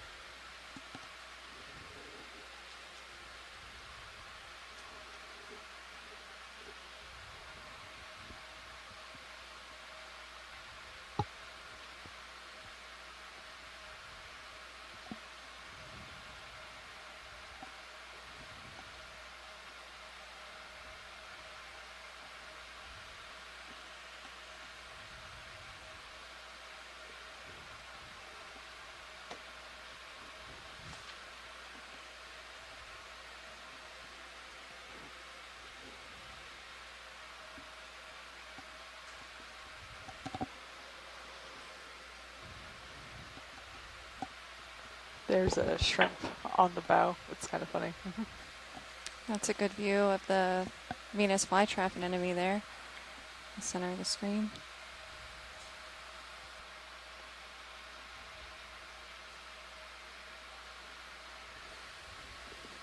Yeah, there appears to be quite a few of those anemones. And another squat lobster just sitting on the edge of that ledge.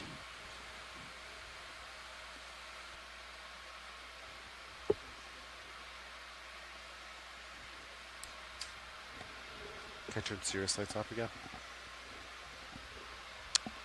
Lights going off real quick for Sirius video. Okay. Nice view.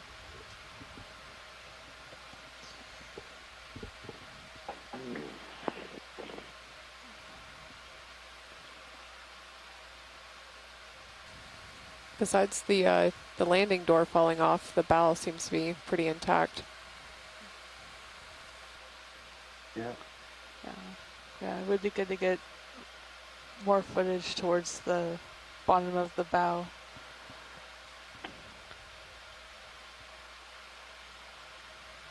Yeah, the entire vessel is really remarkably complete.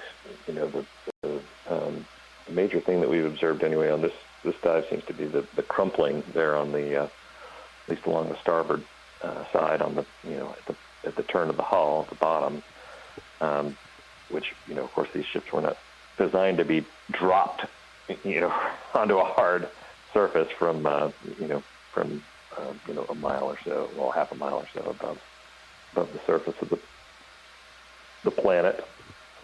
May I loose skids, pilot? Go ahead. Go ahead.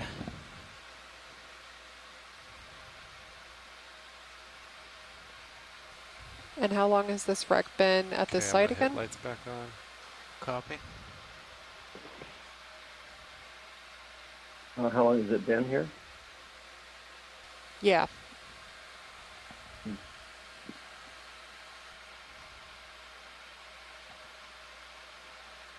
Approximately 80 years. I'd have to look up the exact date of the scuttling. Yeah, it was sunk in 1946, I think. Several times.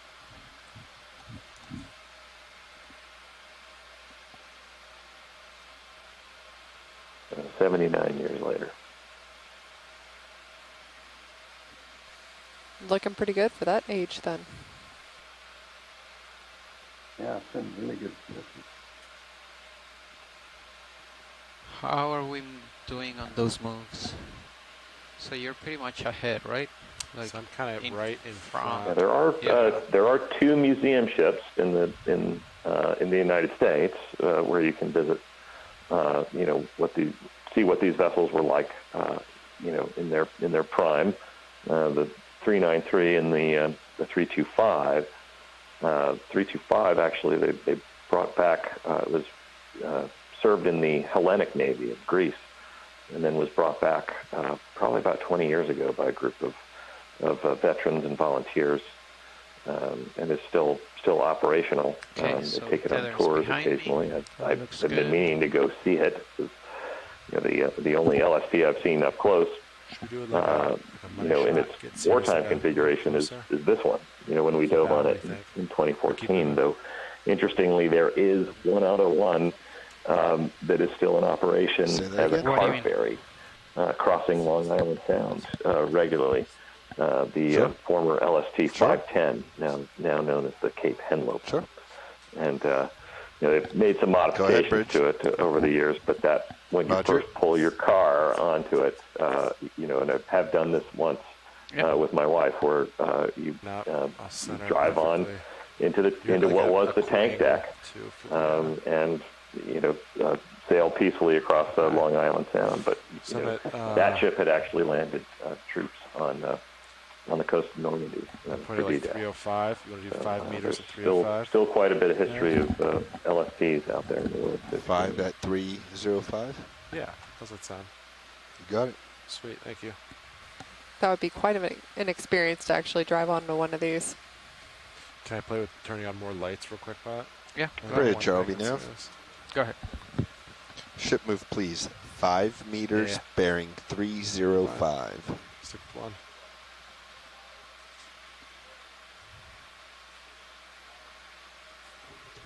Thank you, Bridge. Because then you're getting the fallen door, on door, ramp, gun tub.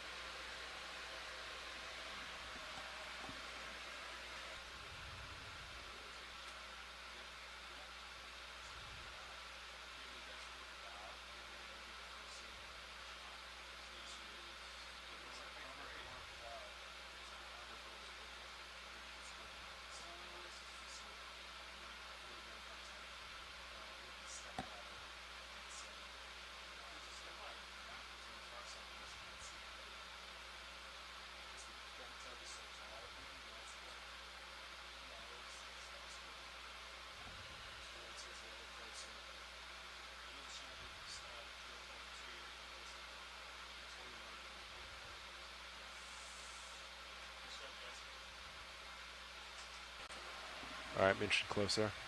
Starting to get a little more detail there. Tether's going nicely that way, which I can see while our flexing fuse. Looks good. It's cool.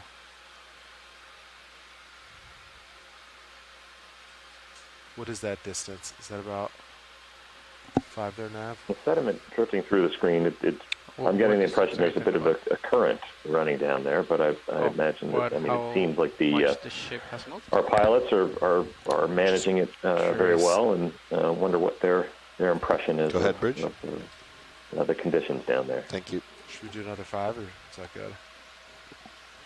We do 5 more meters? Here, let me Right there, you can see the... Let me try to get it in frame. I'm gonna do... Cantos. Let's see. Ship just went out briefly to market, 2301. So pilots, the shore side is curious about the conditions. They're noting the current. It's pretty calm down here. Yeah, very calm. I'm gonna kill the Sirius bank. You see the marine snow moving towards the right, but it's barely pushing me. Yeah, it's pretty calm. Yeah, right there, it's not moving anymore, so I'm drifting with the little current that there is. Can you pan Sirius to the right just a little bit, co-pilot? I sure can. Yeah, we're seeing a current of less than a half a knot, so some of the marine snow that's floating on the screen. It's a good shot. May also be just disturbance from the ROV itself and some of their side props. Just looking at the crinoids or the feather stars a little bit, maybe on rise a little screen, bit. which are orange, The gun they're tubs. hardly moving And, at all. They are keep it very easily disturbed in any current, so very calm conditions today. It's cool. It's a cool shot. Great job, pilot. That's beautiful. Right here we have Director Kennison.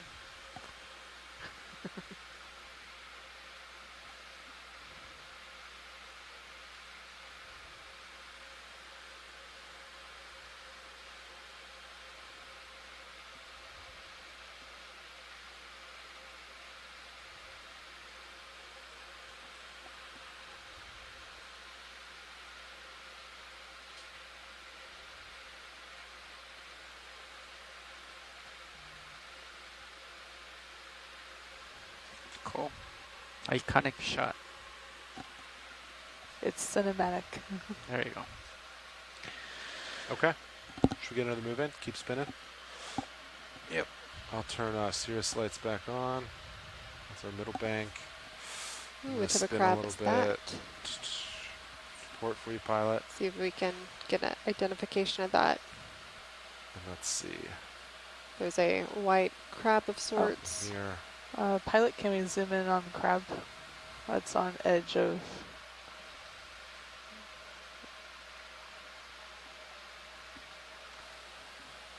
I like how video just wandered off edge of some metal. Nav, what do you think? 10 meters at like try to 0? zoom in from here. Okay, zooming in.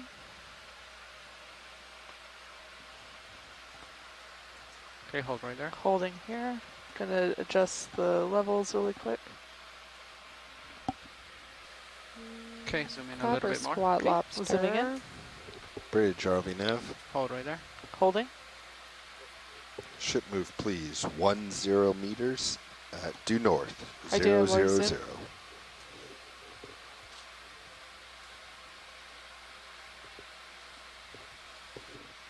Thank you, Bridge. I think I'm drifting back. You can zoom in a little bit more, maybe. If I can try to center it.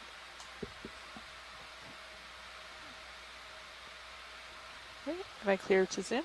Yeah. Okay. Yeah. Is that max zoom? Nope, that's not max zoom. I have more. Yeah, I don't think I can hold it still for more zoom. I think that's as much as I can do.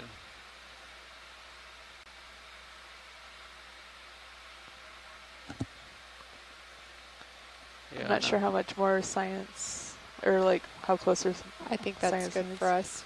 Good. Okay. Thank you for the zoom in. All right, video's coming out. Go ahead. All right, co-pilot. So we're starting to move What direction? We are uncertain down for the other side of the ship, identification, moving 0 degrees. but appreciate So the you're zoom in pointed, nonetheless. Thanks, guys. Yeah, so trying to position me more behind you, kind of like how we drove the way down here on the starboard side. And we'll go back down the port side. Sounds good. Let me rotate. We'll see on blue view. Yeah, let's paint a picture here. Yeah, let me back up a little bit.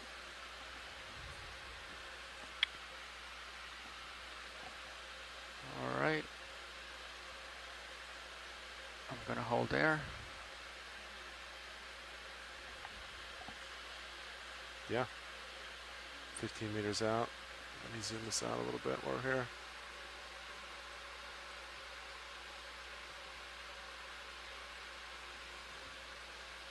That's pretty sweet, huh? Okay, we're good. Looks like it kind of follows. I don't see anything too crazy coming up. Copy.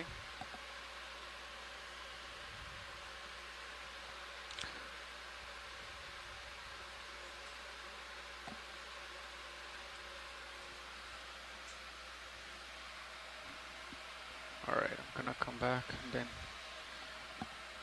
you wanna keep it at 15 blue view? Well, what do you think? I thought 15 was good because you can use it to gauge distance from the hull. Okay. But I can adjust it as you need.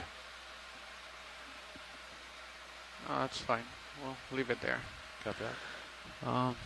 Okay, so let me go back.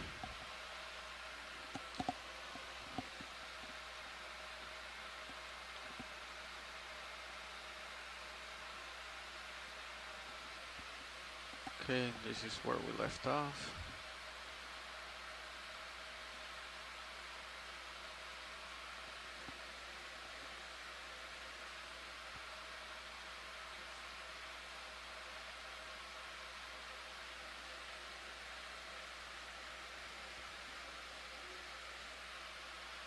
So this is the other side right there. On top. Go ahead, Bridge. Roger, thank you.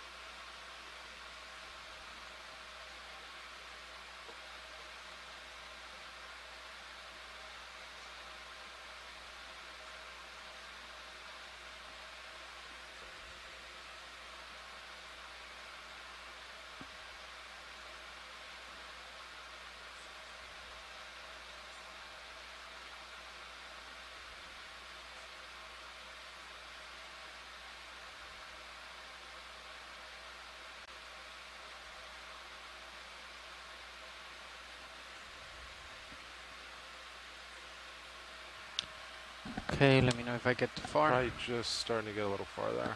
Copy. But I'll tell you what, let's put a move on. How about that? Yep, sounds good. So let's see, Nav. Should we do another 15?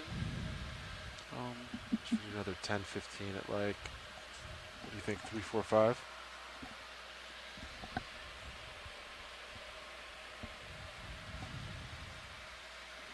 Sounds good to me. All right, let's do it. 10 at 3, 4, 5? Yeah. Or 15. Let's start with 10 and we'll adjust Sounds good. direction from there. How about that?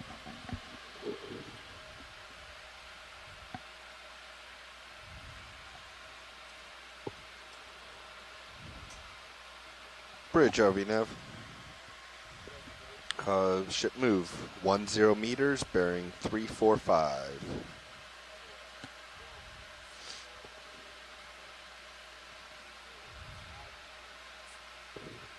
Good copy, thank you. What time did we get to the stern of the ship? Not sure. The timestamp on the target will tell you, actually. Because we still have about, what is that, 3 hours? 3 hours. Yeah. 2 hours, 54 minutes. Yep. Copy. All right.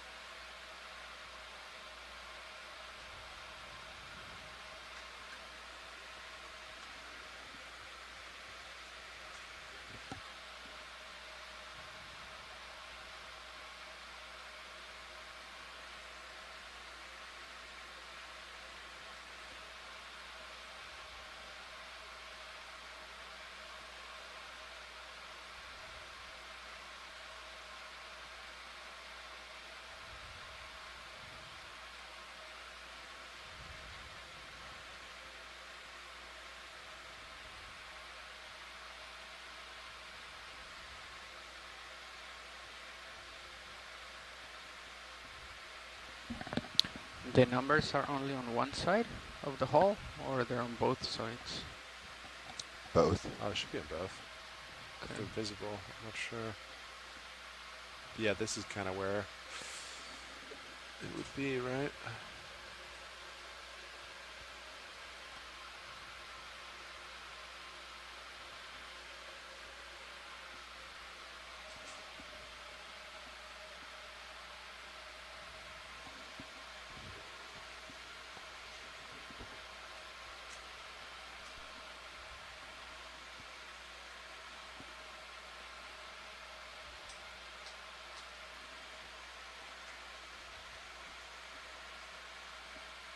Kind of reminds me of like the colorblind test you're given as a kid.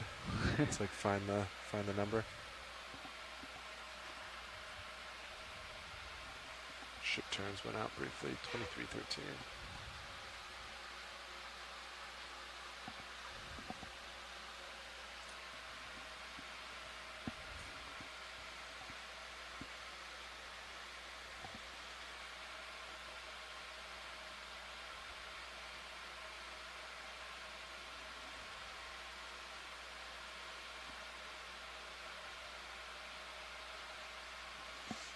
Bobby, what's the difference between new bow and new stern?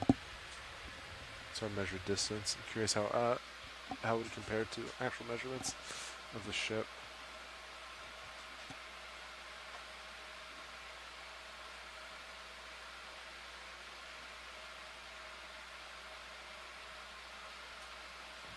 $88 meters, 87 and a half. Copy that. I'll have to look up later. Length.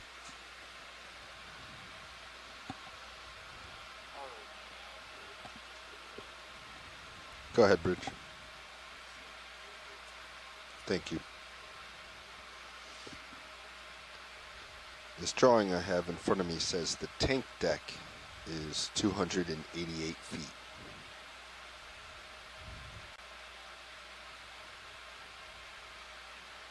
And then some beyond that. So we were roughly 90 meters. 170. Wait, what was your number? 288. 288. Feet. Yep. Oh, it probably shrunk a little from pressure.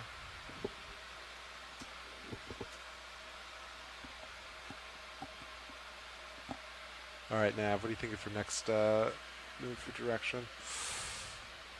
We just did, what, 3, 4, 5? Before, do we want to move in and above the wreck at all? Or are we supposed to stay on the outside? Like, do we want to try to go see the ramp or anything before we get too far down the side?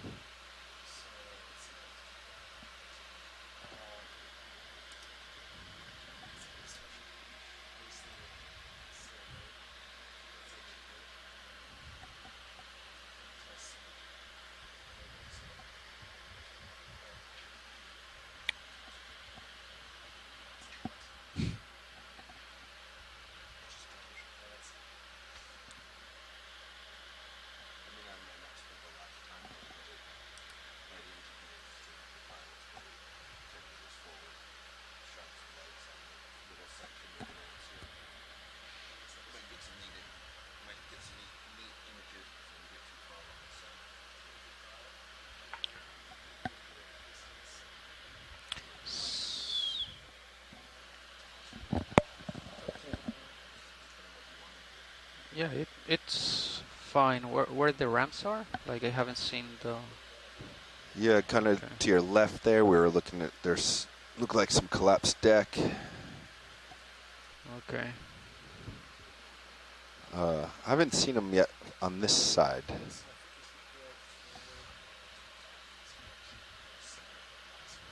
Yeah. Yeah, back there maybe. There were a couple ramps that they were saying drop down to the tank deck. Okay.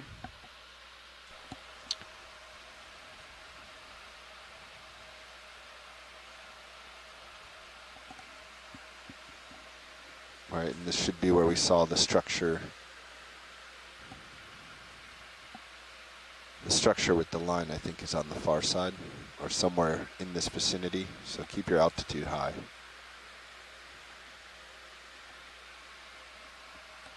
Okay, so...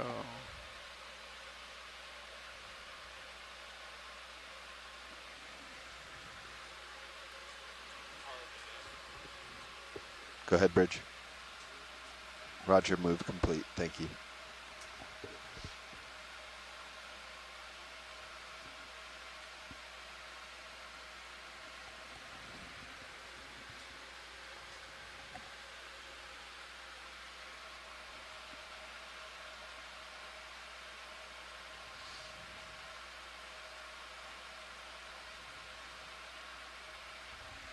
All right, I haven't...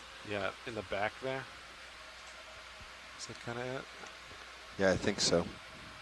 Yeah, and you're starting to see that raised 40 millimeter, and the lines are straight ahead, like on the other side. Okay, maybe we can ask on OKX or... I think you can just push forward if you want. EXRV, what they think that is. I think, so like that's it right there, right? This is the ramp, if you look at Blue View, going into the tank deck. So this ramp, I think, would drop down to offload all the vehicles on this deck down to the tank deck and out of the bow.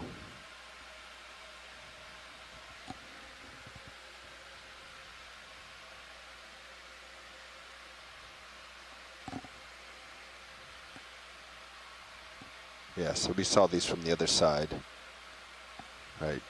Because there's a 20 millimeter gun tub, then the 40, the line is tangled over there, and they had been pointing out the ramps in the background. This is a better view of the ramps. And there's the winch system that they were describing.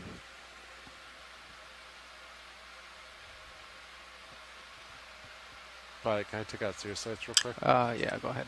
Video, ready for the If you're serious comfortable, I'd sights push in a little bit more, and you can get a little bit more of the ship lit up.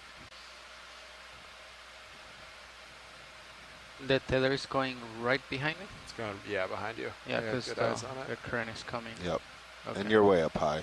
There's one structure, kind of your aft starboard quarter, but you're way above it. Yeah, and that's the bow gun tub up there. Yep.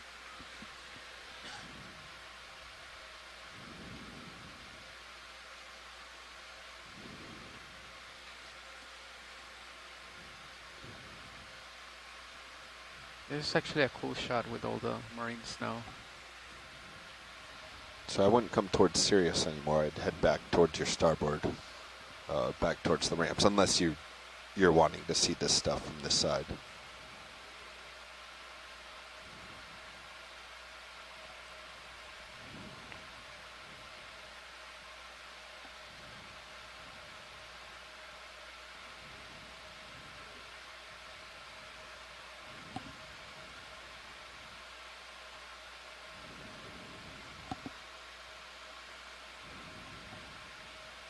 Bobby, do you have an image up? Were all the gun tubs starboard? Were they one-sided? There's nothing showing. I can show you what's here. It's not that detailed. Oh, copy that. Oh, yeah. Okay. But you're right, there's that one. Looks like they're both starboard right now. Everything looks like starboard, yeah. One right on the bow, two more forward starboard there.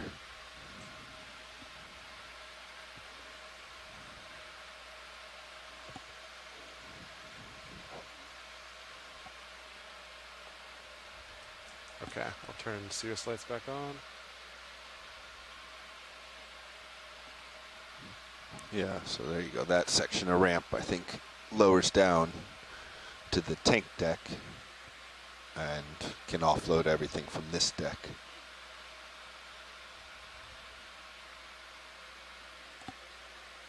And let's see. All right, I think that was all. I think we can keep moving along this side. So yeah, for side profile, what direction are you thinking, Nav? Like 330 now? From here. Yeah, we can do another 10, 330. Let's try that out and see what we got.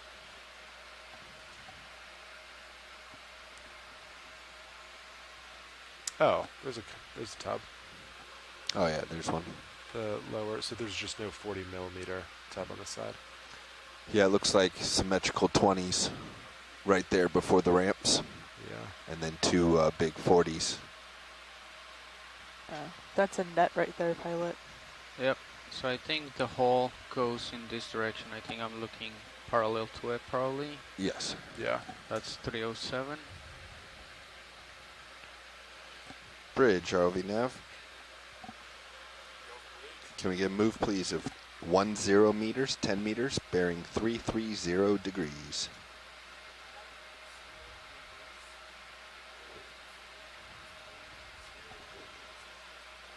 Good copy, thank you.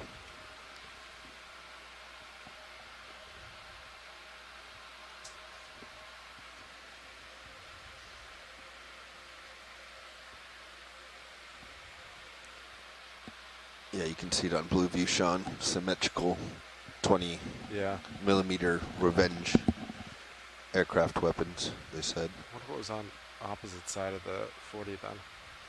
So I think there was a 40 here, 40 right up on the bow. There might be, well, there's nothing on the deck to indicate one right there. There's no mounting structure. Yeah. Yeah. There's space for something, I just don't know what.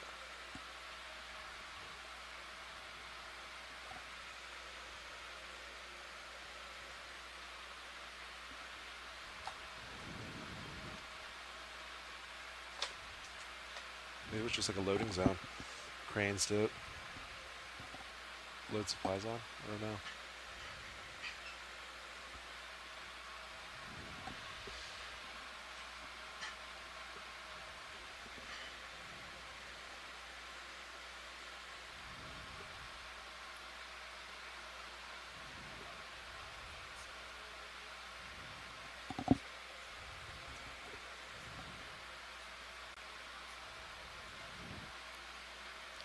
Raj, thanks, Dive Soup.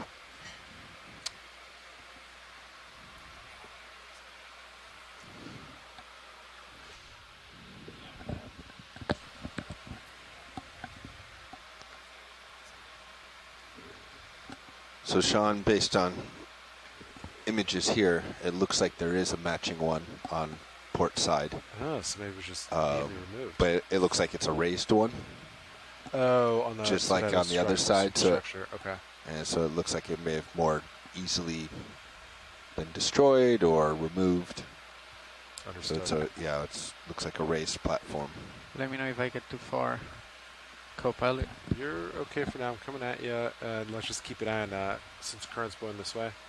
I know there's that net. We'll keep an eye out for the lines. Every once in a while, if you just peek down the port side, we'll take a little gander. Copy. Yes, this model is showing 5 tubs up at the front, 3 big ones and 2 smaller ones. Okay. I'm gonna rotate up video. Just check what's on top of us. Go ahead, Bridge. Okay. Roger, thanks.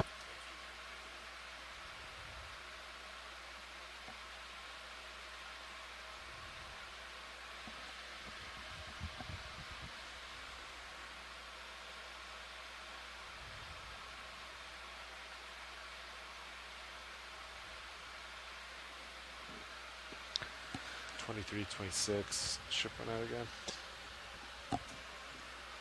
This rendering also suggests the number is right by where the anchor chain would have come out. I didn't see it back there. May have been covered. Yeah.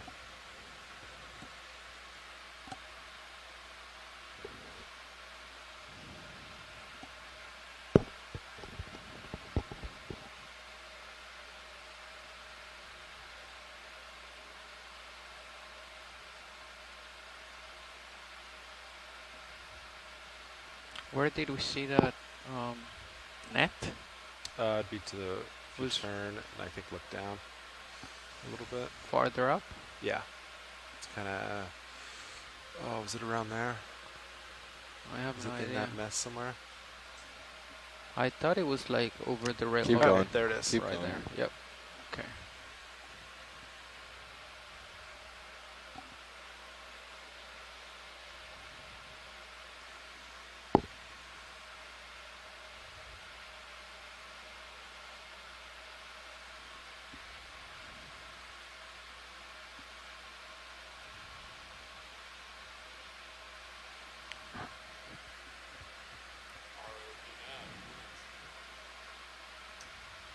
Go ahead, Bridge. Roger, thank you. So let's see. I thought that was pretty good. That was 330.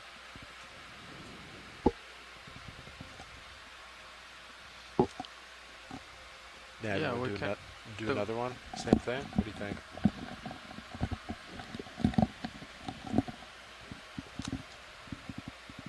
Sure. 10 meters, 330. Yeah, let's do another. Bridge, ROV nav. Can we repeat that move, please? 10 meters, 330.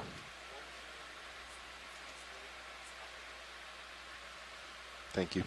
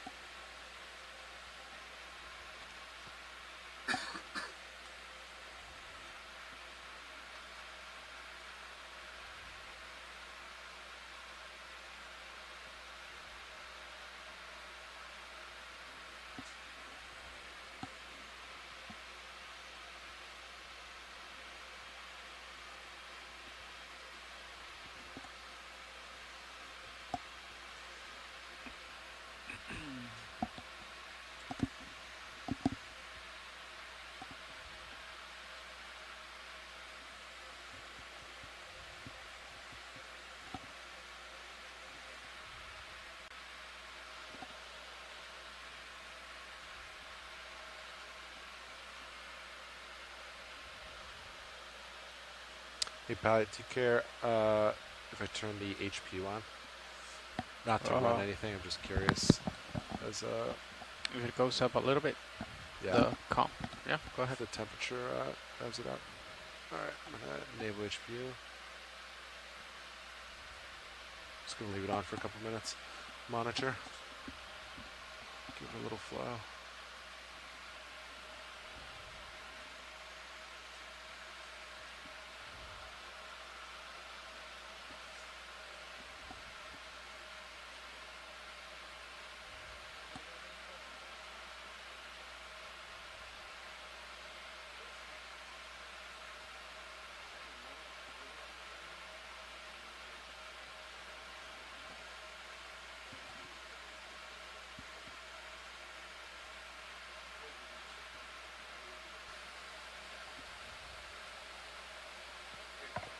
For those on shore who may just be tuning in to today's dive, we're currently off the coast of Hawaii looking at a LST or landing ship tank shipwreck, which is a World War II era wreck. What's on display on the screen or stream 1 currently is where some of the gunning equipment used to sit.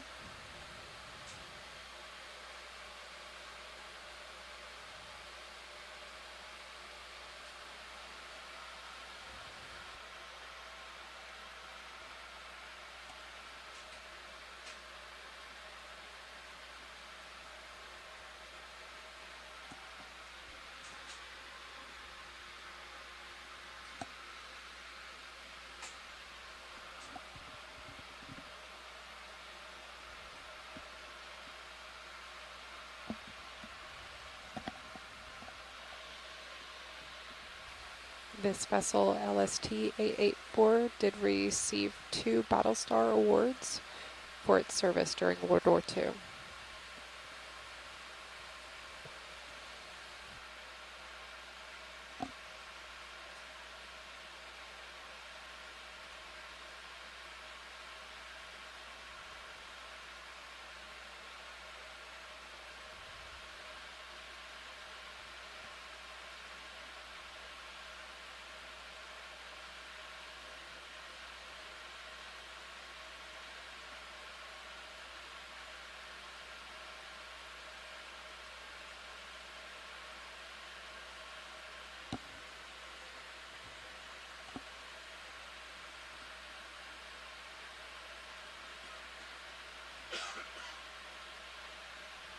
Go ahead, Bridge. Roger, thank you.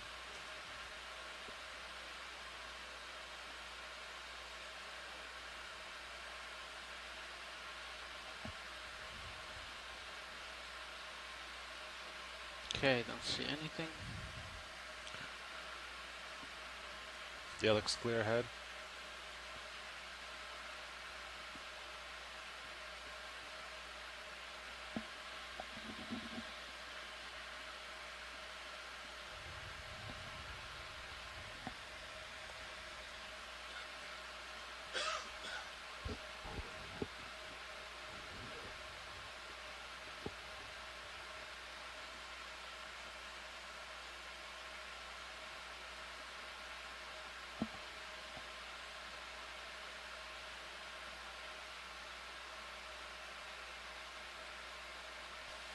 Lots of brittle stars on that ghost fishing net.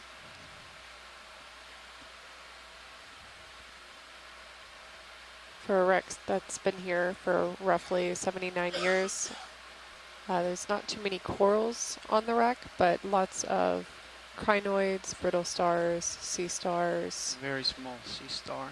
A few small corals here and there. We did see a skate earlier in the dive, and we've seen a few rat-tailed fishes as well, and some glass sea sponges.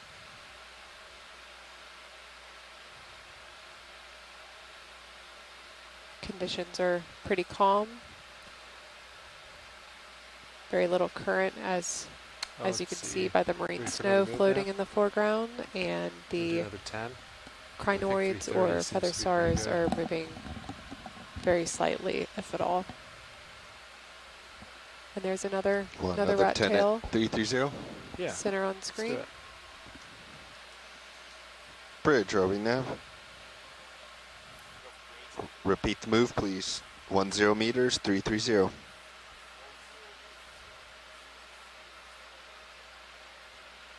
Thank you, Bridge.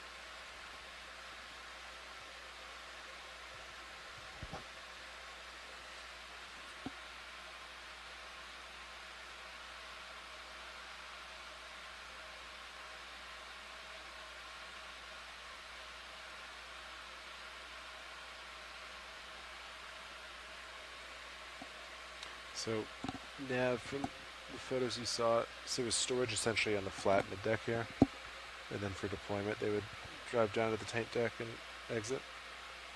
Or was there a second storage level underneath the topside here?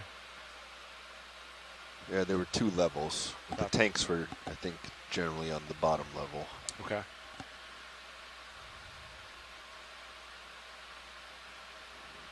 You can see it in Sirius, but it looks like there's a giant crack through the deck. Sure does, doesn't it? Yeah, we can see it a little bit in D2 too. Good eye, Caitlin. All right, Pat, I'm going to turn off your hydraulics. Is that a crack or is that a cable or rope laying across the top? Which is kind of what we saw before. I think it's not a crack. You can zoom in. Okay, zooming in. Oh, you think it might be growth? I think it's something just... Maybe it's a corroded, like, line or something? Like a rusty line? Yeah, it kind of looks like something on top rather than a crack, but very, very hard to tell. Nice little sponge there, though.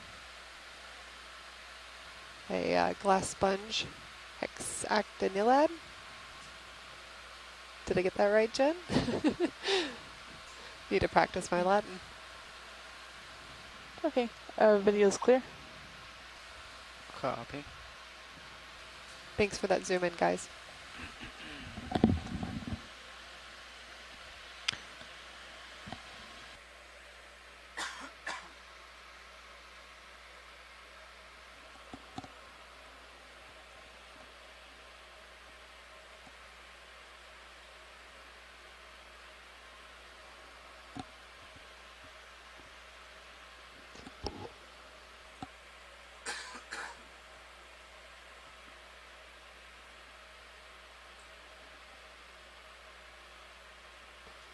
Go, Bridge. Roger, thank you.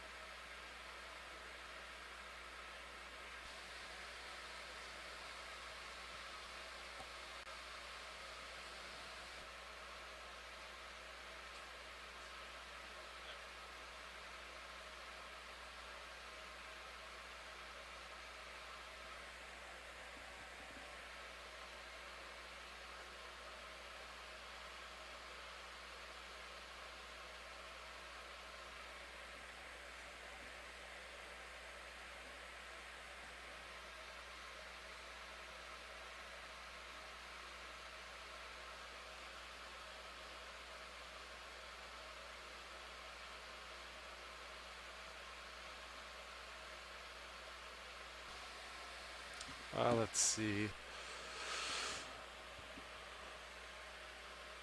Rotate my head just a little bit more to port. Oh, we just, which camera was that? It's not a camera, it's were you it's changing? a monitor thing. Oh, that's right. I remember this. Okay. I think we need a pokey.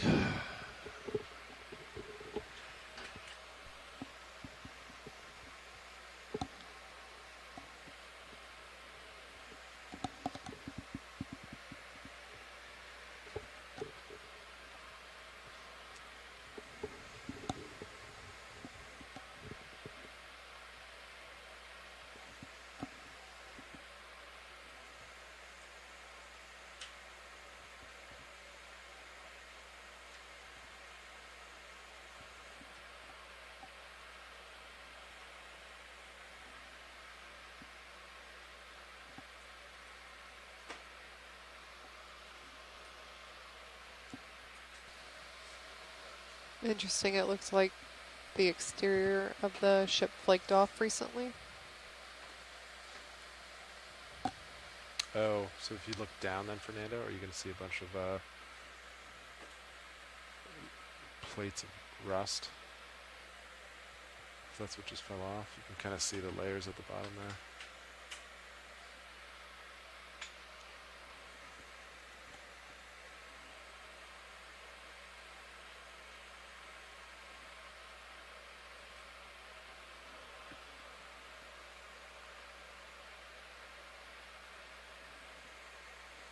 Yeah, looks like it.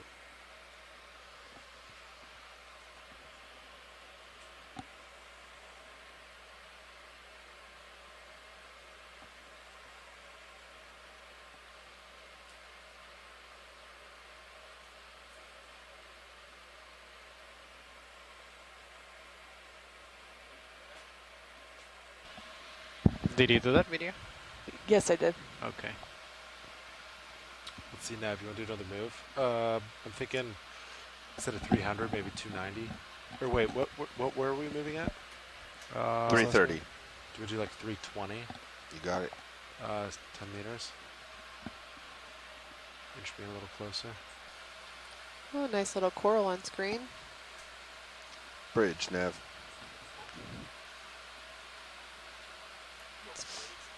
Probably Ship the biggest move, please. specimen we've seen 10 all day. meters, bearing 320 degrees.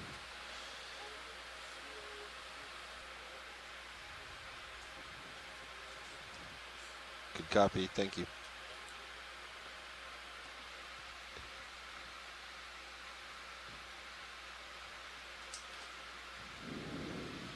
Can we zoom in on the coral? Yep. Am I clear to zoom? Yeah, go ahead. Great.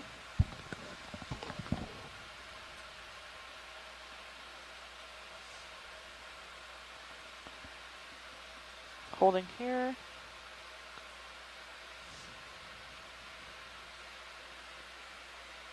I do have more to zoom too. You can try, but I'm gonna, yeah, I'm moving, so you can try it to see how it looks. Okay, coming in.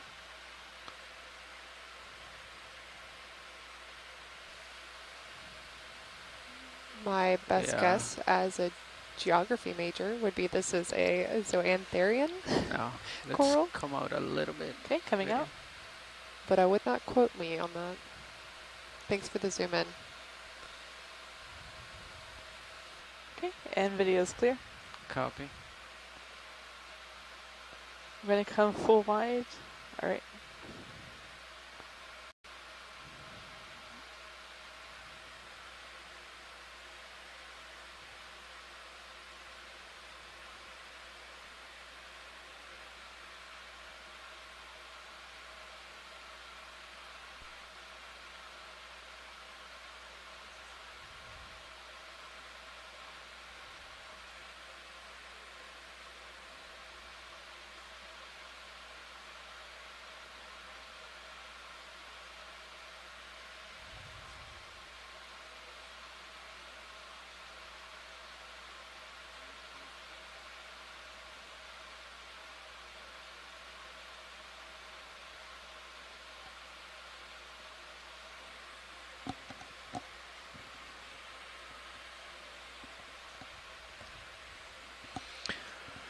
Okay, video. Trying to adjust a little bit the Z bias. So let's keep going up.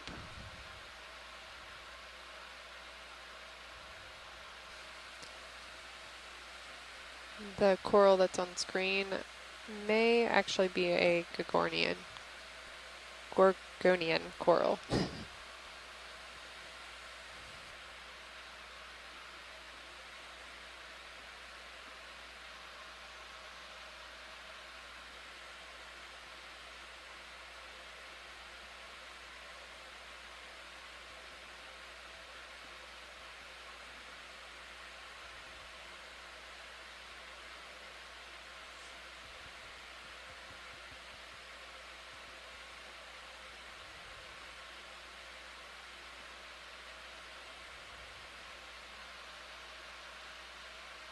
Are we moving right now?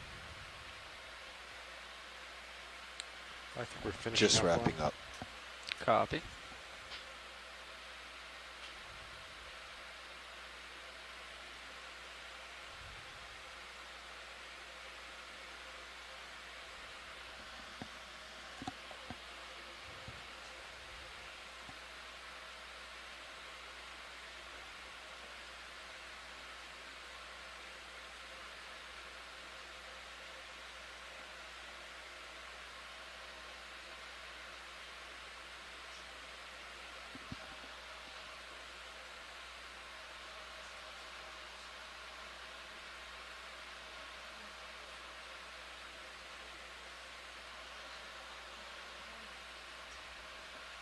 Oh, look, starfish. Should we snap zoom on it? Let's try. So let me try to float right here. Okay. Hold on 1 second. Right there. Go in. Okay, coming in. Sure, Chris Ma will appreciate it. Hold right there.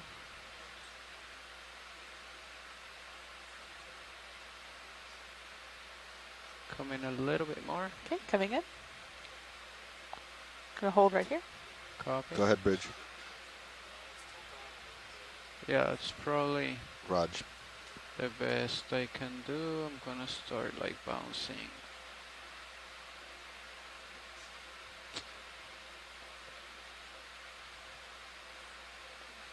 Gonna zoom out just slightly just to make it easier. Keep it in frame. There we go. Copy. Thank you.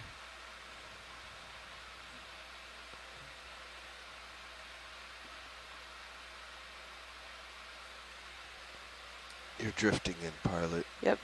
Yeah. Yeah, video is Starting to clear. back out. We're gonna come out. I'm coming full wide. Copy. That's full wide. All right.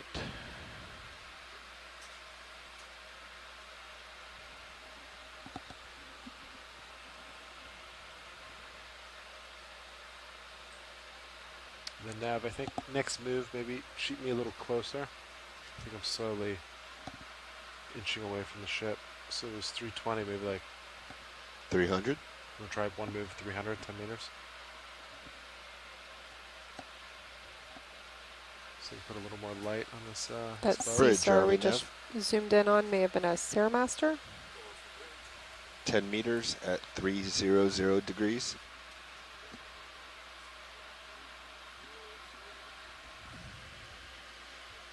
Good copy, thank you.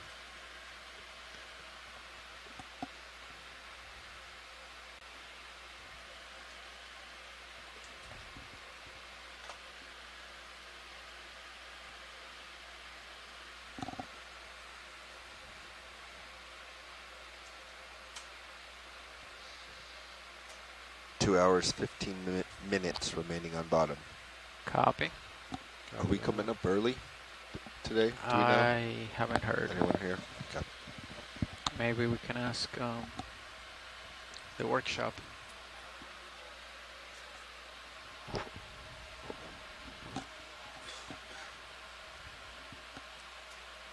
Thank you, workshop.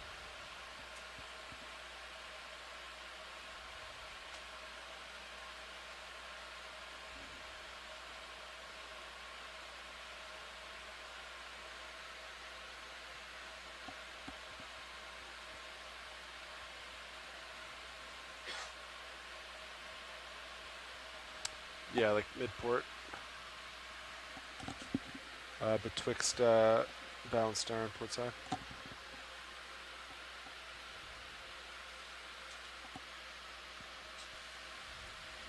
Center of the screen, it looks like there's another yellow coral. That's interesting.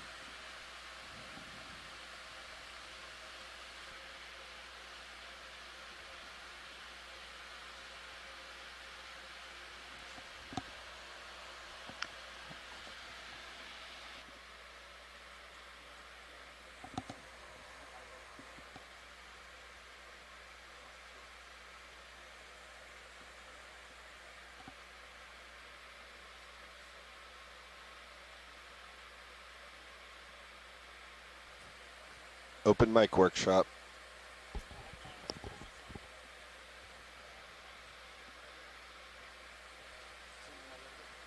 Zooming in.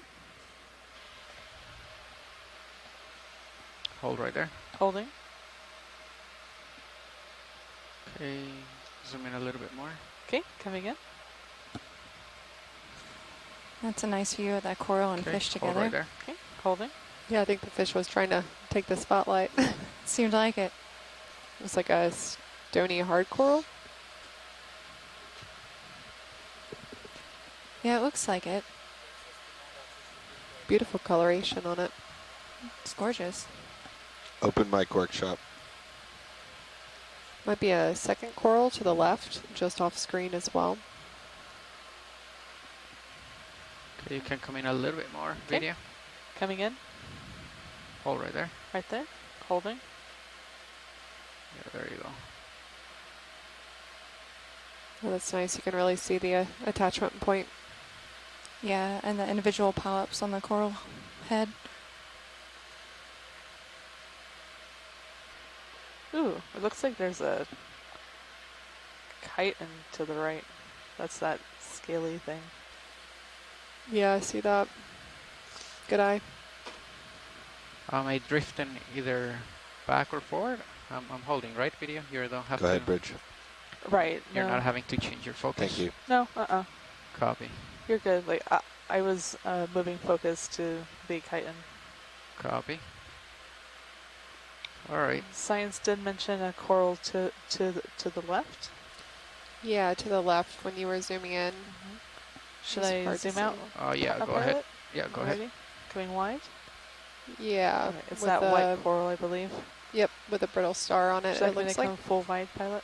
No, that's fine. Just hold right there. Ooh, and maybe a black coral on the top as well.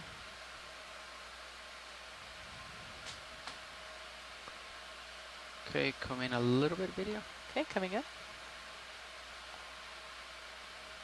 Hold Do right three there. corals Holding. make a coral garden, Jen?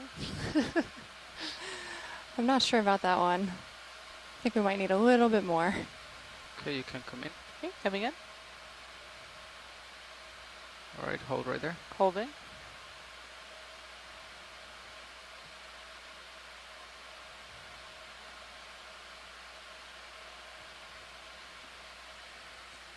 Yeah, that's a nice little coral with some with a brittle star on it.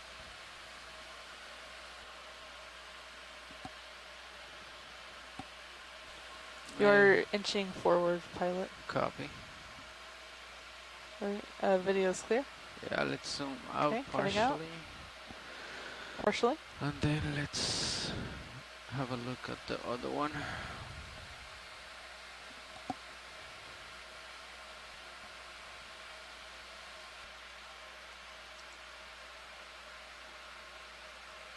All right, let's go partial in.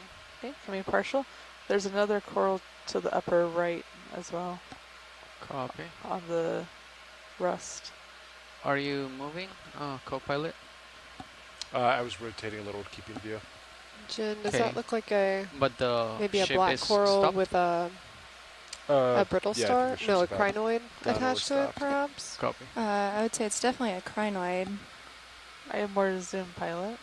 But I on know top that of a we're coral. over. It's hard Yeah. to determine We're what close kind of to coral the that is right shipwreck. now. Yeah, I'm Both very moving up similar and in down color. as well. Yes. Right. So Okay, I can hold here.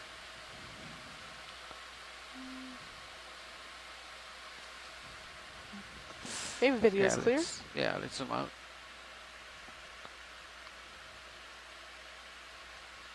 And I think that's the other one you were talking about, right? Yeah, there's a yellow one on the rest. Okay, let's do... It's almost centered. Yeah, let's do a partial zoom. Okay, partial. Hold right there. Holding here.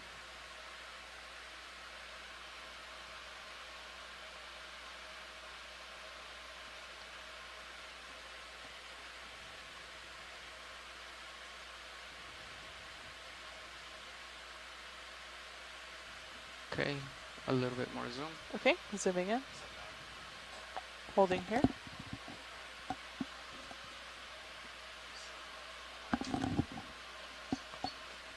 Okay, a little bit more.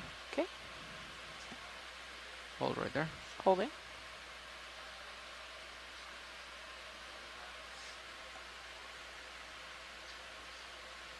I think probably that's as good as I can do Okay. it without. Video is clear. There's a lot that's growing on it. Yep. All right. Let's keep moving. I'm gonna back up. It's full wide. Copy. Rotating up. Go ahead, Bridge. Roger.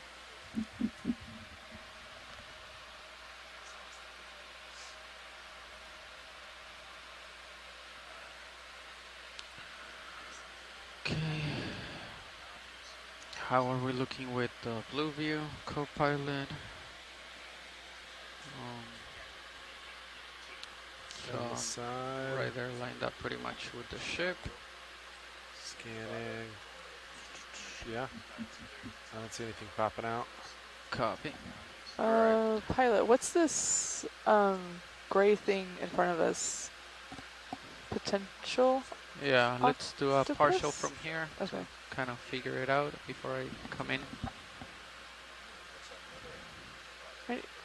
Yeah, go ahead. Go ahead? Yep. Okay.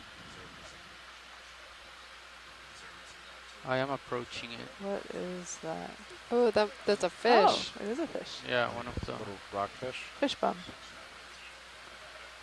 One unmute, Jen. I'm not 100% sure on this, but it might be a type of frogfish, possibly. Okay, I'm slowly approaching it. Video. Okay. Should I come out wide? No, I think you're good. Okay. Unless you want to zoom out and then not change the focus so No. much. Like this is good. Okay.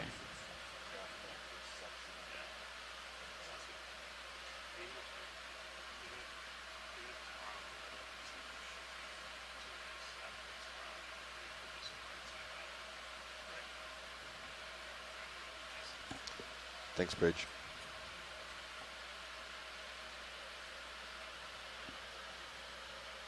I think I'm approaching very slowly. You are. Copy.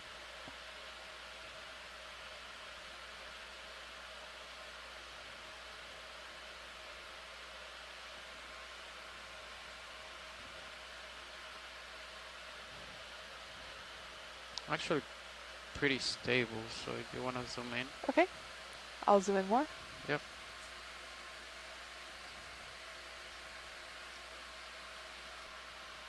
Gonna hold right here.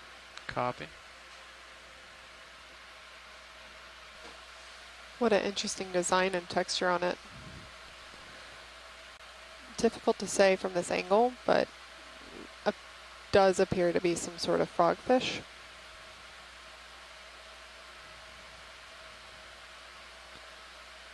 After we zoom out, can we get lasers for a size estimate? Yeah.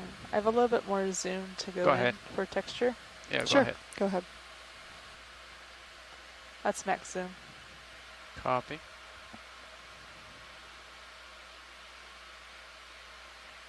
Oh, I think I'm...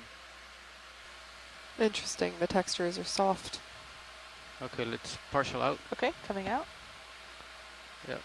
There you go. Right there, you can hold. Okay, holding. Want to put some lasers on it? Yeah, that's a good size. Probably 20 centimeters across. Okay. Video's clear. Copy. Zoom out. Thank you. Good eye video. That's full wide, and right below it, there's something that's leggy. Let me go down a little bit. It's different from the Brisingas.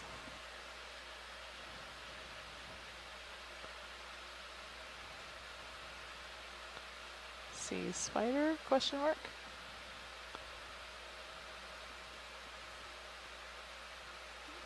Okay, let's partial in. Okay, coming in partial. Hold right there. Holding. Ah, yeah. Oh yeah, it is a sea spider. I'm approaching it very slowly. I think it's 2 sea spiders, actually. Okay, go in. Coming in.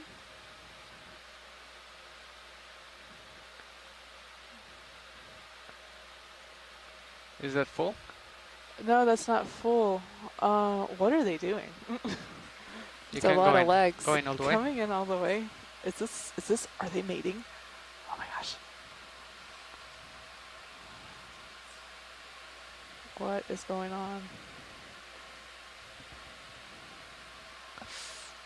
Let's go out a little bit. Video. Okay, coming out. Gonna rotate down a bit.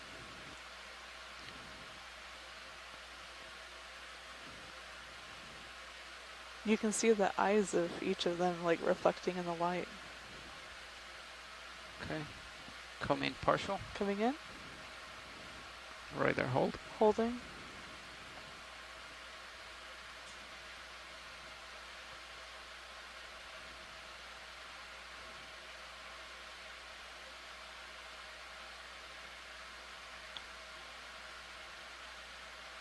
Okay, you can come in a little bit more. Okay, coming in. That is max zoom. Copy. I don't think I'm drifting. I think you're just kind of oscillating around a little bit.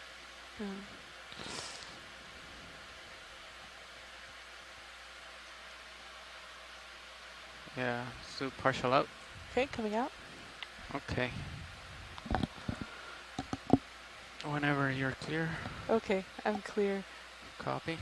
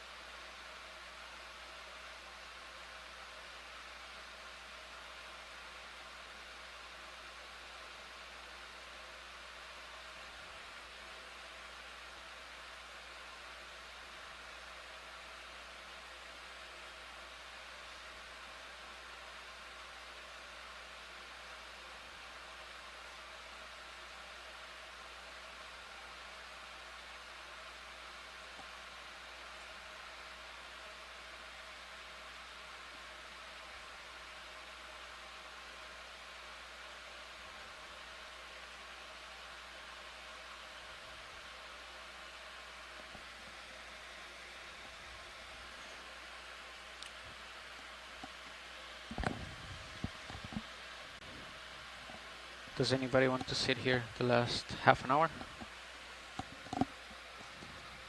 No, what do you take it? All right. Do we get a move in? 10 meters?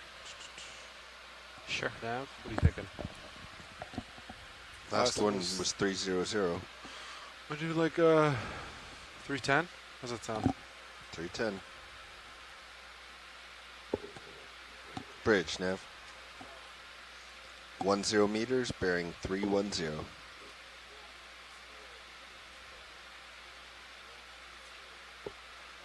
Good copy.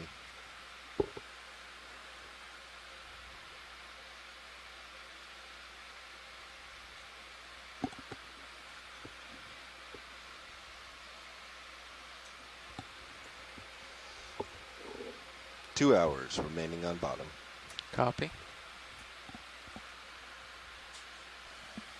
Looks like some Venus flytrap anemones growing on a coral there. Yes, I agree.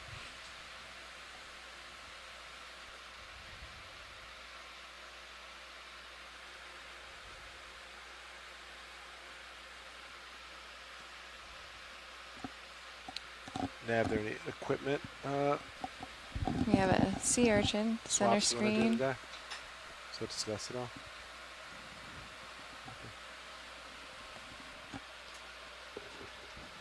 Yeah, I think we'll be exchanging equipment, swapping out some equipment.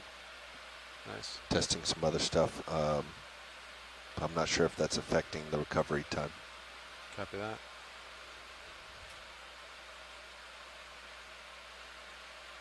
That looks like it's just torn down, huh?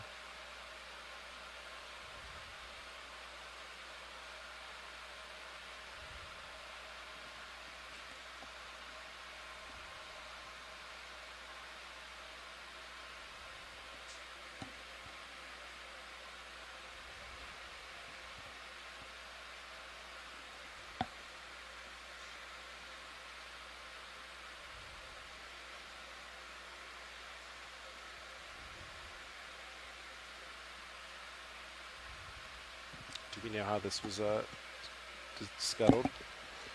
Explosives in the... It didn't sound like they were clear when I was listening in. Sounds like it took an artillery hit and a kamikaze hit, and then came back to Hawaii for the repairs, but that was right at the end of the war. It was waiting to get the final repairs when the war ended. So then in, I believe they said 46, it was taken out here and scuttled. They said maybe with some explosives. They couldn't recall.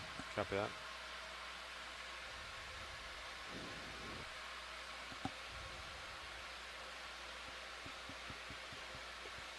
Should we take a peek of that rectangle? So that would indicate that's the cargo hatch. Potentially. Video this.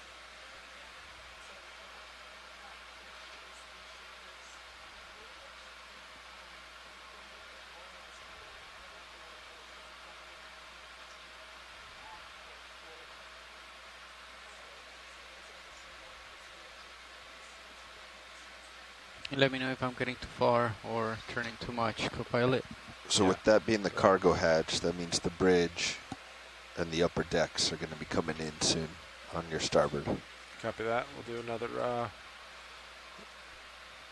video sweep.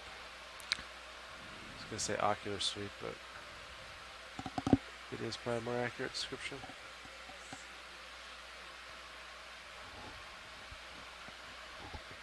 Yeah, I'm pretty sure like this massive hit would have Someone was having a bad day, right? sunk it, or I mean, it's a huge hole. Better.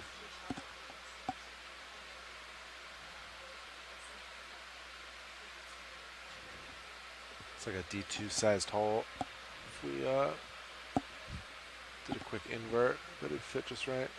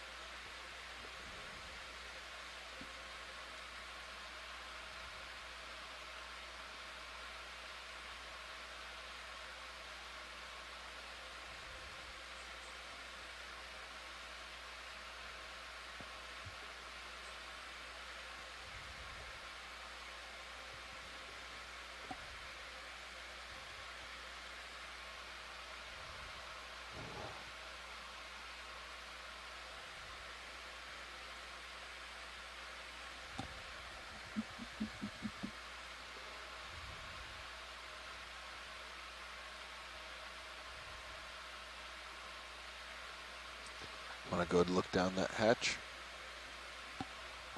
Um, We're all thinking it.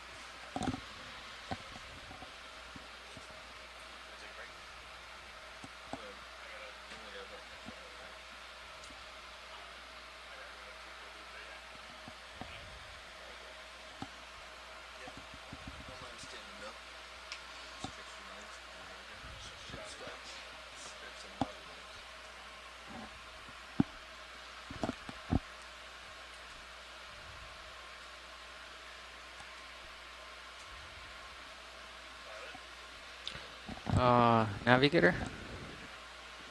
Great. If you look on Blue View, there's a cargo hatch. We're thinking about taking a peek inside. That sounds great.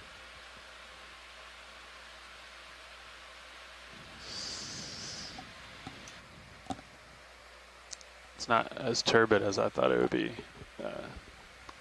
once we first sat down. Just inching up a little bit and peeking down that cargo hatch, the big rectangular hole. You don't have to get too close, just if you're interested in it. It's very Jurassic Park-esque. It's a cool blue view shot. Blue view's been sweet today.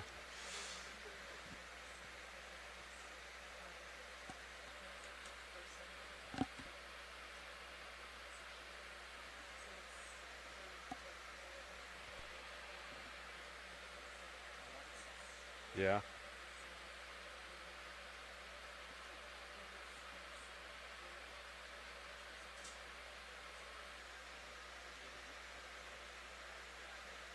Sure do.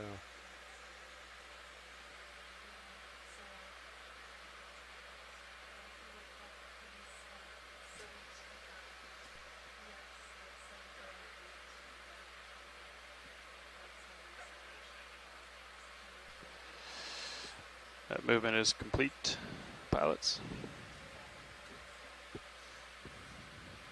Copy that, nav.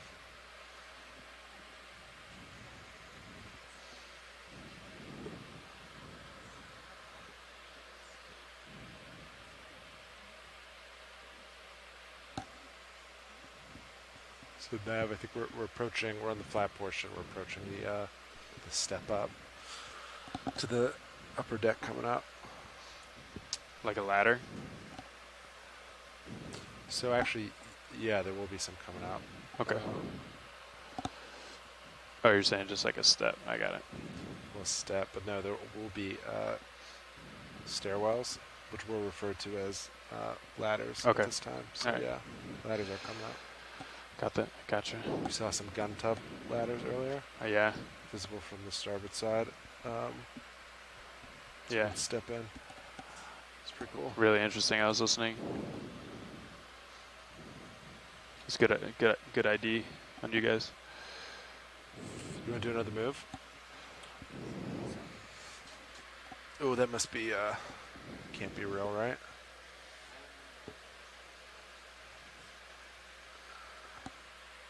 It might be real. Yeah.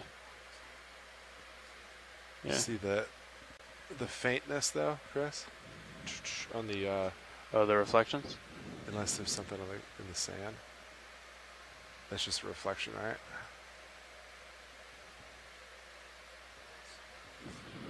There is something down there. Should we take a peek?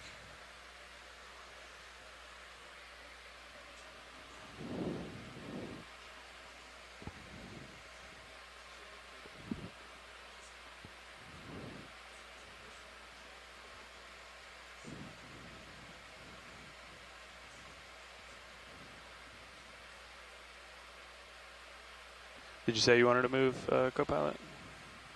Yeah, you would do 10 meters. What was the last direction? Was it 310. Maybe another 10 at 310? Yeah, did that work pretty well? Yeah, coming down. I think so. Yeah, last three moves were 320, 300, 310. Good with 310 again? I think so. Yeah. 10 meters? Yep. Yes, please. Okay. We saw some at the bow. We saw some lines, but we haven't seen too much recently.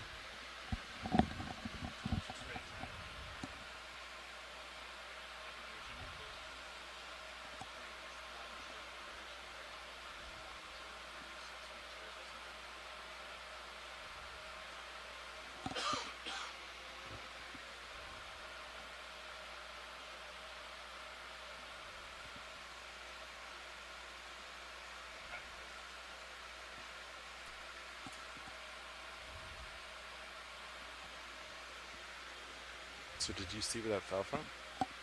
Have no idea. I didn't see anything like directly above it. No. I mean, there's obviously damage to the side, but There's another one right there. yeah.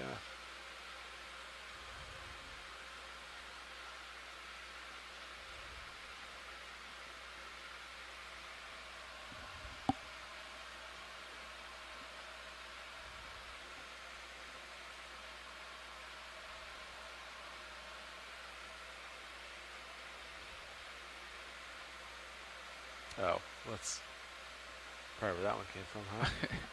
Yeah, there you go. No detective, but it's pretty obvious.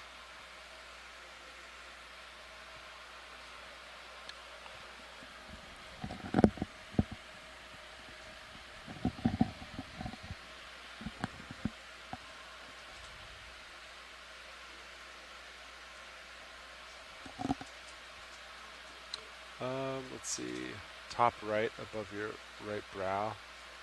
Maybe back up a hair and take a peek. I don't know if that's line or not.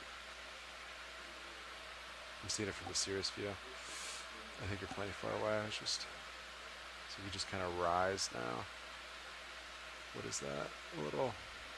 It's pretty close though. It's not floating.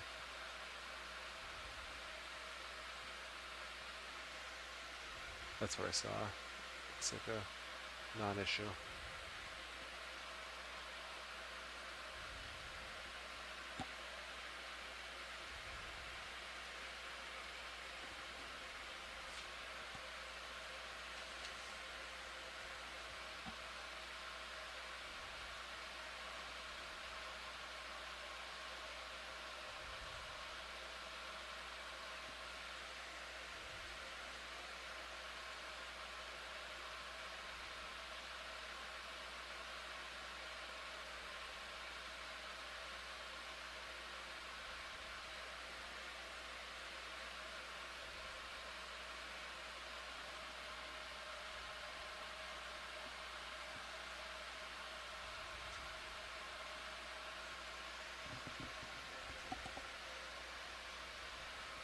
Ooh, we got a gun tub coming up.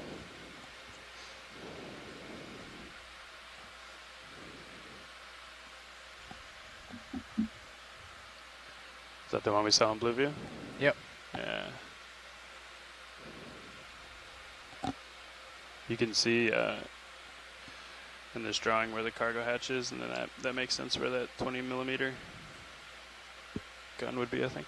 Nice. So in the front they had 220 and then 340, but one of the 40s was missing. Oh. So it looked like it was removed, like on a superstructure. Yeah.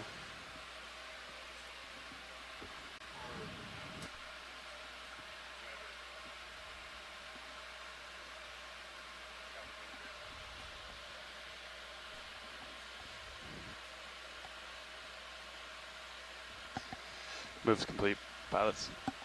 You want another one? Sure. Yeah, let's do it.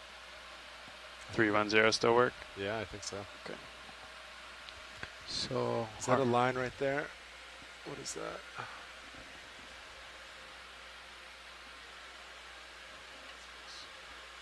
Is it going anywhere? So we make sure we don't swim in anything. Yeah. That's all the superstructure up there.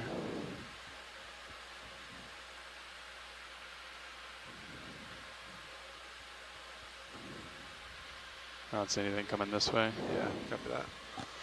Okay, I'll get them moving. Nice.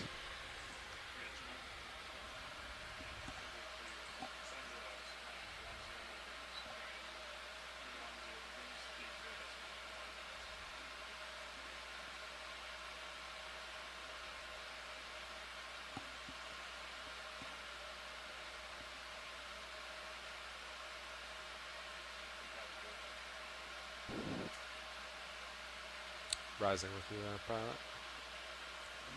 Okay.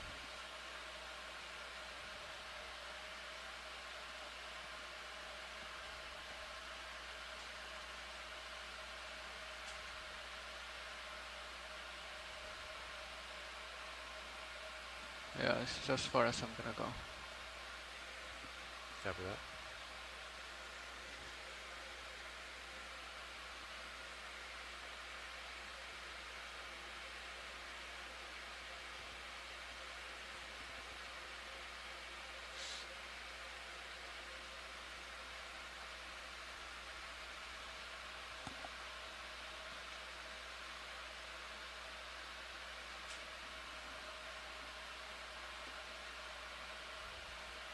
Okay, gonna go back down.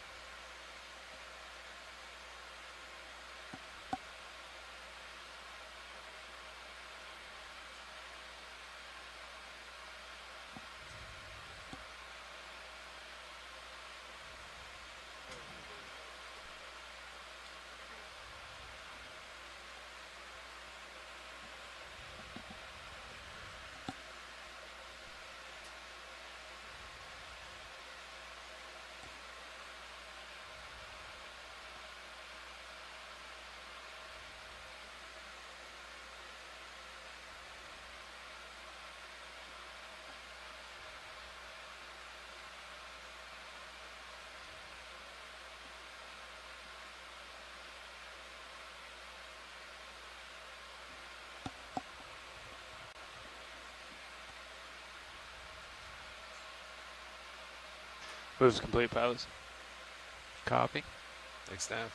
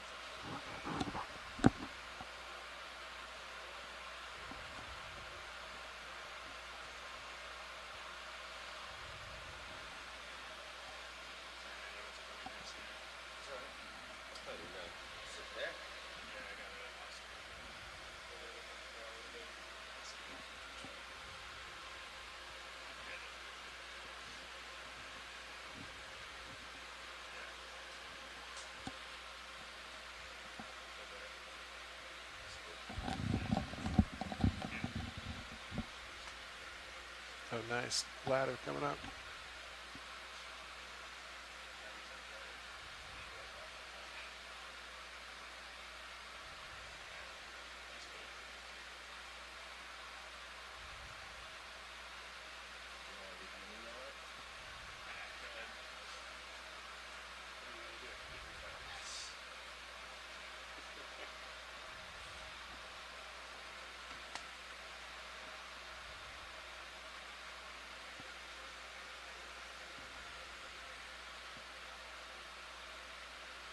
Watch your brow as you rise. I'm not sure if this extends or not.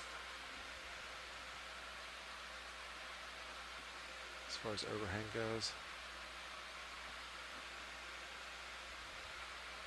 Yeah, I see it right there on the manip. It's in front of me. Oh, it's way in front of you. Yep. Yeah, okay.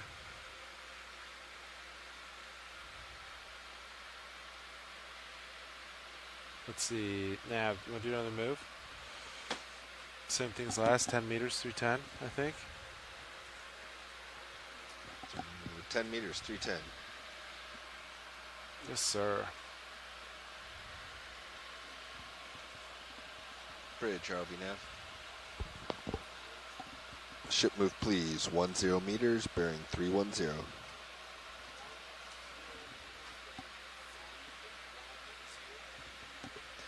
That's a good copy.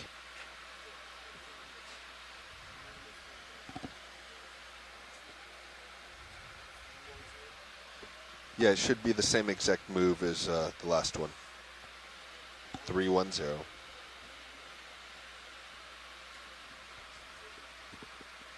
Thanks, Bridge. We're not close to the stern. Is this the stern? Sure Yeah. is. Oh, Look at really? that.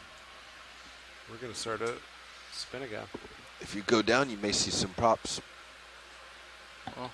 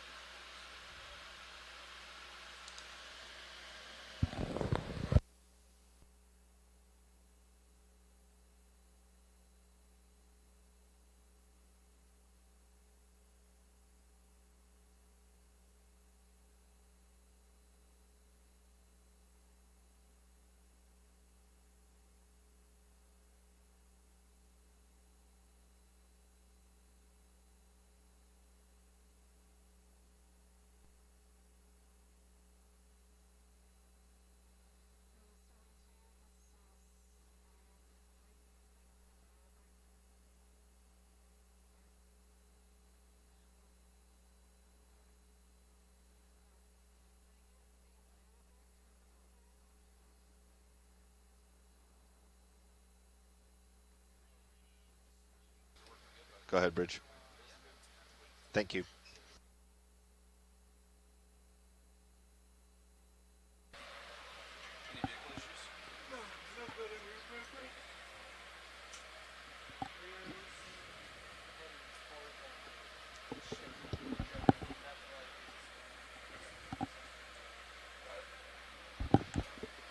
"90 minutes remaining on bottom."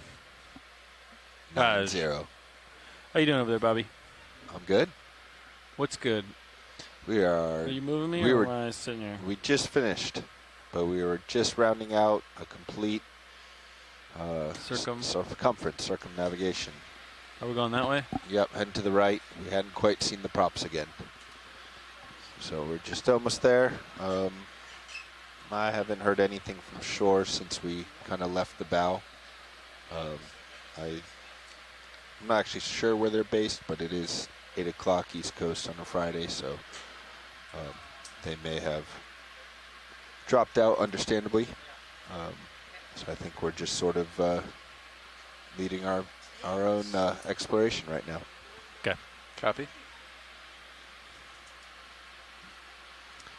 So John should note that we very much appreciate the input that they did give us. It was very fascinating to hear about the ship, especially as we came up on the bow and saw the doors and the ramp, the drop-down ramp. It's all very cool. So very interesting to hear about. Suffered some kamikaze hits, and what else? So my understanding from the parts I did hear is that this vessel suffered a kamikaze hit, which led to fire and explosions. The ship was abandoned, but then a volunteer crew came back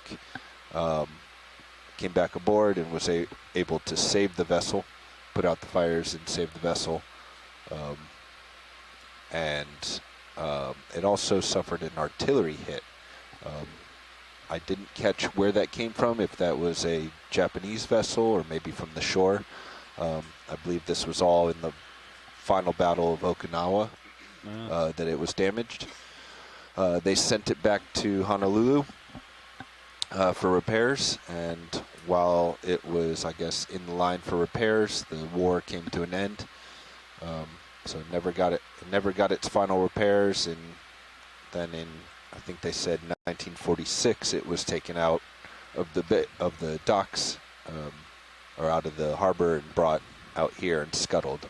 It was not clear what method they used to scuttle it. I'm not sure it was recorded. It's cool that it sank directly on its, straight down. Yeah, landed straight up, perfectly. Perfectly, yeah. Some of the documentation says or suggests it may have been used as a torpedo practice during the scuttling. That may be, so just off to our port side, we just passed a pretty big hole in the side. Yeah. Little high for like a torpedo, but maybe. Or maybe that's where the artillery hit. We're not sure. Copy. Yeah, and the ship did get like two battle stars during its service of World War II. Rail there above me. It doesn't. I think it's a turret. It's around above you. Come up yeah, it's not too far out. Not protruding. No. It's that proud. No, it's not too proud. Let's go take a look. It's probably a machine gun turret or whatever. Referred to as a gun tub earlier by our archaeologists. Gun tubs. This vessel carried 20s and 40s, mostly anti-aircraft, or intended for anti-aircraft. I think this one took out some planes, didn't it? No. Did not catch if it did. So, but there are five guns up front, the bow, and I think 2 or more back here at the bridge. Okay, so we're aft of the davit system at this point. Oh, that's pretty much the stern right there, I bet. Yeah, I think the davit's just to your left. Yeah, you can see it in minute cams. There's the aftmost davit. Yeah, you're right at the stern here. Cute little red squirrelfish on screen. Do you want to zoom on that? If you want to practice, but probably not necessary. Copy. Feel free to call out anything of interest. Yeah, I'm looking. I feel like a lot of the things we've already seen a couple times this dive.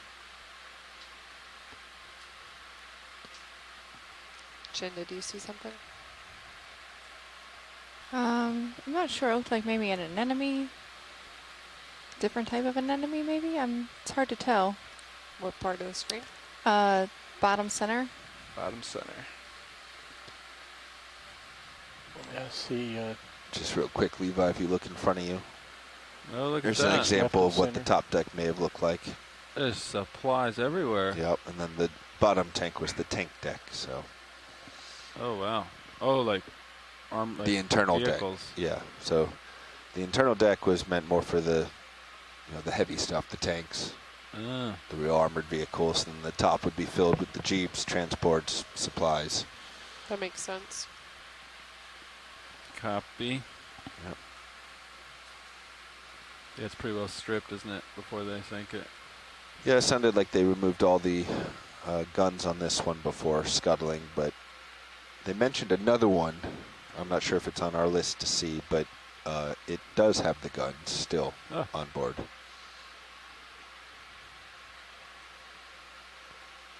Here's another picture of just rolling stuff off. Surprised I don't see any fishing line.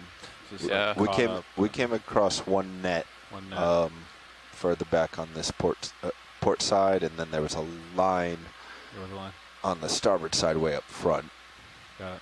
No, otherwise, pretty clear. Yeah, considering it's such a surprisingly big clear. snag.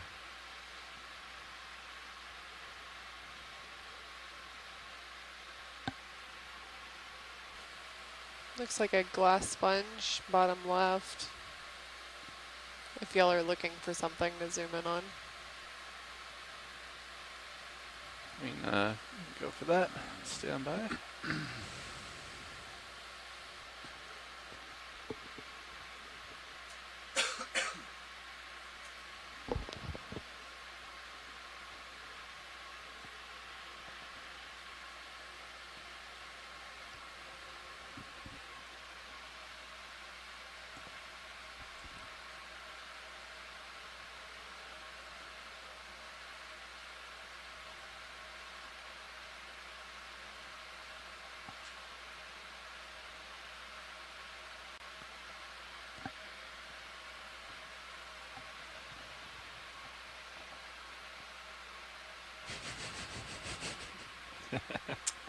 If you want to come in slowly, video. On it. Thank you, sir.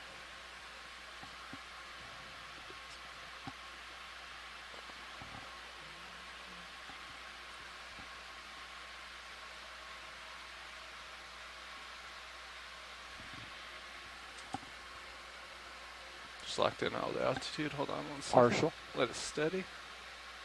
Let's see if that has vibration. I think it'll oscillate quite a bit. Yeah, especially on Zoom. Yeah. It's not Nothing's more steady than terrible. Z-bias is the smoothest. Yeah. Yeah, there's still a little bit of fluctuation there.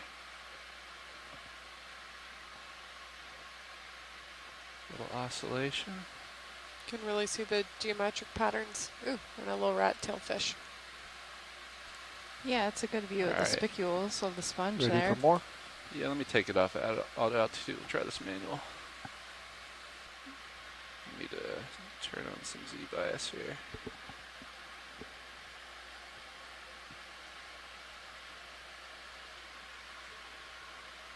Yeah, they didn't build this ship till 1944, and then by 46 it was on the bottom of the ocean. Isn't that crazy? 2 years? I think it takes more than 2 years to build a ship nowadays. I thought this was a neat picture, which I found while I was browsing. Oh. Just you can see how. Just imagine each of these is loading off equipment. It's crazy how far World War II reached every part of the globe, basically. Alaska. All right, let's let this steady just a second, video. All Pacific, all of Europe. All of Africa. Yeah.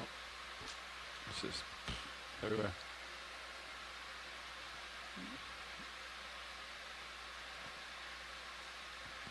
much sea bass.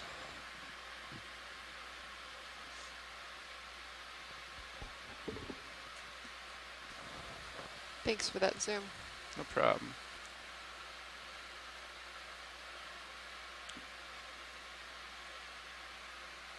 All right, we're gonna let it go, video. Thanks.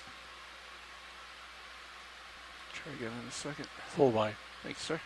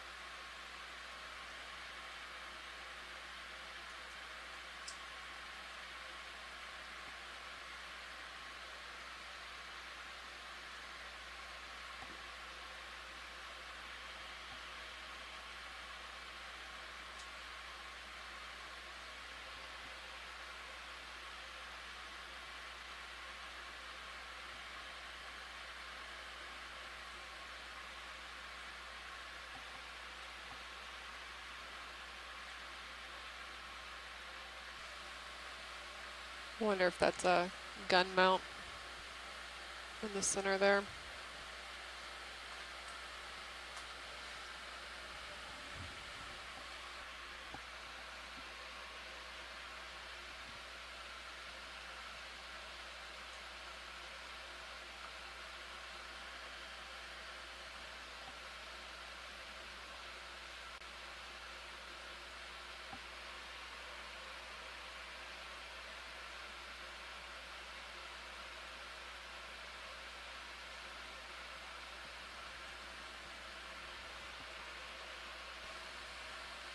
Can look at some of the hull down here.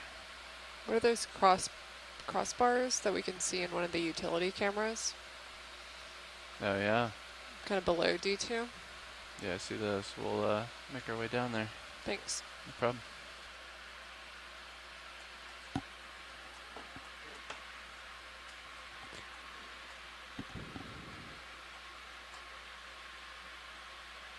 You want to get shit moving, Bobby? Move us down the line here. Whatever you did last, that'd be good. Last move was 10 meters, 310. Great.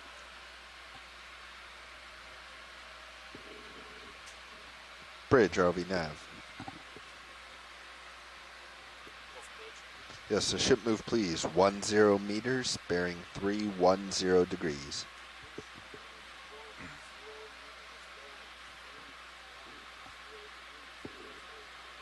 Good copy, thank you.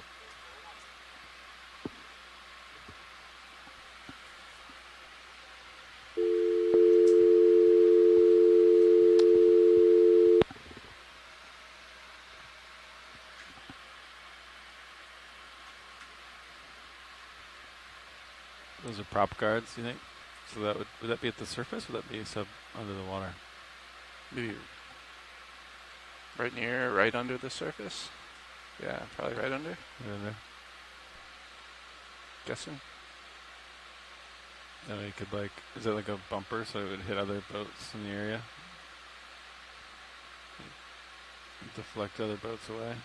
People and things from going on the props. Very possible. Doesn't seem strong enough to stop another one of these from. Yeah, there's a. Right, because these are all loading on the beach parallel. Maybe it's so when you drop your your anchor from above this, the anchor like a little guard, yeah. Little guard, so like Keep the anchor chain. Oh, I bet it's a like anchor chain that comes down from the winch up top. Anchor chain off the back end here? Yeah, so when you land, you drop an anchor. Oh, to pull yourself off. Yeah, and then you like let it go free as you ram max speed in. Yeah. And then that's how you get back out to sea. You haul into the chain.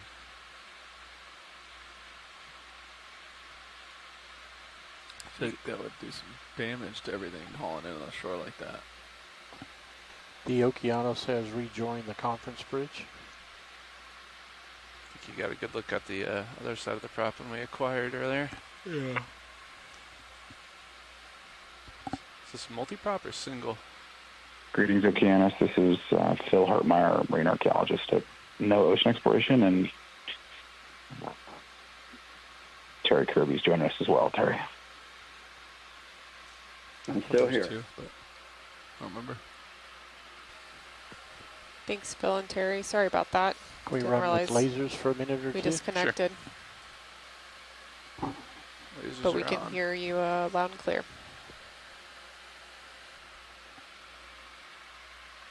Terry and I have been having some great conversation on the other end, I'll be honest. Oh no, we assumed that y'all dropped off for good. Oh, so sorry. Got a sea spider no. bottom left. No, yeah, we're really hoping to get Maybe a look at another the bridge. Brisingid. I don't know if there's enough time left to make a move up there. Yeah.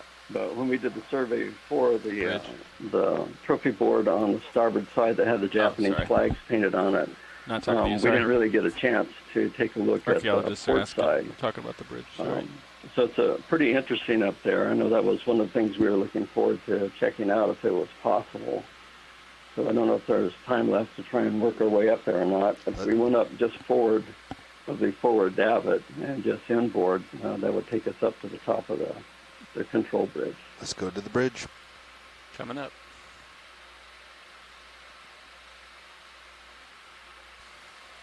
Thanks, Terry. ROV nav, how much longer do we have on bottom? We currently have about an hour and 15 minutes on bottom.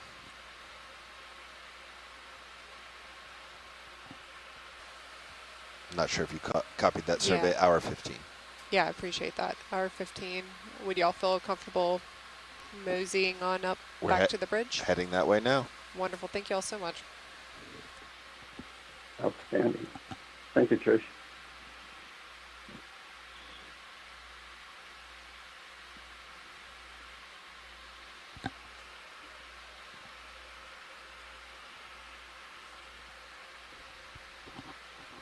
Yeah, do you move back till we came, Bobby? Or do we have is it right there? He said just forward of the davit. So I think we'll probably need to shift maybe a few meters. I'd let him get out first. Okay.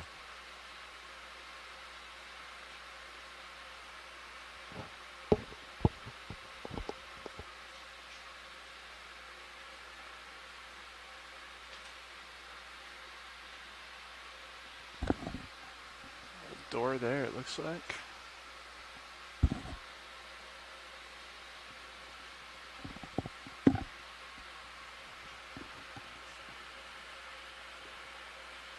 Is it? I think just start coming to your left. Roger. Get past the davits. I would just follow this railing system. I'm back here. Sounds like he wants you to go internal to the vessel. Copy. Right, so like once you get forward of the bridge, then you can come in, up and over. Okay.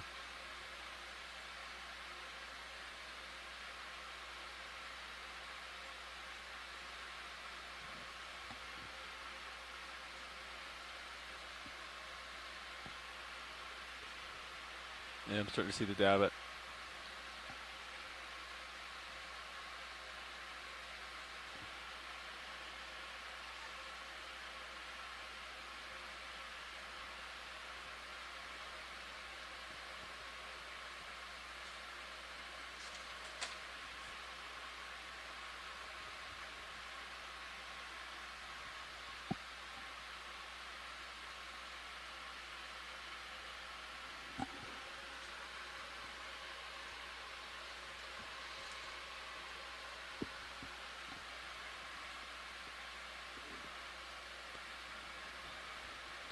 to get a move in, Levi? Yeah, just bring me back the way we came. Just complete opposite? Yeah. All right.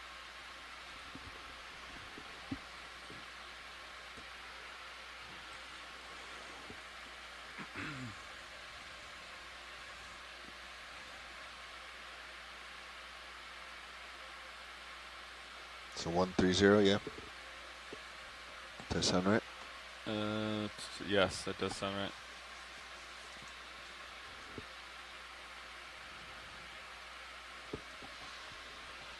Bridge, RV nav.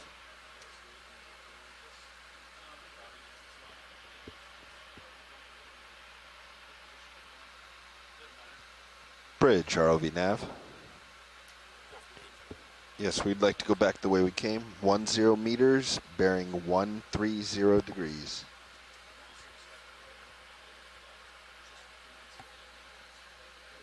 Good copy, thank you.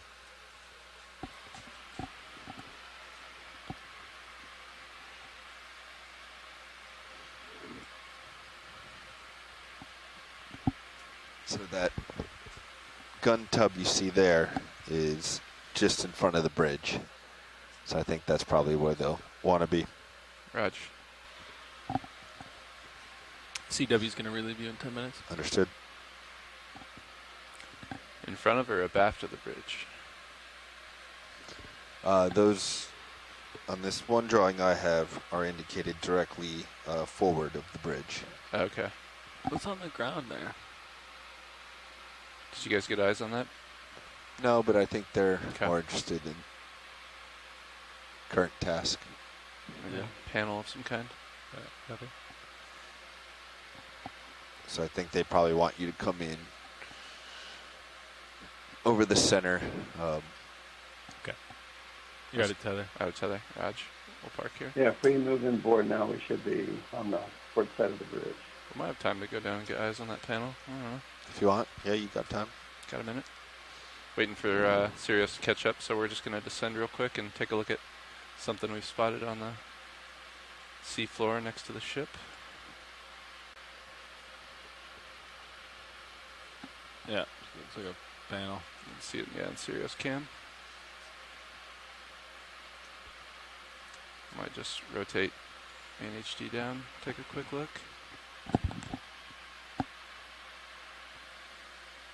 Still about 7 meters off the floor.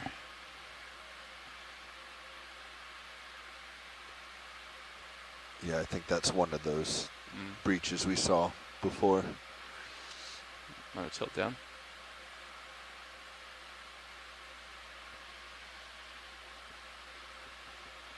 Oh, that looks like a little torpedo hole there or something. I don't know how big torpedo holes are. Huh. Yeah, looks like a panel of some kind. Looks man-made. Is that? Fell off the ship, yeah. Okay. You talking about the panel or the hole? The panel, yeah. Yes.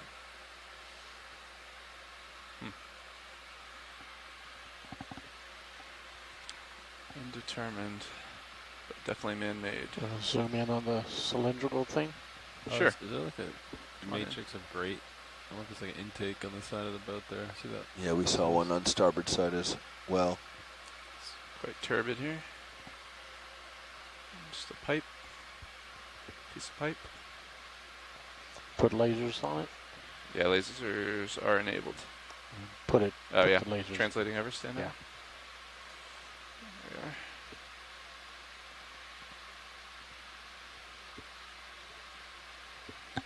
we are. Okay. Yeah, that near object looks metal also. It's time for the bridge. Let's head on up. Roger that. Come on out, video, and we'll scoot it back up.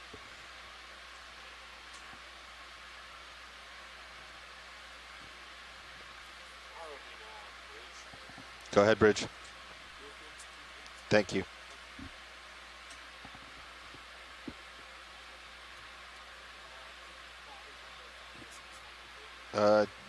Grace is coming. Yeah. CW's gonna be here in a minute.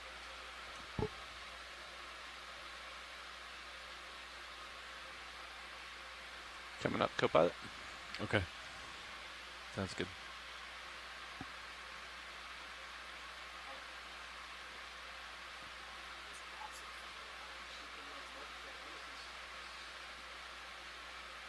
You can see some of the that thicker armor belts plating around the hull.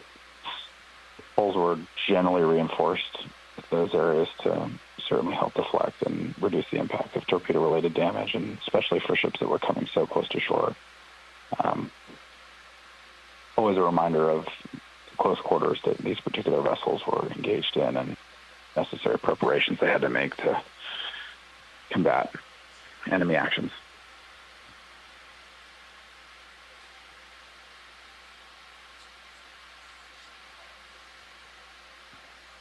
So this might be our entrance here. Do you need some more move, Levi?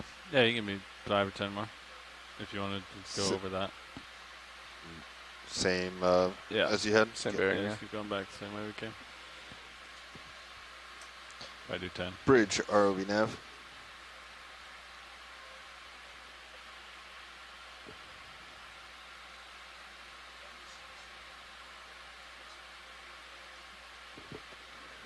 Bridge, ROV nav.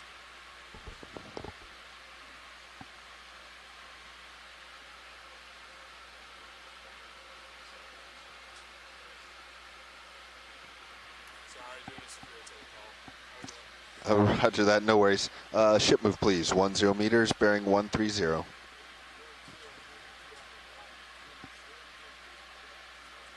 Thank you. Just gonna dial in Z bias before we cross over.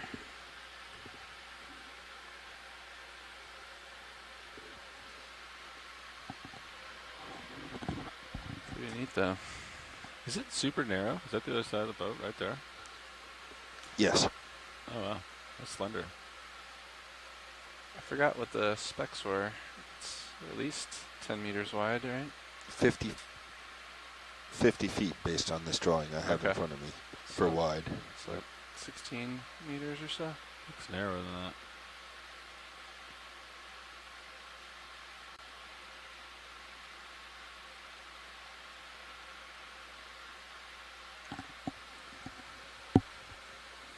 Do you like the new camera on Sirius? It's pretty wide, isn't it? Pretty wide.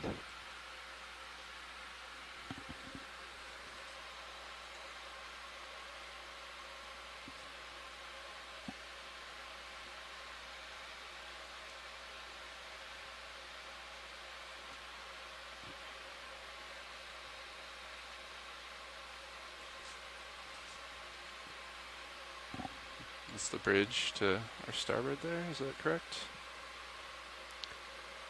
Yeah. Levi took off our view, but no, I think it's up one deck. Ah. Right, so there's a gun tub on top of that scaffolding. Yeah. It's not scaffolding, but so if you turn right, light Yeah. it up. The breezeway there. Yeah, it's up there. Up to your right. Yeah, so to starboard, but up a level, yeah. Yeah. That CP AUX too, I do see some shutter associated work, some stuttering. Yeah. Do you think that's black magic artifacts? Standards converter? Yeah. Possible. Doesn't look as smooth as that Deck 70 ones. See what you think. Look at them, compare them. See what you think. It's usable. Not as good as the main camera, quality-wise. Oh, yeah.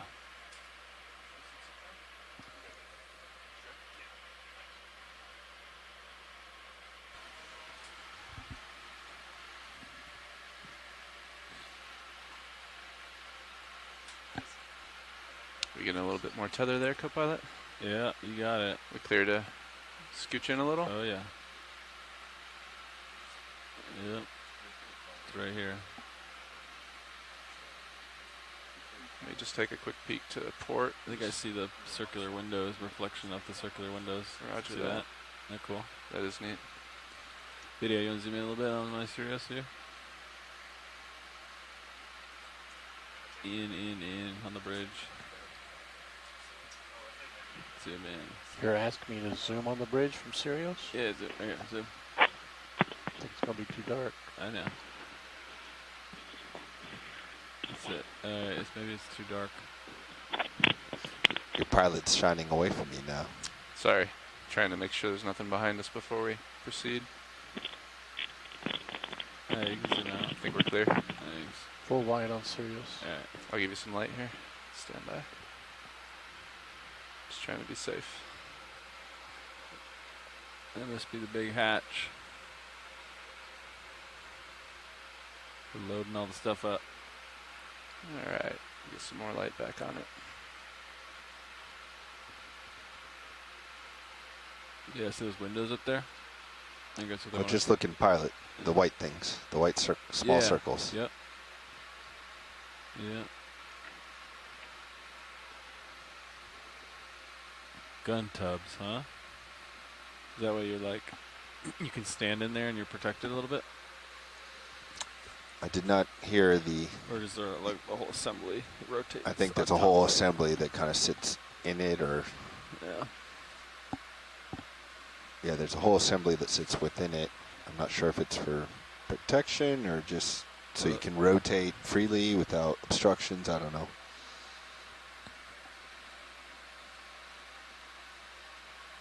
A little bit.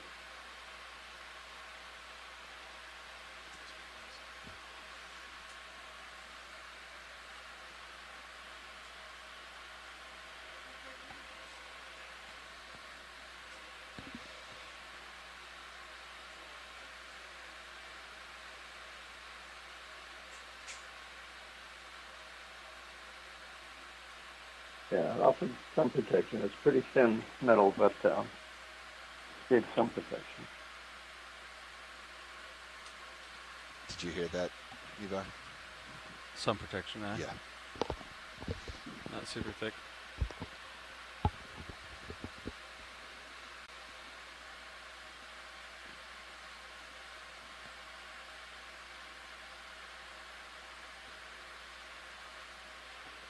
Yeah.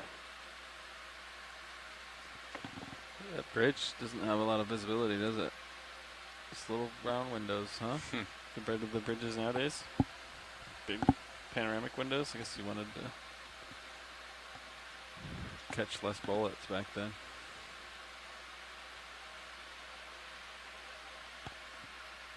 Hmm.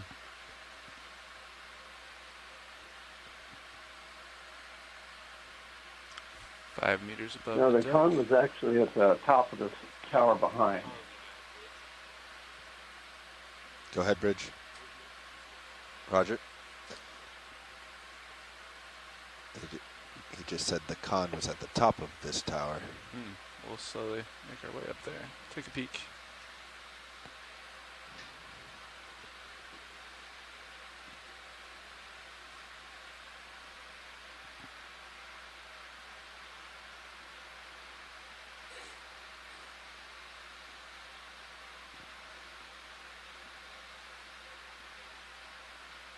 Right.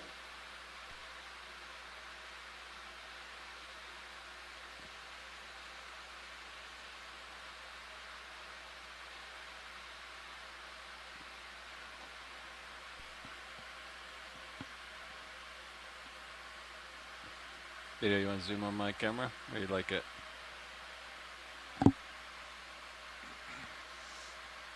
Yeah, there you go. You want to lead a little more? Just Gotta- a little you bit? gotta focus it a little bit. I think. There you go. And then you can see the brass voice tube.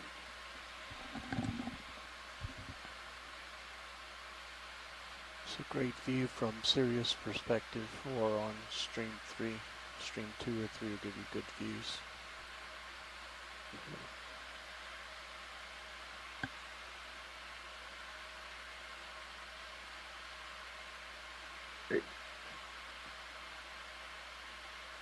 Nice shot, Roland. This is really cool. You want me to kill my lights rolling, or I guess it probably doesn't even matter right now. I'll leave them on so I can see my tether.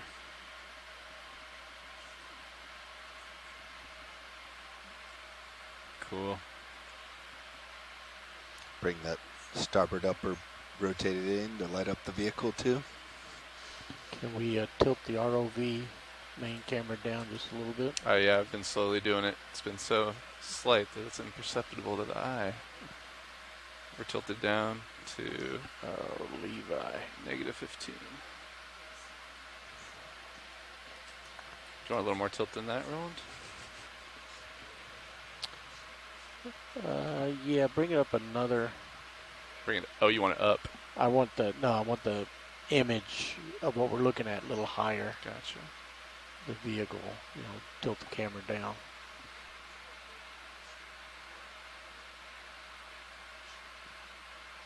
I think you're doing a great job, John. Thank you.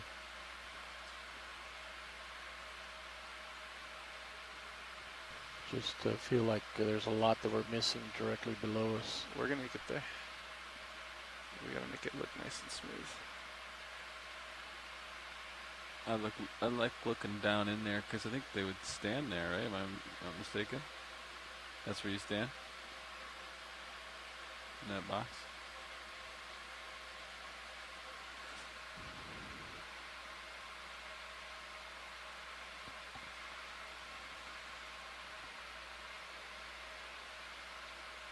Rich night.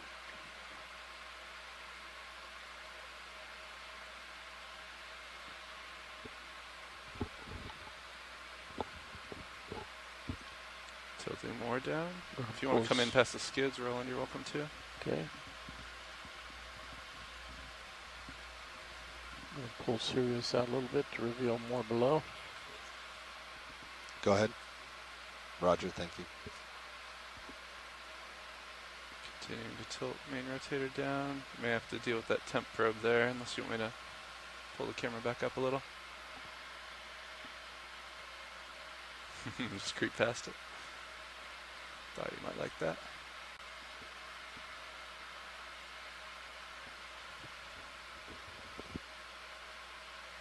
I'll kill lasers for now.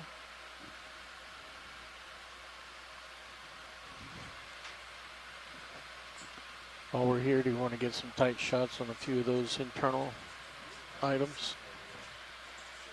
Sure. Start with what's in center screen. See, the brass voice speakers sound pretty Sounds good. shape. Go ahead and come on in slow.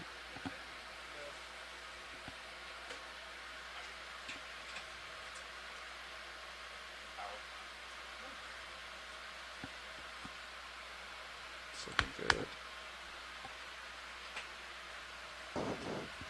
Gentlemen. How you doing? Oh no. Okay, and maybe saddle slowly to your left. Roger that.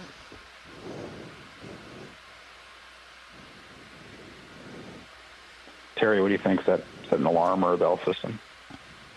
Oh, yeah, that's an alarm.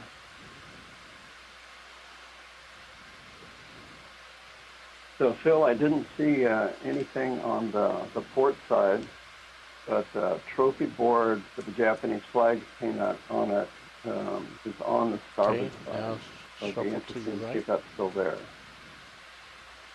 Stand by. Steady. Coming back right. Yeah, agreed.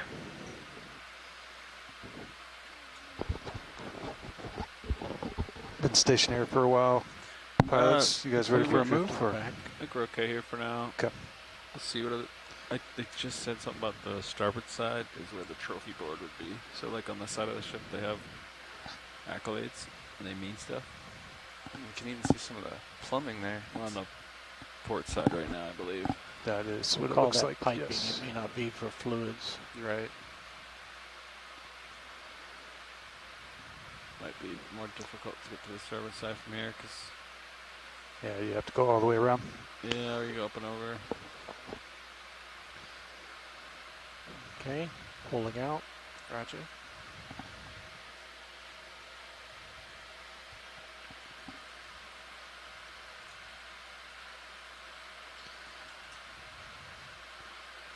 ROV team, can you confirm how much time we have on bottom, and if checking out that starboard side could be more of a potential here?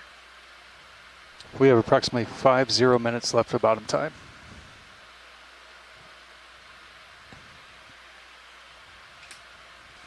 Phil, did you hear ROV nav? You might be able to try to see it from here, John. You know what they're trying to see? Where is it at? Direct me to it. So you're looking at the port side, right? We want to see the starboard. See what you can see. How Sorry, far you over did you or can did get. not Like, hear ROV nav say that we have 50 minutes turn left. starboard. Copy. Try to see that side of it with what tether you have. Okay. You know what I mean? Yep, like this. Or you said turn starboard. Yeah. 50 minutes. I would put my ROV over here, okay, looking that way, and then try to pirouette the. See how much tether you got. And work. And you can stay like pretty high up, so that way the tether is should be nice just out of these snags. Yeah, just straight across here. So you want to see the other side of this? Is what you're trying to see, basically. Oh, I thought you said to come that direction. You know what I mean? So like lateral left, look right. Yep, that's what it was. Yeah. Yeah. Okay. We're on the same page. Yeah. Just try to see the starboard side of this con tower. Watch my tether for me, if you would. Yeah. Is this high enough up? Yeah. Oh yeah. Yeah, you're good.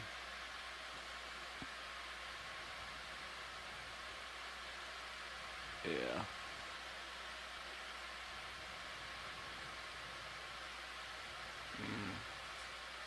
Some new things to see coming into view.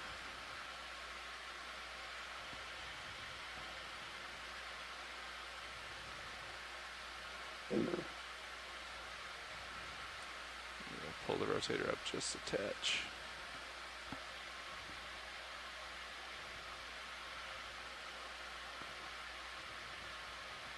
You want me to zoom in partial? You can come in a little bit, yeah, maybe past the nozzle there a little bit. Yeah, right up to it. Yeah, I wouldn't turn anymore, otherwise your tether's gonna roger that. I can't see much. Is this a view of anything of interest? I'll slowly back. Science, is there any extra view in this corner that you'd like? I don't think tether. for us. Roger. I think that Terry might have. Terry, you said you wanted a view of starboard side, looking for a flag. Yeah, I just wanted to look and see if the trophy board is still there and if you can still read it. And then I'm pretty much done with this wreck. It was a great survey. But yeah, that was one of the things we really wanted to take a look at, and we're almost there. You want to get a move 10 meters to So would that be on the exterior starboard side? Yeah, you guys want to go across? Yeah. Yes. Yeah. So come closer to me. So the Okay, toes so not RV side. team, we're good here. If we can go to the starboard exterior side of the bridge. Yeah. There you go. 228. Yeah. Copy. Just jump up and over it. Bridge, are we now? Hey, Bridge, we'd like to request a ship moves, please. Range 10 meters, bearing 228 degrees, speed 0.1 knots.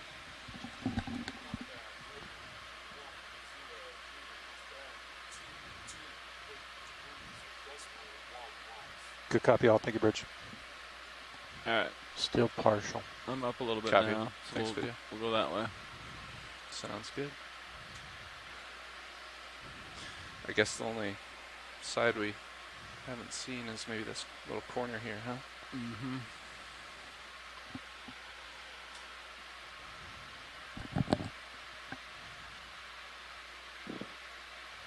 Just gonna turn and take a look over here. Have you seen the accolades on the Coast Guard boats where they have the snowflakes and stuff like that? Their drug bus. I'd imagine it's similar to that. Not 100% positive. I believe it's one of the things they wanted to see was a plaque. Accolades. Accolades. So if a ship takes down another ship or another airplane, they put like little Japanese flags of how many different or whatever it took down. And I'm assuming, since they're looking for it, they tend to leave those on vessels even when they scuttle them? I'm wondering that too. That's probably what they're wondering.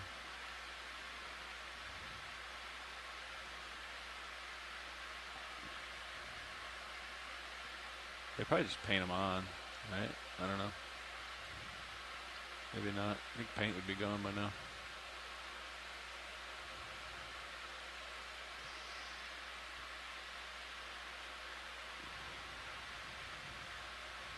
Just gotta look down, check out what I got going on. Yeah, it's fine. Yeah, they're just painted on a board on the outside of the starboard side. So they shot down 3 kamikazes, and the third one was in flames and hit the ship. And when we first found it, we could see 3 Japanese flags and a symbol of a Japanese aircraft painted on that board. So it was just on the outside of the starboard side of the bridge. Yeah, bow's over there. Starboard side. So, yeah.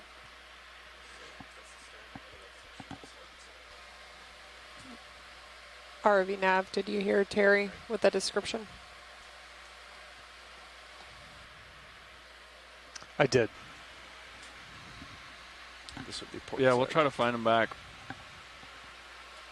It should be right here. Once I get enough tether to our pilot, he can go look for him.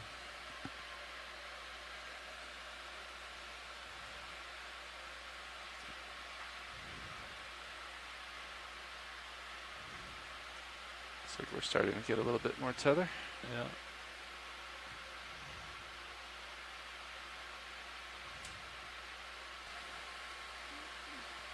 Terry and Phil, I believe we're waiting for a ship movement for a little bit more tether. Roger.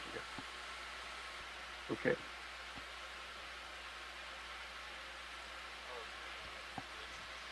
Go ahead, Bridge.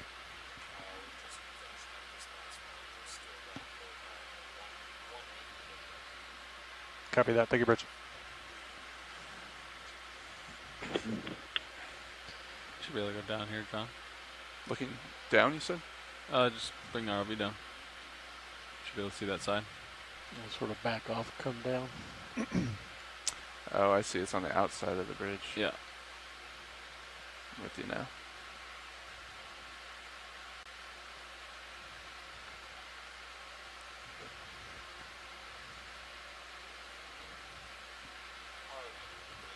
Go ahead, Bridge. Good copy. Thank you, Bridge. I'll stop pilots. Roger. How's tether? Yeah, you're good. You're great. Yeah, somewhere over there. There's a flag. I think that's a Japanese flag right there. Yeah, you zoom on that. You can come in, slow Ready. round. Nice job, JD. Right, looks like they're still there. You ready? Yeah, it's got to be it. I see one. Yeah, maybe 2. Yeah. Yeah, it looks like it. Yeah. Approaching slowly.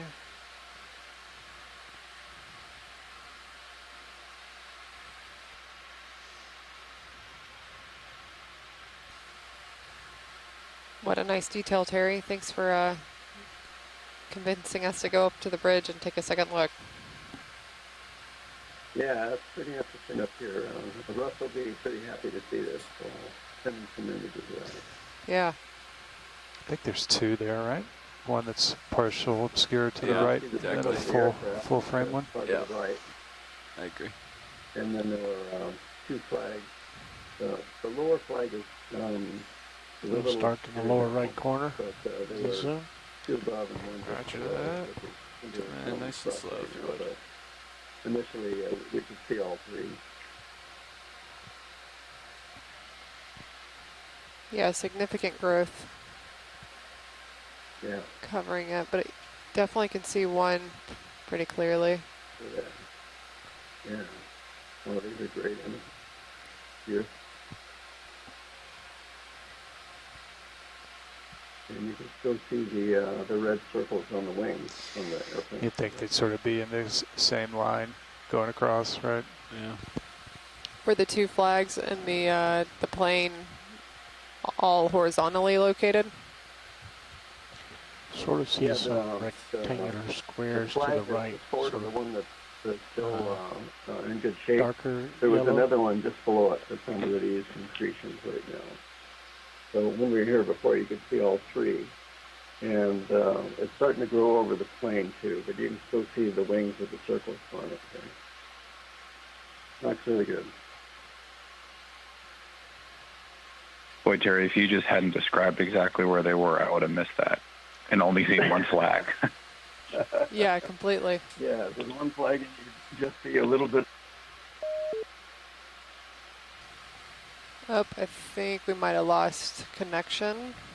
The line is still connected. Phil, Terry, do either of you copy? Are you okay here, co-pilot? Yeah, This is still here. Okay, I think we may have lost Terry then. Bring my rotator up a little bit. A little tilt up. May have gotten so excited he hung up.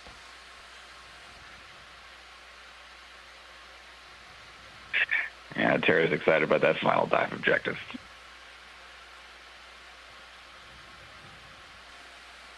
Phil, do you know if he or D or have any other objectives you want to check out during the remaining see time? The yellowish triangle to the right of those two.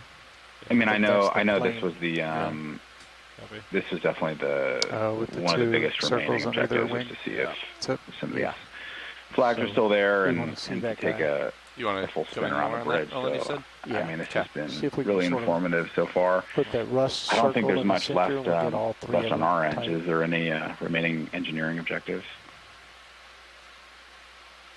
I'm going to tilt up just a little bit for you. There we go. And maybe we can turn on the, see if the extra lights will bring out the colors. There you go. Nope. Seems like just adds back scatter today. And then go to the right, the plane itself, and we'll just get tight on that.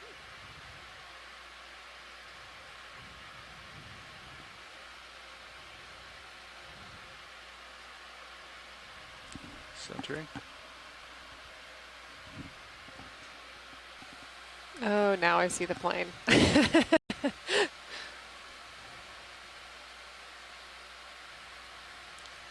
Oscillation. I'm grateful for that zoom. Thanks, video. My pleasure. Nice spot, Roland. Keen eyes. As usual.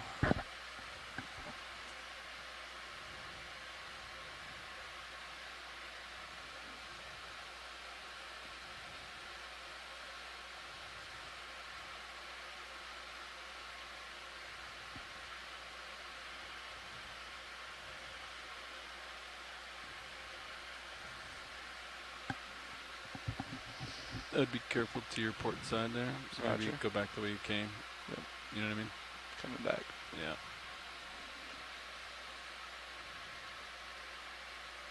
Do you see any other accolades on there to the left? Can't tell.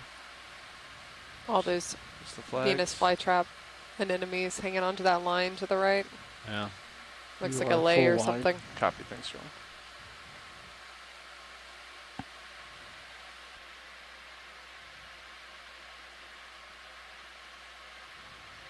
Super cool, right? And I don't see them terribly present in other spots of the wreck. Come again, Phil? Super cool how they're growing there. I don't see them terribly present on other parts of the wreck, not in a line like that, you know. Oh yeah, the Venus flytrap anemones. Yeah, we've seen a couple, but not so much in a line like that. What are you thinking, John? Bring me back where I was? I think so. Okay. You want to move me back, Chris? To Sure can. where We'll I do came from? inverse. Yeah. Yep. Yeah. I wonder if they like that line because it Pushing in past allows the them to kind of skids. turn a little bit more with the currents rather than being stuck on a firm Bridge, are we structure now? of the ship. Hey, Bridge, we'd like to request another ship move, please. Range 10 meters, bearing 048 degrees, speed 0.1 knots. Range 14 meters, bearing 048.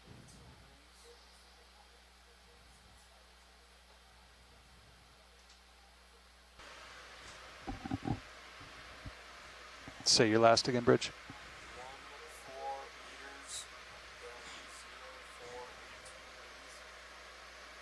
10 meters, bearing 048 degrees, speed 0.1 knots.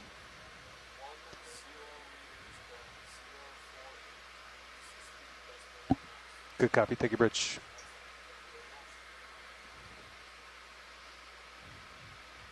Are we partial zoomed on Sirius, Roland? What was the question? Are we zoomed on? Yeah, okay. partials. Just making sure.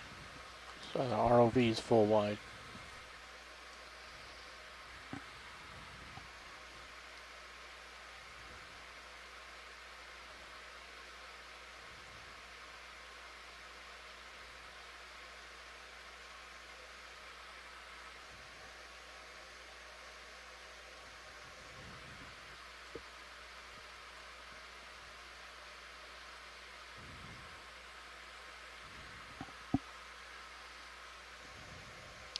About a half hour left, Levi. Dodge.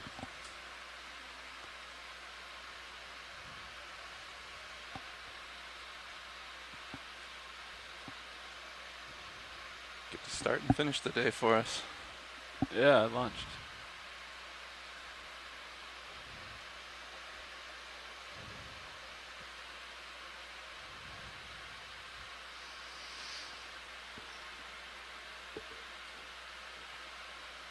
You're going to wind up right where we started. Nice. Stern. Yeah. Full circle. Port side looked the same as the starboard. Yeah. It's amazing how perfect, like, just sitting upright this wreck is. Very easy to navigate. Did we see any of the charge holes from where they scuttled it? You know, I did see some holes, but I'm not sure. I'm sure the Navy engineers made it so it fell nice and, Yeah. you know, unless they, straight well, if down. they just use it as torpedo practice, then they, I don't know. Is that what they did? Yeah, there was a rumor, or Yeah. I thought I heard that, or I thought they intentionally scuttled it. they did, but like they Doors falling off the hinges. yeah. Smiley face in the porthole. He's trapped in there. Yeah. The gun tubs.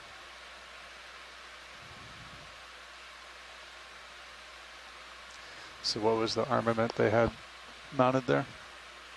They say, was it 20s and 40s or 40s and 80s? I can't remember. Millimeter anti-air stuff. Small ones and big ones. Can you guys describe the armaments were here? That's what it was. Phil, if you're still on the line, could you maybe go over some of the ammunition sizes and gun sizes they used on this vessel? Go ahead, Rich. Sure. Relatively speaking, lightly armored, lightly armed with 40s and 20s, 6 of each. There's a picnagonid primarily for anti-aircraft, but could be used in sort of a small arms capacity as well. Copy. Thanks, Phil. Yep. Is that another Sea Spider? You can snap it, but yeah. Kind of center right? Yep, looks like he's been eating that anemone. It's been deflated.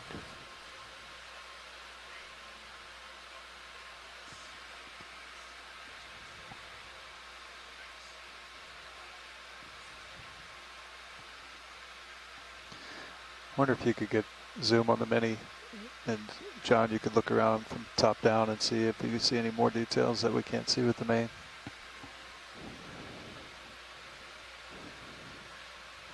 Yeah, we can give that a go. Go ahead, Bridge. Good copy. Thank you, Bridge. Thanks, Roland. We can probably zoom out. Looks to be a similar species as the two we saw previously. Thanks, Roland. Phil, could you give us an overview of this shipwreck as we're coming to a conclusion for this dive? ROVs full wide. Thanks, Roland.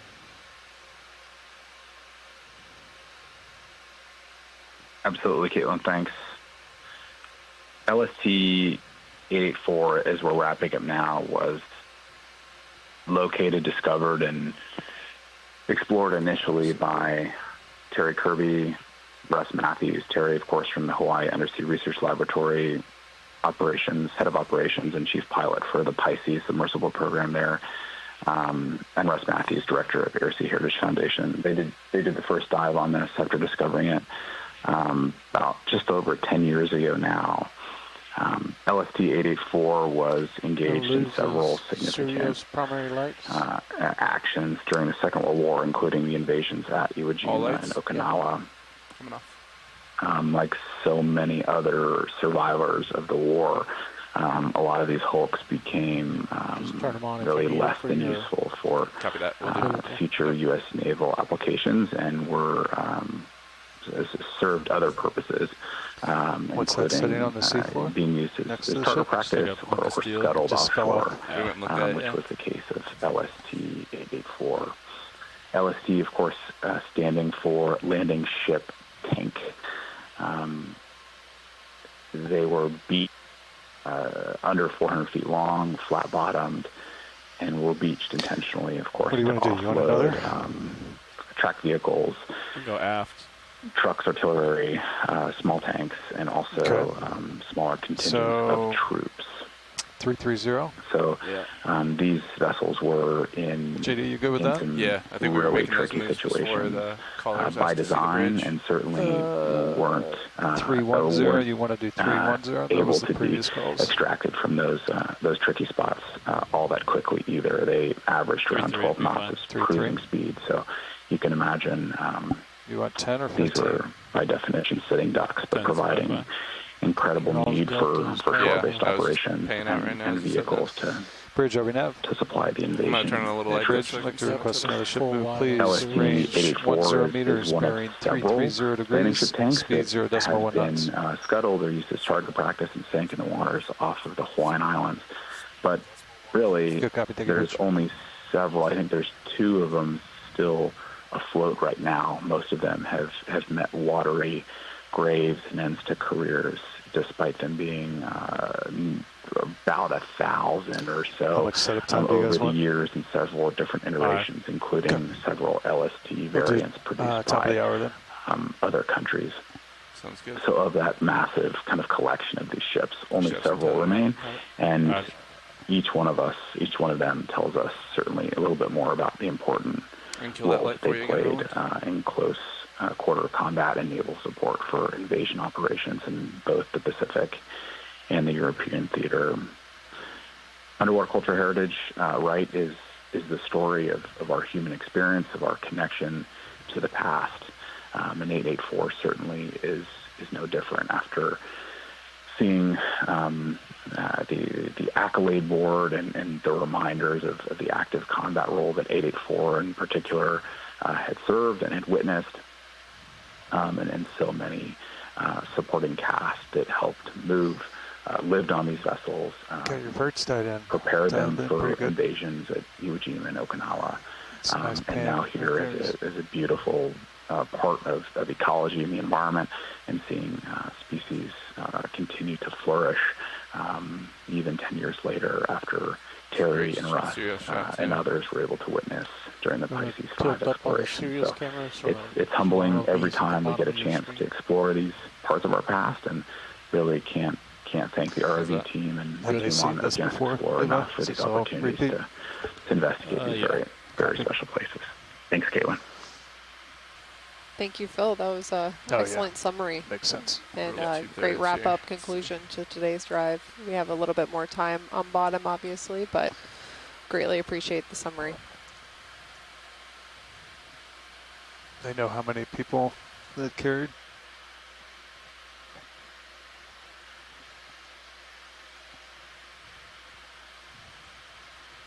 I imagine it was highly transient, like loaded up or empty, you know? Yeah, I didn't know what capacity was. Well, they were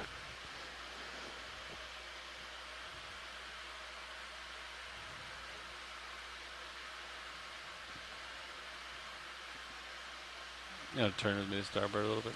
Some cursory research suggests that there was just over 100 on board to run the ship, and I'm sure that could be scaled up or down depending on how many troops were needed to be offloaded. Ship's still moving now? That's all right. It is still moving. Do we know how many tanks It should this be vessel could have finishing accommodated? that move here just shortly. I can get another one right in after it if he has one. I'm okay with that. Make a little move. Yeah, you can do another one. Go. I'll wait till they finish this. That's another great question and varied based on the equipment, but I'll see if I can dig and find some better numbers for you.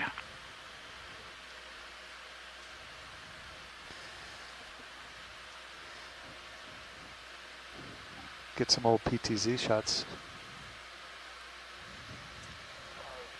What is that very white thing in the Go background? ahead, Rich. Can we zoom on that? Sure. Yes? No? Yeah, you can zoom. Good copy, Bridge. Take it. Thank you. Let's Snap look it. at that in the wheel right to its right. Is that a compass housing? I was noticing that earlier too, but yeah. It's definitely a valve behind it. Right. In the background on the left. Yeah, there's definitely a. And it's a valve control handle. It could be like a brake for a chain, like a, you know what I mean? Just like we have on our bow, the anchor chain brake wheels. I don't know. Yep. Yeah, you can come out. Yeah, I'm just going to have you go to the road circular thing to the right. Bridge, are we now? Hey, Bridge, if that move is complete, Hey, Caitlin, put another one in, following up please. on your question on how much range 10 equipment meters, these landing bearing ship tanks could accommodate. 0 degrees, speed 0 just some cursory research here, potentially up to 20 Sherman tanks. Those are 33 tons each. And don't forget, right, these were all in a line. So 20 Sherman tanks all in a line is a pretty, on its own, is a pretty powerful image. Or it's saying here 16 landing vehicle tracked, which could also include another 400 fully equipped soldiers in that cargo capacity as well. Yeah, that's impressive. 20's quite a few, especially chain single locker row. in front of Could it? be either I don't know. terrifying or I think that's a wonderful sight to see if you were on the- shore, Looks like depending yeah. on That's where what the chain side. goes up the back. Yeah, exactly. Right. So you drop the big anchor with the chain on it, and then you use the brake to like let it go free, and then set the brake, and then use the active drive to go back out to sea. Right. I can get on board with that explanation. And I don't see a chain or an anchor. They're probably quite expensive. Yeah, they definitely took that with them. Yeah.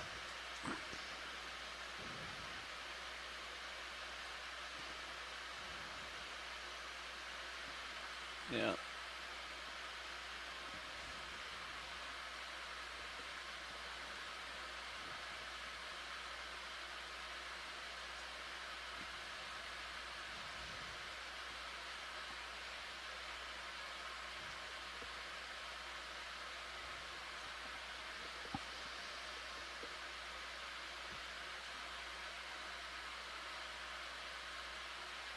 Iris control's getting a little chunky. Okay.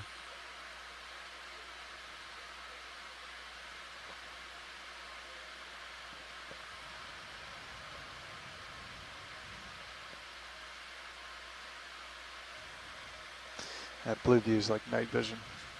Isn't it? So crisp. Yeah. Get nice hard returns.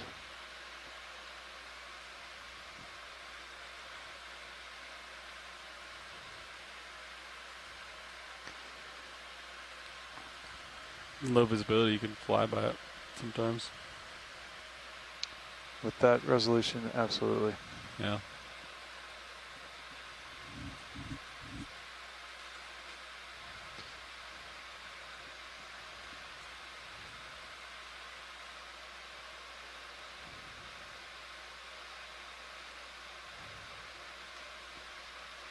Cool.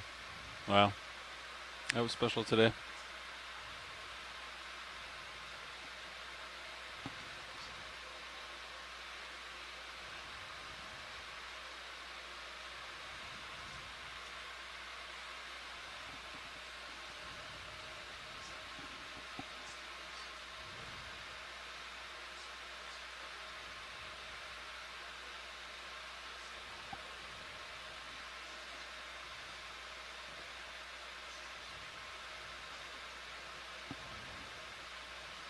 Did we look in that hole? It's got the door open. I don't know if we're going to see much down there, really. If we had our X spots, we could send the X spot in there. Yeah. That's what it was designed for, I think. Yep. John, did you ever get to see the X spots? Me neither. I didn't. I mean, I got to see them in the shop, but never on the vehicle. When were they tested? I don't think they ever saw the water. Yeah, I don't think they did. Go ahead, Bridge. Can we look at Good the copy. box Thank you, Bridge. to the right of the ladder? You guys want to run that back? You want to do another move, Chris? Yep. Let's do it. Yeah, you can do another one. Good copy. Bridge, over now. Bridge, we'd like to repeat that last move. So range of 10 meters, bearing 330 degrees, speed 0.1 knots.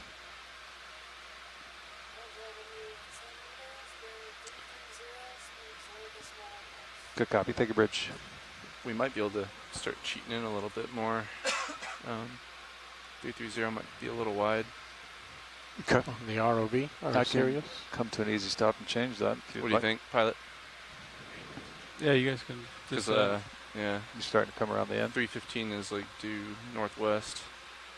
I'd say at least 315. Maybe 310 back to what we were doing. Okay. Oh, yeah, I see what you're saying, John. Yeah, you can get me closer. Bridge, RV now. Hey, Bridge, can we come to an easy stop on that last move, please? Yeah, let's go 310, Chris. Good copy.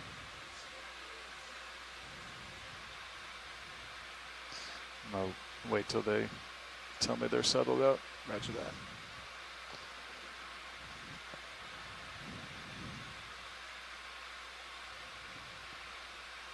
Cool. I love this big guard thing. Yeah, pretty neat. Go ahead, Bridge. Yeah. Good copy. We're going to put another position move in with a different heading here. So range 10 meters, bearing 310 degrees, speed 0.1 knots.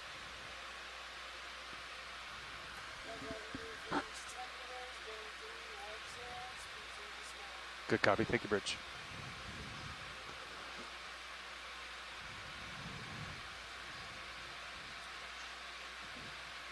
ADCB's not working at all, JD. Really? This looks like it's like, yeah, right? I heard you guys this morning saying it was not. Oh. No, it was doing fine. It just was stagnant for a while. Oh, okay. I misunderstood. Yeah. Made me question it one moment. Copy. A little stale at times. Yeah.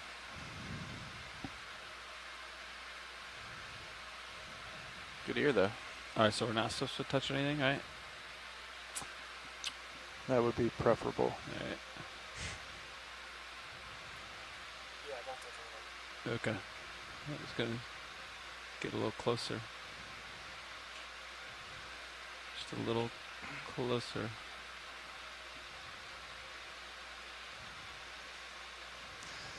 It's amazing how much that color pops when you get in the sweet spot. Oh, yeah, when you actually get proper lumens on it. Yep.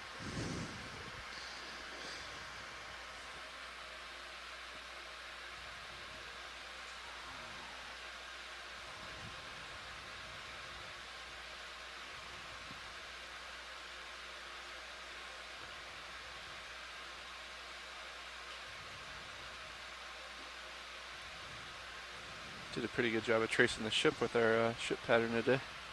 Oh, yeah, our LST moves. Yeah, that's true. Probably the most moves we put in. Well, because they're all like 5 meters. Yep. Once we got there. 1, 2, 3. Looks like they got a little more cavalier on the port side.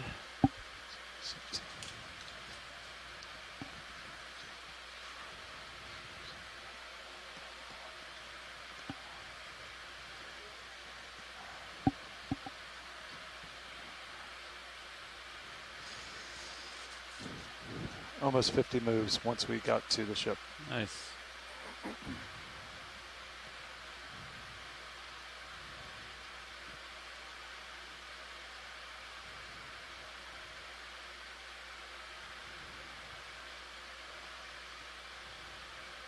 feel like we made pretty good use of our time today.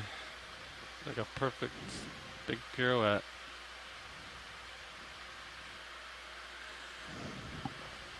It's easy when you're experienced. Got a good crew.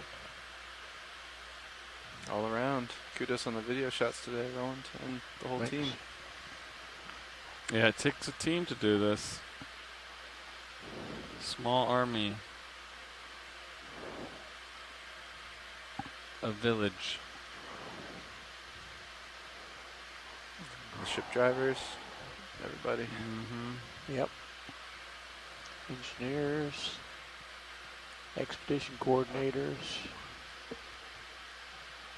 dive soup, all those phone calls, and everybody's been working at for months to get us to this point. Yep. All of you guys and us getting all the machines ready to rock.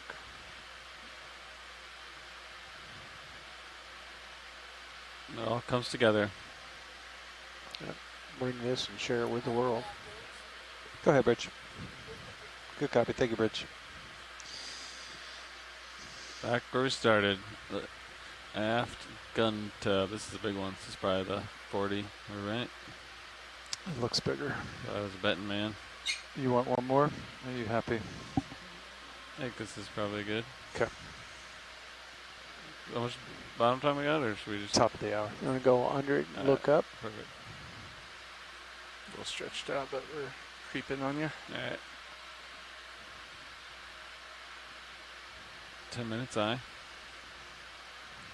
See if we can find something interesting with our last bit of bottom time.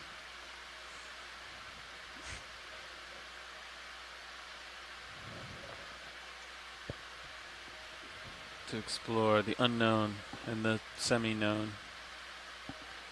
I'm wondering what that pipe is connected to.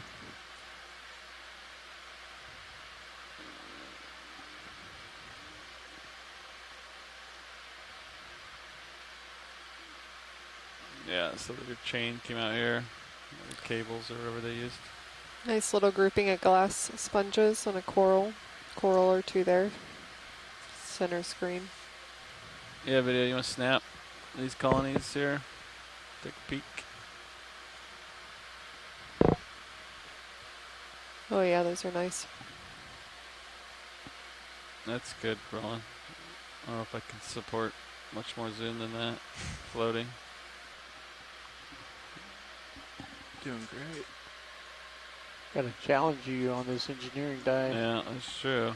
You're doing that.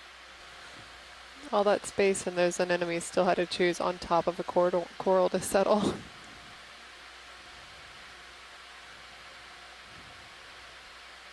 Thanks for the zoom in. Yeah.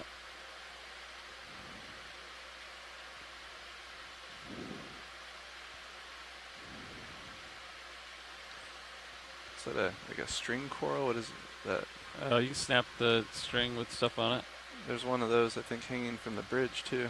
Almost Yeah, looks like a lay of sorts. Barnacles. Yeah. So Yeah. Shilling cam. It looks like Okay. a line and a bunch of barnacles, and anemones have chosen to settle on it. That's those Barnacles little are, anemones, yeah. they have the parts out feeding currently. Interesting. It does look like a lay though. You can zoom out video. Come down. Cool.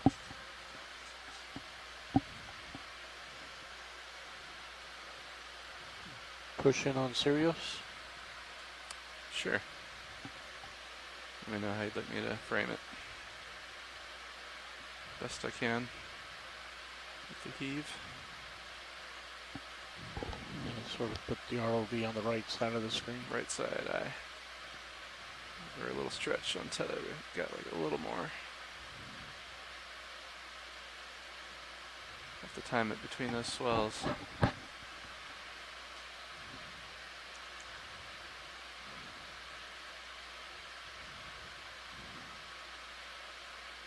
I've always enjoyed the serious zoom shots. Yeah. Real nice. Gives you a perspective. It's hard to get otherwise.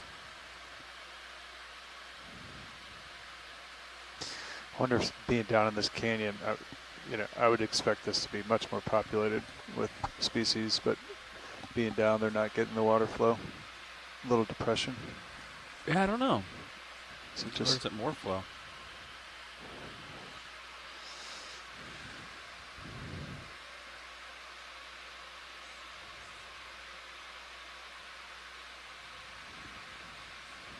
Did we get both sides of the rudder? Yeah, it's just supposed to go down there, really. Let's check it out. I got a little peek at it earlier, but Looks good on the sonar. believe I can get a little closer maybe. Got a white coral or sponge or something in there.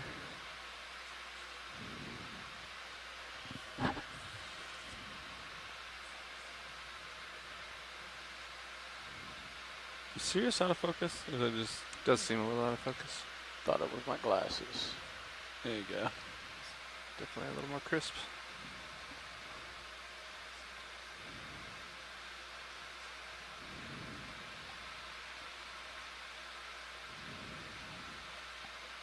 Pushing past those kids. Oh yeah, yeah. Coming down with you. You're a little stretched. Roger.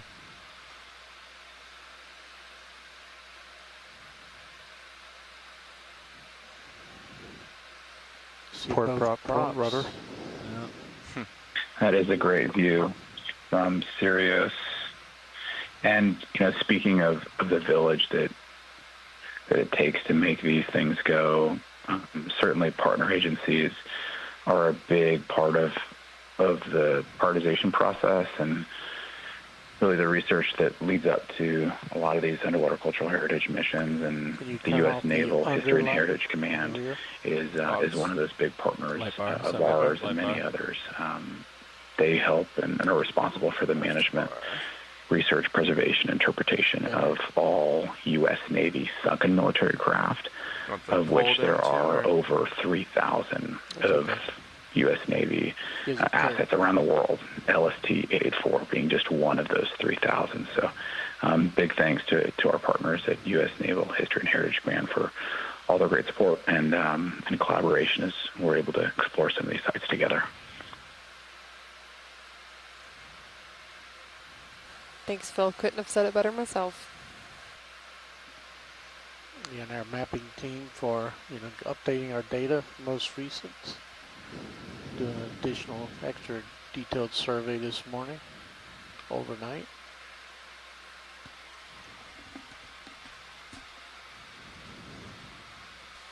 Yeah, I believe our EC Shannon Hoy woke up at maybe midnight to verify the shipwreck location and got us where we needed to be. So thank you, Shannon. It's dedication right there. For sure. Long day. It paid off. It did. It's been a beautiful wreck today. And our survey techs overnight. All our mapping specialists. And thank you, ROV team, for keeping the ROV working functionally, and the smooth operation, and video team for the smooth camera and nice zoom-ins on everything. Really appreciate it. Flawless execution. Thank you. Thank you.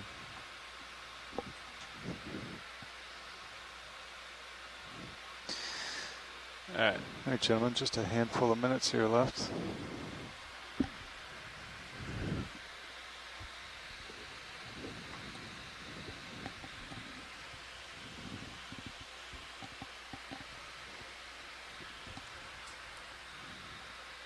Video can zoom out. I think we're partial right now. Thanks. We are full wide. Come out on Sirius 2 when you're ready. All right. Shall we say goodbye? Say goodbye. Turn back on Sirius lights.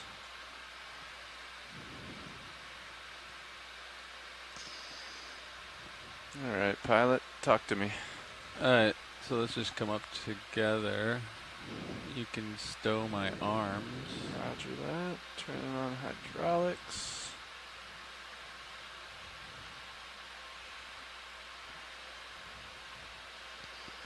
We are packing up and headed to the surface. So This marks the end of our dive today, folks. thank you for joining us.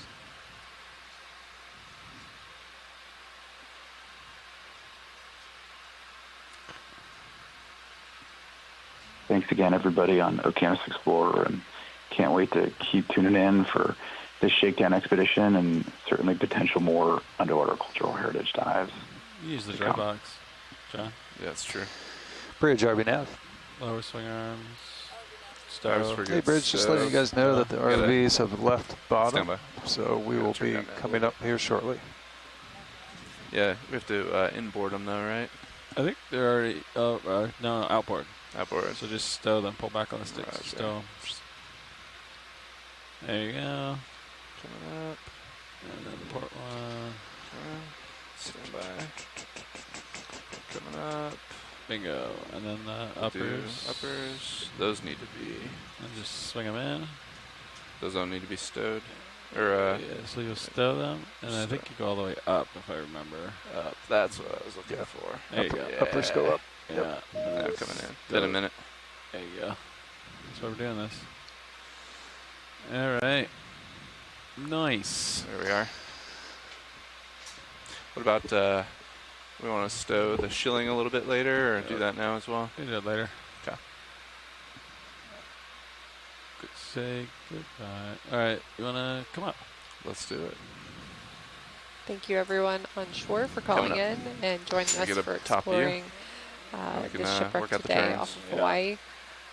We will be diving again tomorrow, so be sure to tune in, and hopefully we'll see some deep sea corals tomorrow. Looks like got half a port turn in, so starboard. And those numbers are real, even though we have a red on the screen, right? Correct. Yep. Roger.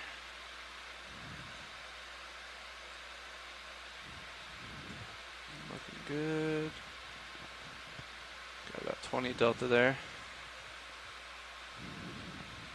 Alright, let's come up a little bit. I'm going to come up 10 meters. You just let's come up together. Roger. Cool with that? Coming up.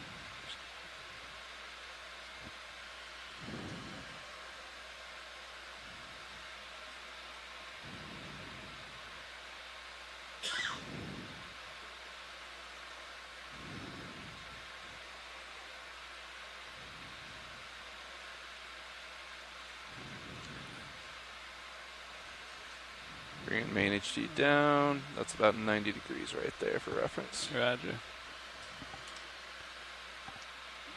22 delta. Alright, I'm stopping here. I'm in auto depth. You can make a healthy delta. Roger. You're looking straight down. You can do your turns. I need to go, let's see, is it starboard or port? Figure it up, starboard. Coming back.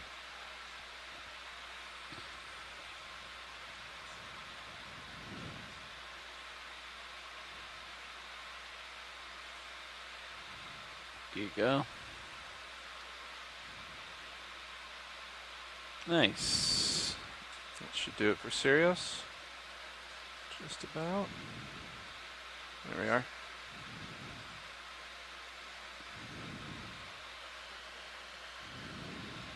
That should do it. Push ahead at will. Roger.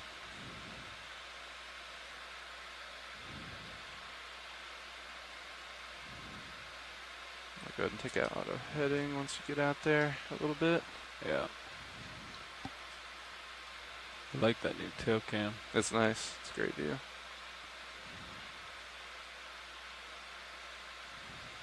Let's see, reducing delta. Looks good.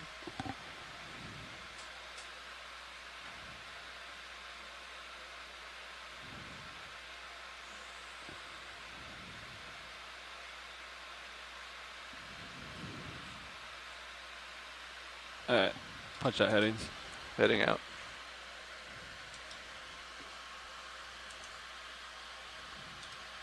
Oops.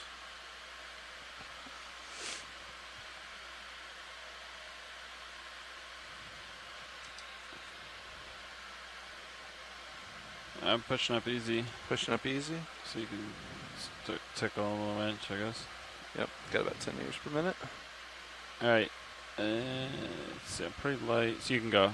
Going. Ramping up. Yeah, you can go. I think I'm pretty buoyant, so I'm going to take it easy. All right, how are we looking, Chris? We got Streaming looks great. Yep. Auto heads out. We're clear of obstacles at this point. You got an off-bottom target. Yeah, if you guys are happy and the streaming stays this way, I think we can just leave the ship where it's at. All right. You can play with the, once you get that dialed, you can get a feel for the selfie cam. Let's do it. Roger that. Tickling the wind up, almost 30. There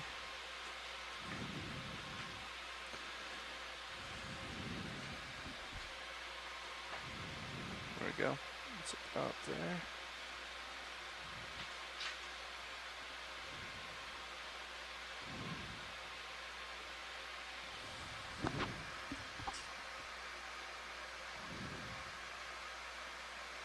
We on time, Nav? I'm going to double check right now, but I believe we are. We are a few minutes ahead. Excellent. All right, we're right around 30 there, pilot. So if you want to dial in your Z bias, I'll start working on hydraulics. All right. We only need minimum hydraulics for the shilling, right? Or should I ramp it up a little? I'd give it a little bit. I don't know if it need to or not, but I do.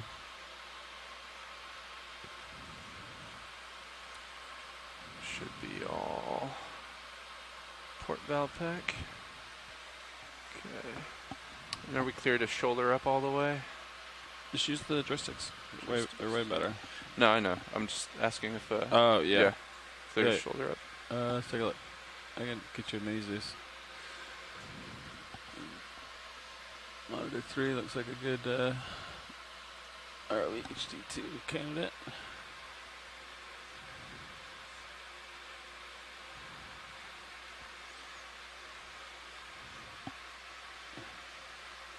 Dude, are you zoomed in on HD2 right now? Oh yeah. You want to zoom us out on HD2? Mini Zeus. There we go. Alright.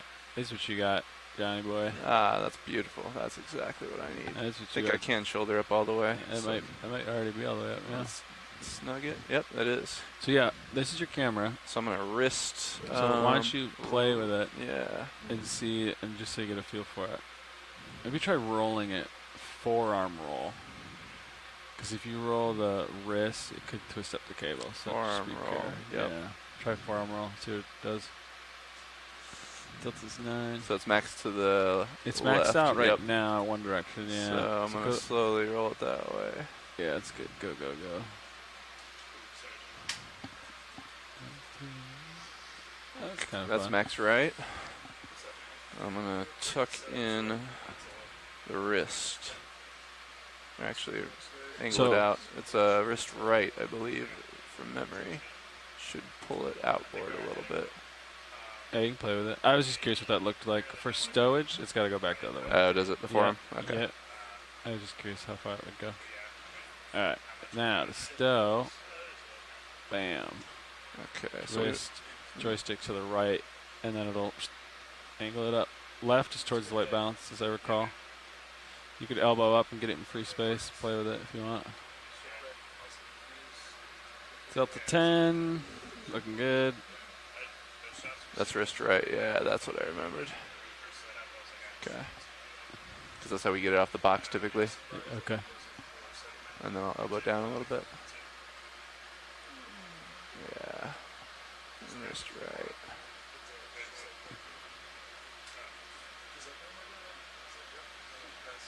How are we looking off the box? A little more wrist right? Yeah. Can we come,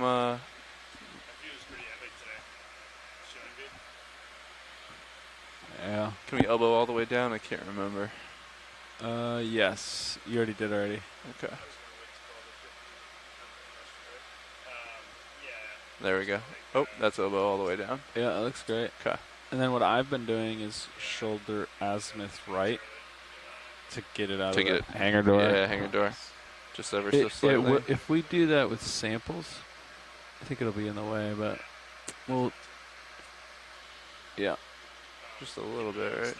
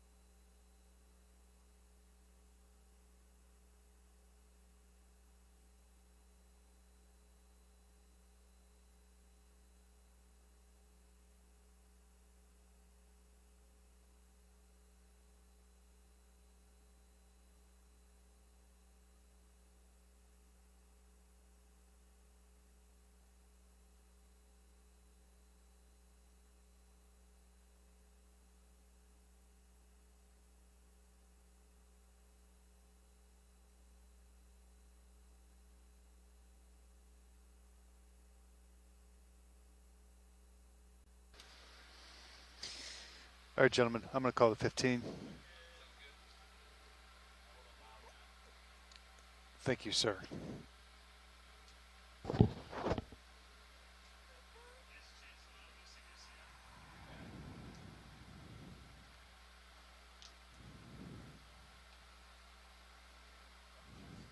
Bridge, RB now. Hey, Bridge, we'd like to request a 15-minute call out to 50 and confirm comms on deck A. Request to disengage port prop, port rudder, make center rotation midships at this time, please.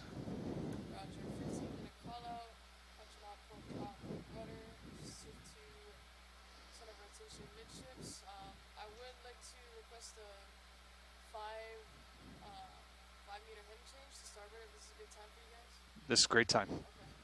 Good copy. Thank you, Bridge.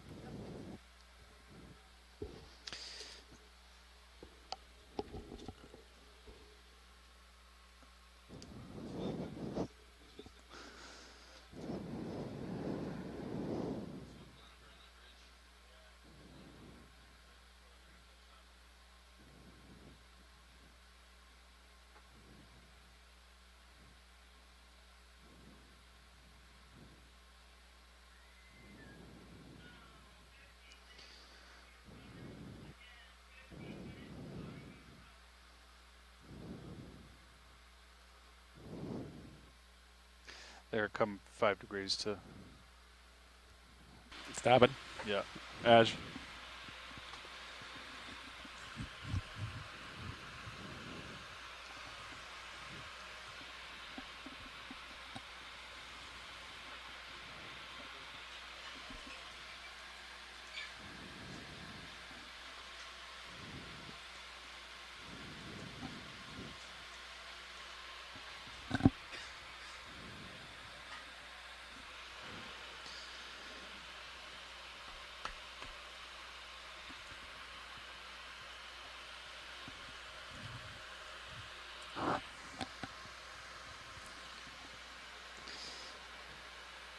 Should I get him going?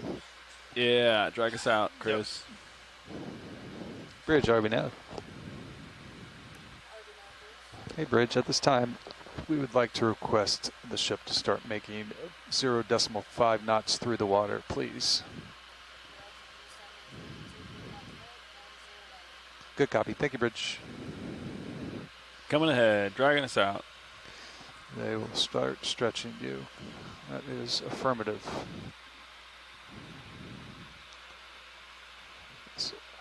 Boat. I think my new favorite camera is definitely the down tail for sure.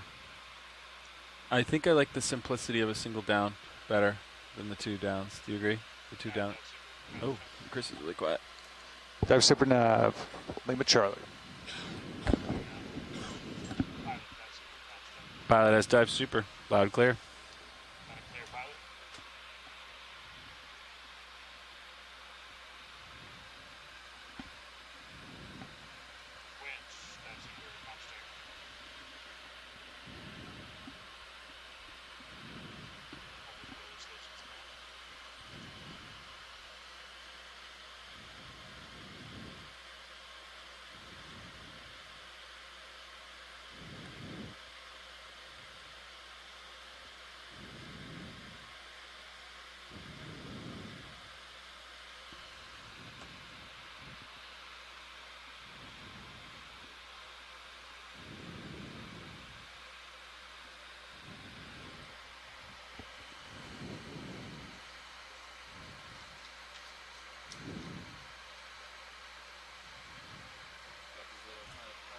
Delta's a little high there. All right. Gonna ease up on the winch just a skosh. Nah, leave it. High.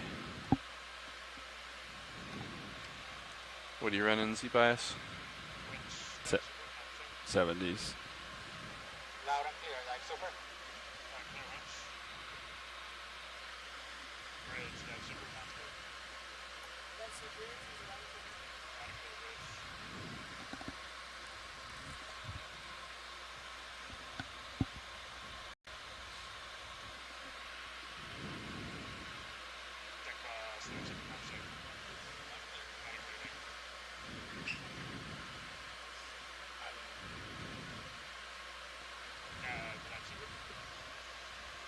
Go ahead, Dive Soup. You sure can. So vehicles are currently ascending, passing 250 meters at this time. Ship is coming ahead 0.5 knots through the water with a heading of 074 degrees. Wind is currently 18 knots fine on the port bow. We have 0.5 knots of current directly on the port beam. Port prop and port rudder have been disengaged and center rotation has been set to midships.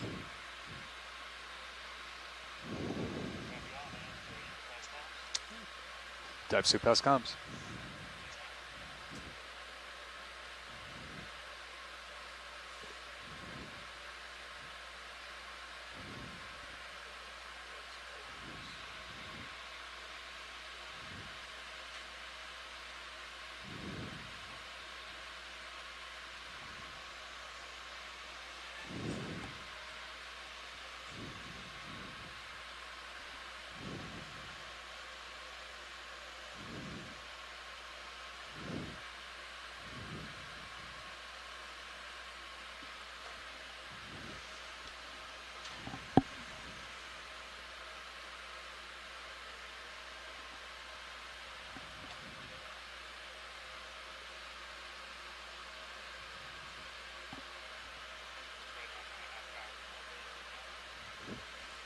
Good copy.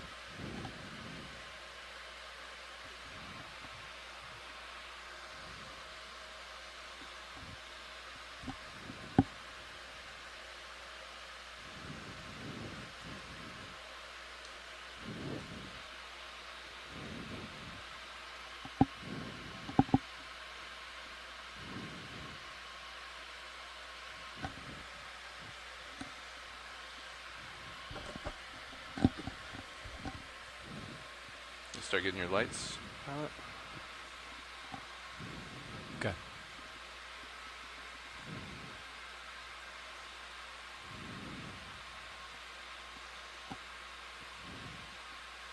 Leave the uppers on for a minute. You probably going to have the sun in your eyes again today on recovery. Yeah. All right. I think those cameras have polarized filters on them.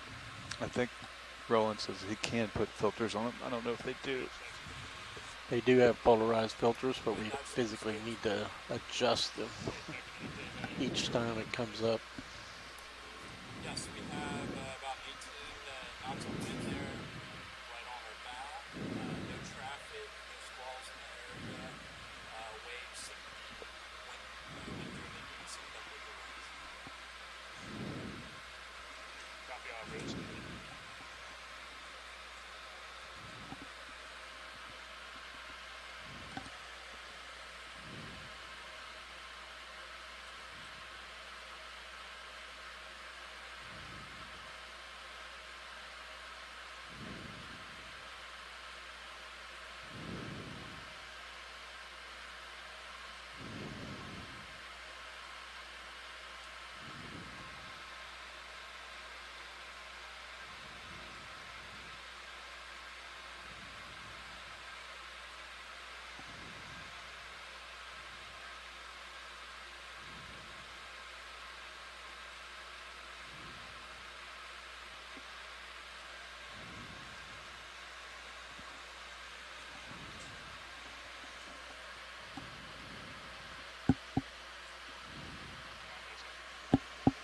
Go ahead, Darcy. Yeah, we're passing 12 this time. Good copy.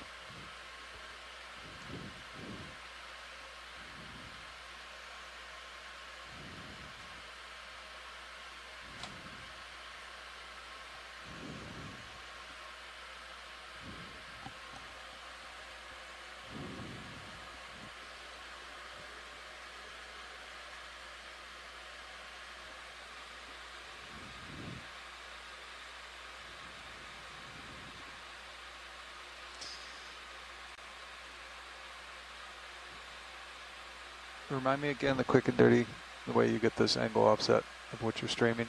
Sirius relative 37. Yep. Thank you.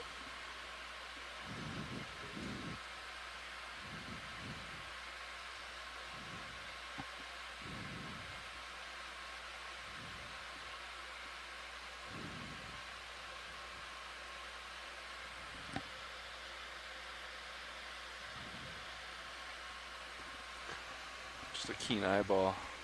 That's it. I can go. Well, that's yeah. About 30.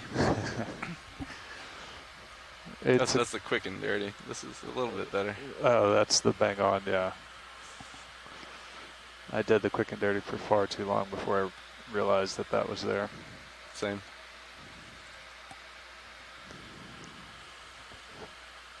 Hidden in plain sight amongst the plethora of info.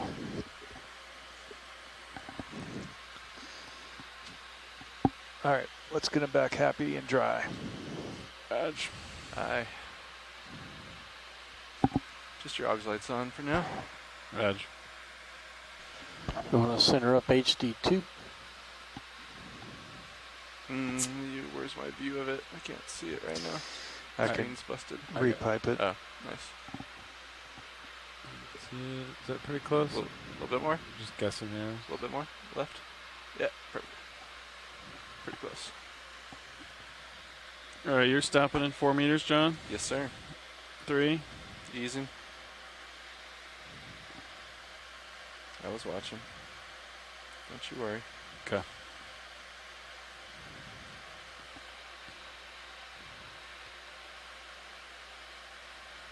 And stopped. 5-0.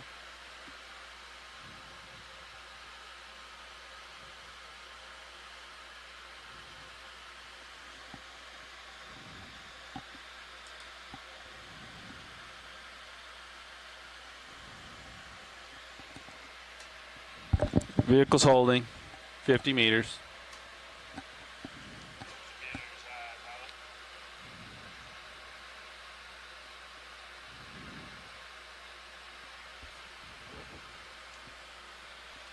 So crazy how blue it is at 50 meters. Yep. All the red light has been filtered out. It doesn't take much, does it? A few meters down. Yeah. Even at 100, there's decent light.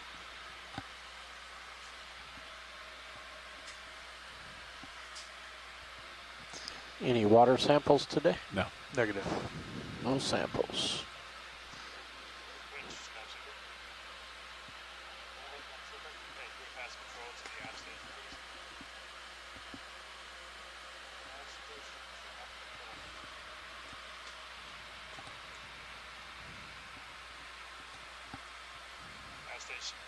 Control the winch.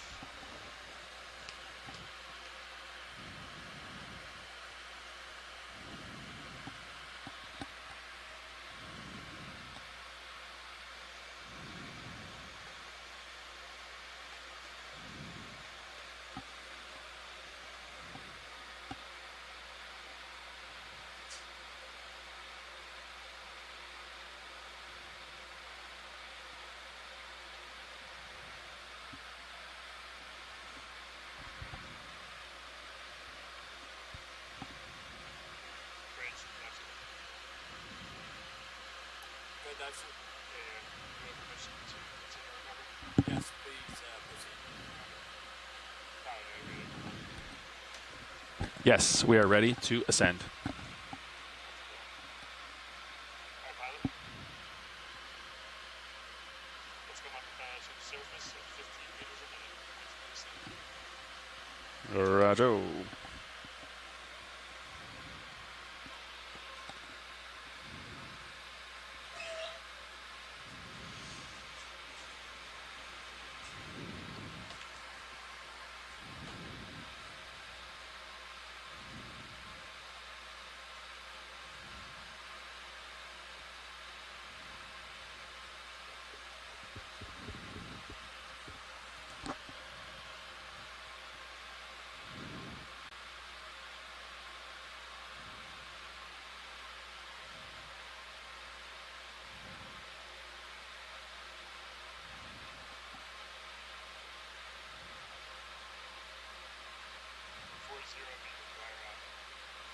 D241.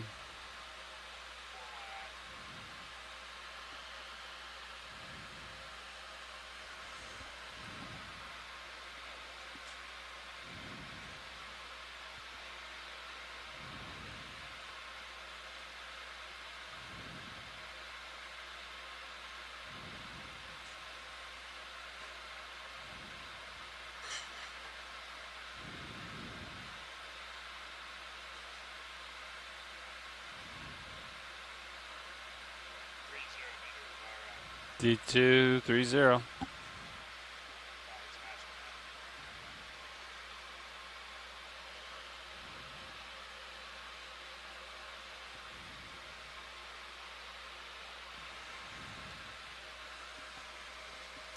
You can disable your thrusters, John. Roger. Just gonna wait till surface. Do we usually do that deeper? Thanks. Yeah, I think it's the 50 mark typically, but yeah. Just as long as you don't get a line stuck in there. Sure.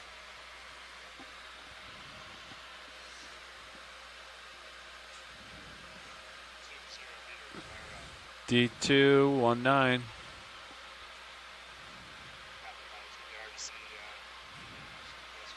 Roger.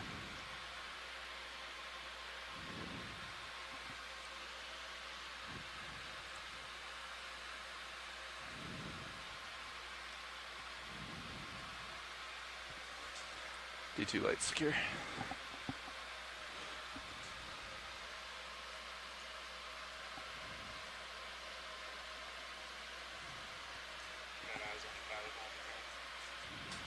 Copy.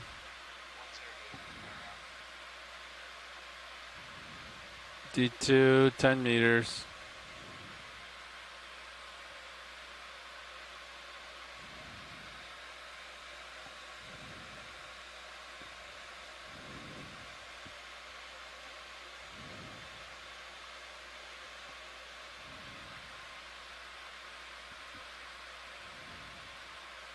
There I am. I think I see myself there.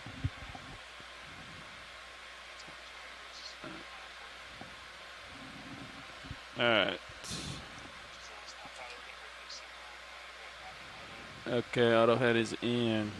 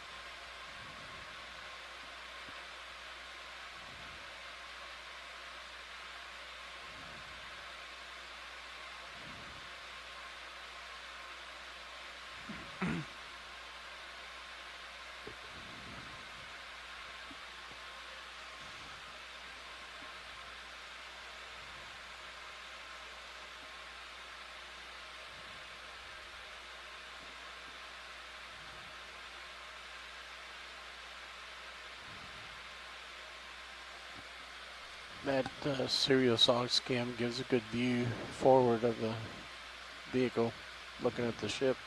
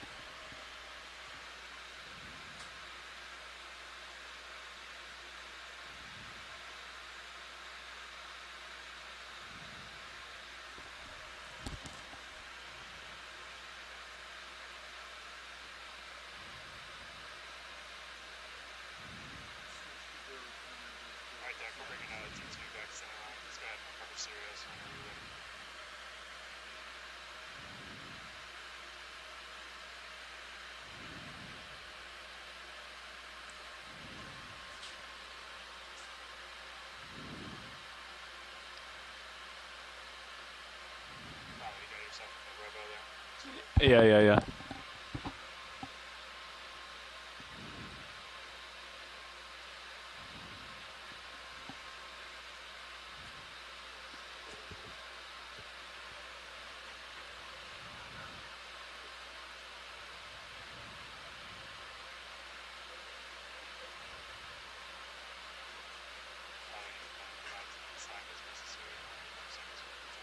Copy Slack.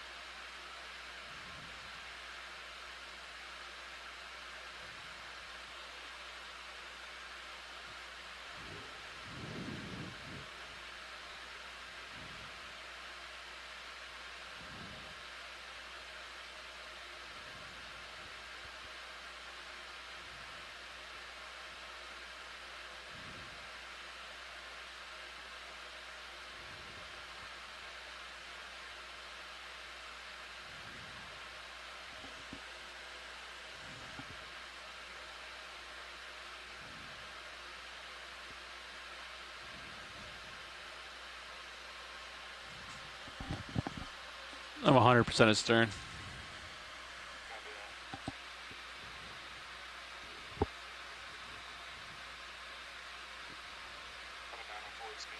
Roger.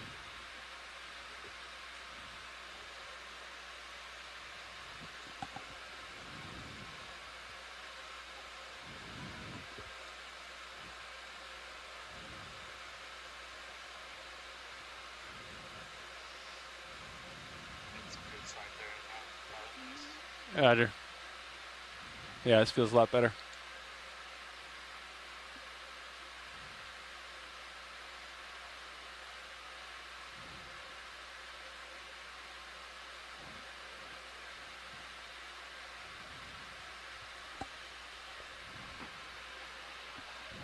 Okay.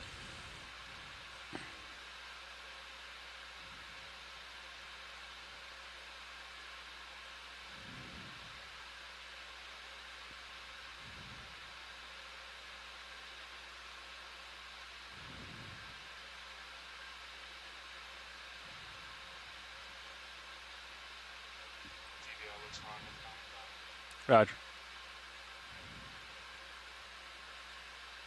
Sirius camera's clear. Thanks, video. Yeah, I still have a good tail cam, so just modulating.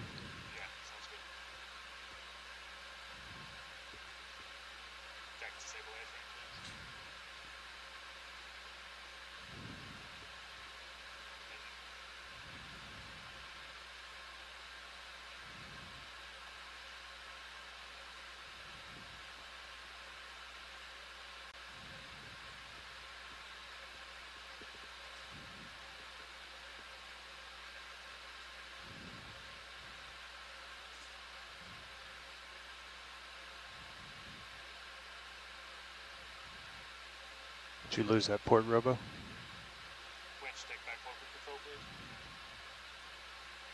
Remote control disabled. Copy, Winch. I've got it over here. Bringing our forward speed back up now, pilot. Copy. Going up stick.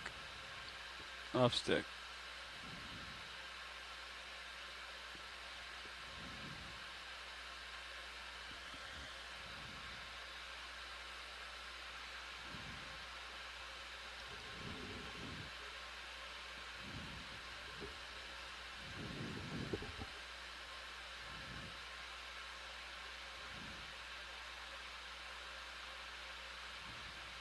ROV's mostly lost, but it's in the port camera. Yeah, I see myself in the port robe. I'll bring it over.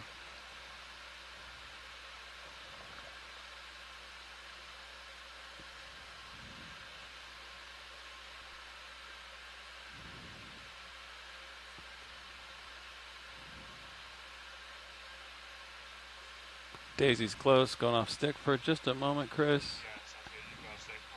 Alright, and Daisy's free, lift line, looks clear to me. It's hard to tell. Yeah, it looks, there it goes.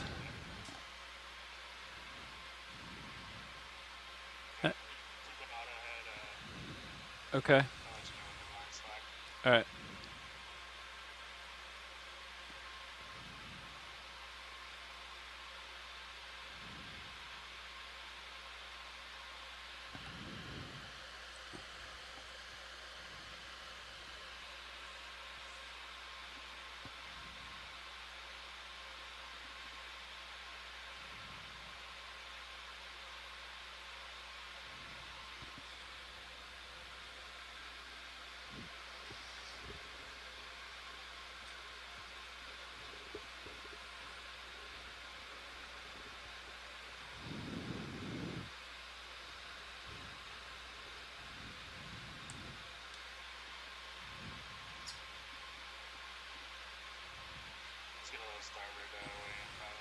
Okay.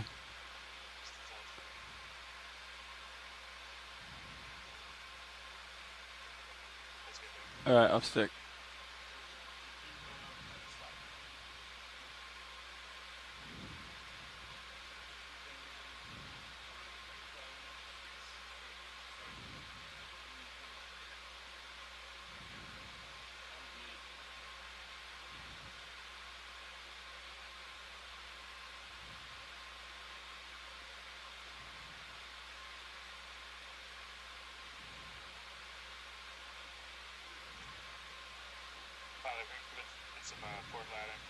Okay, there's port lat.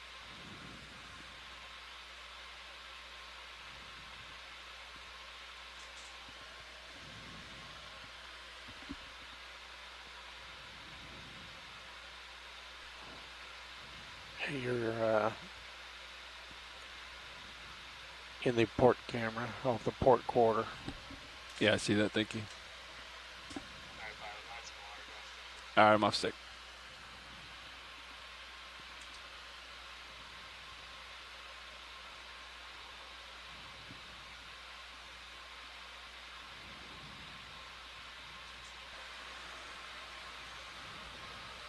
Yeah, I got decent visual. Behind the crane.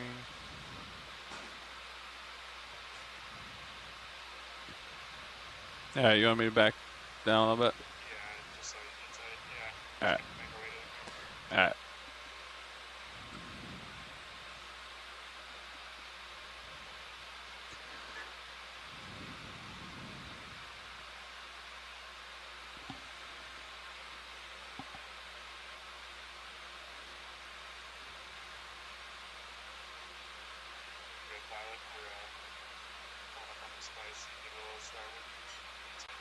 Okay.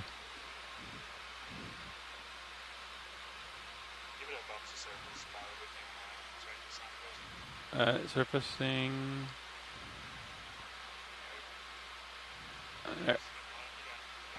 Yeah. Roger.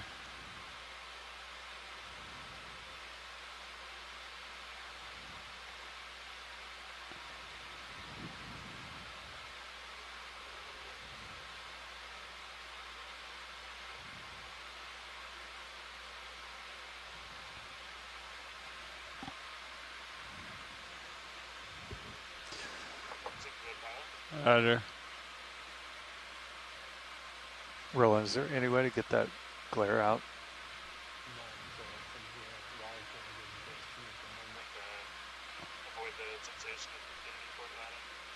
Understood.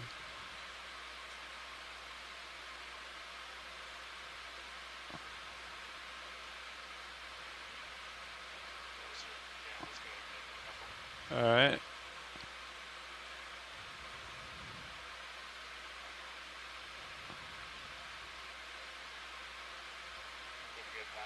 Roger.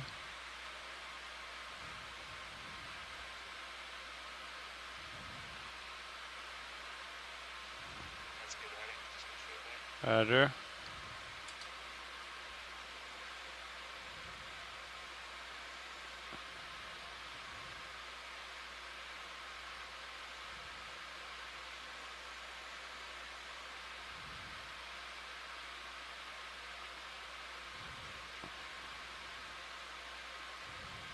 There you go.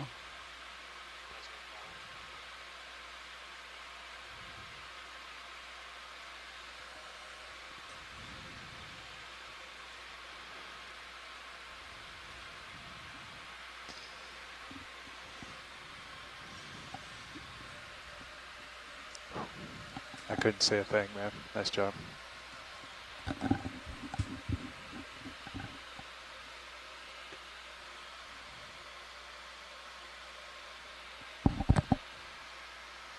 Starboard manip held up.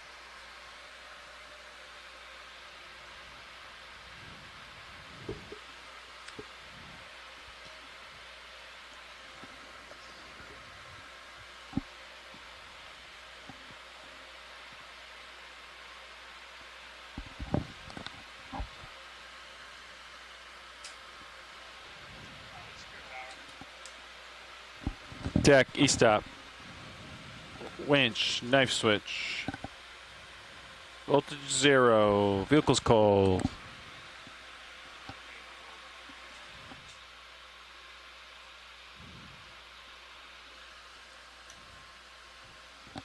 Nice job, everybody. Dude, I don't know how you saw anything.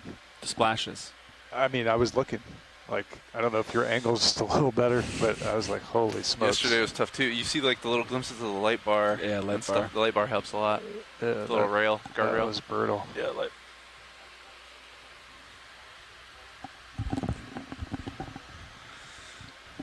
Every now and then you make out like a faint, like white rectangle somehow with the glare. Yeah.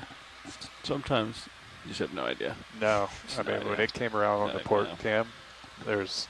Oh, once it was in the port cam, it was fine. No, I got it the When whole you were time. still behind the crane.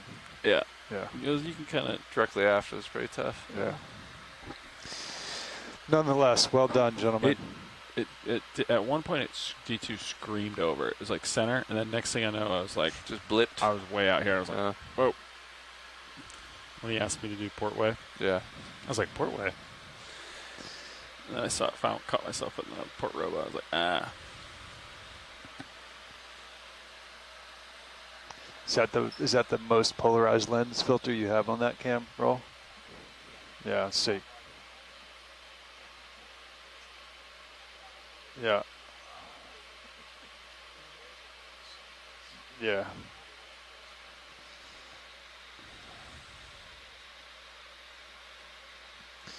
That was tough.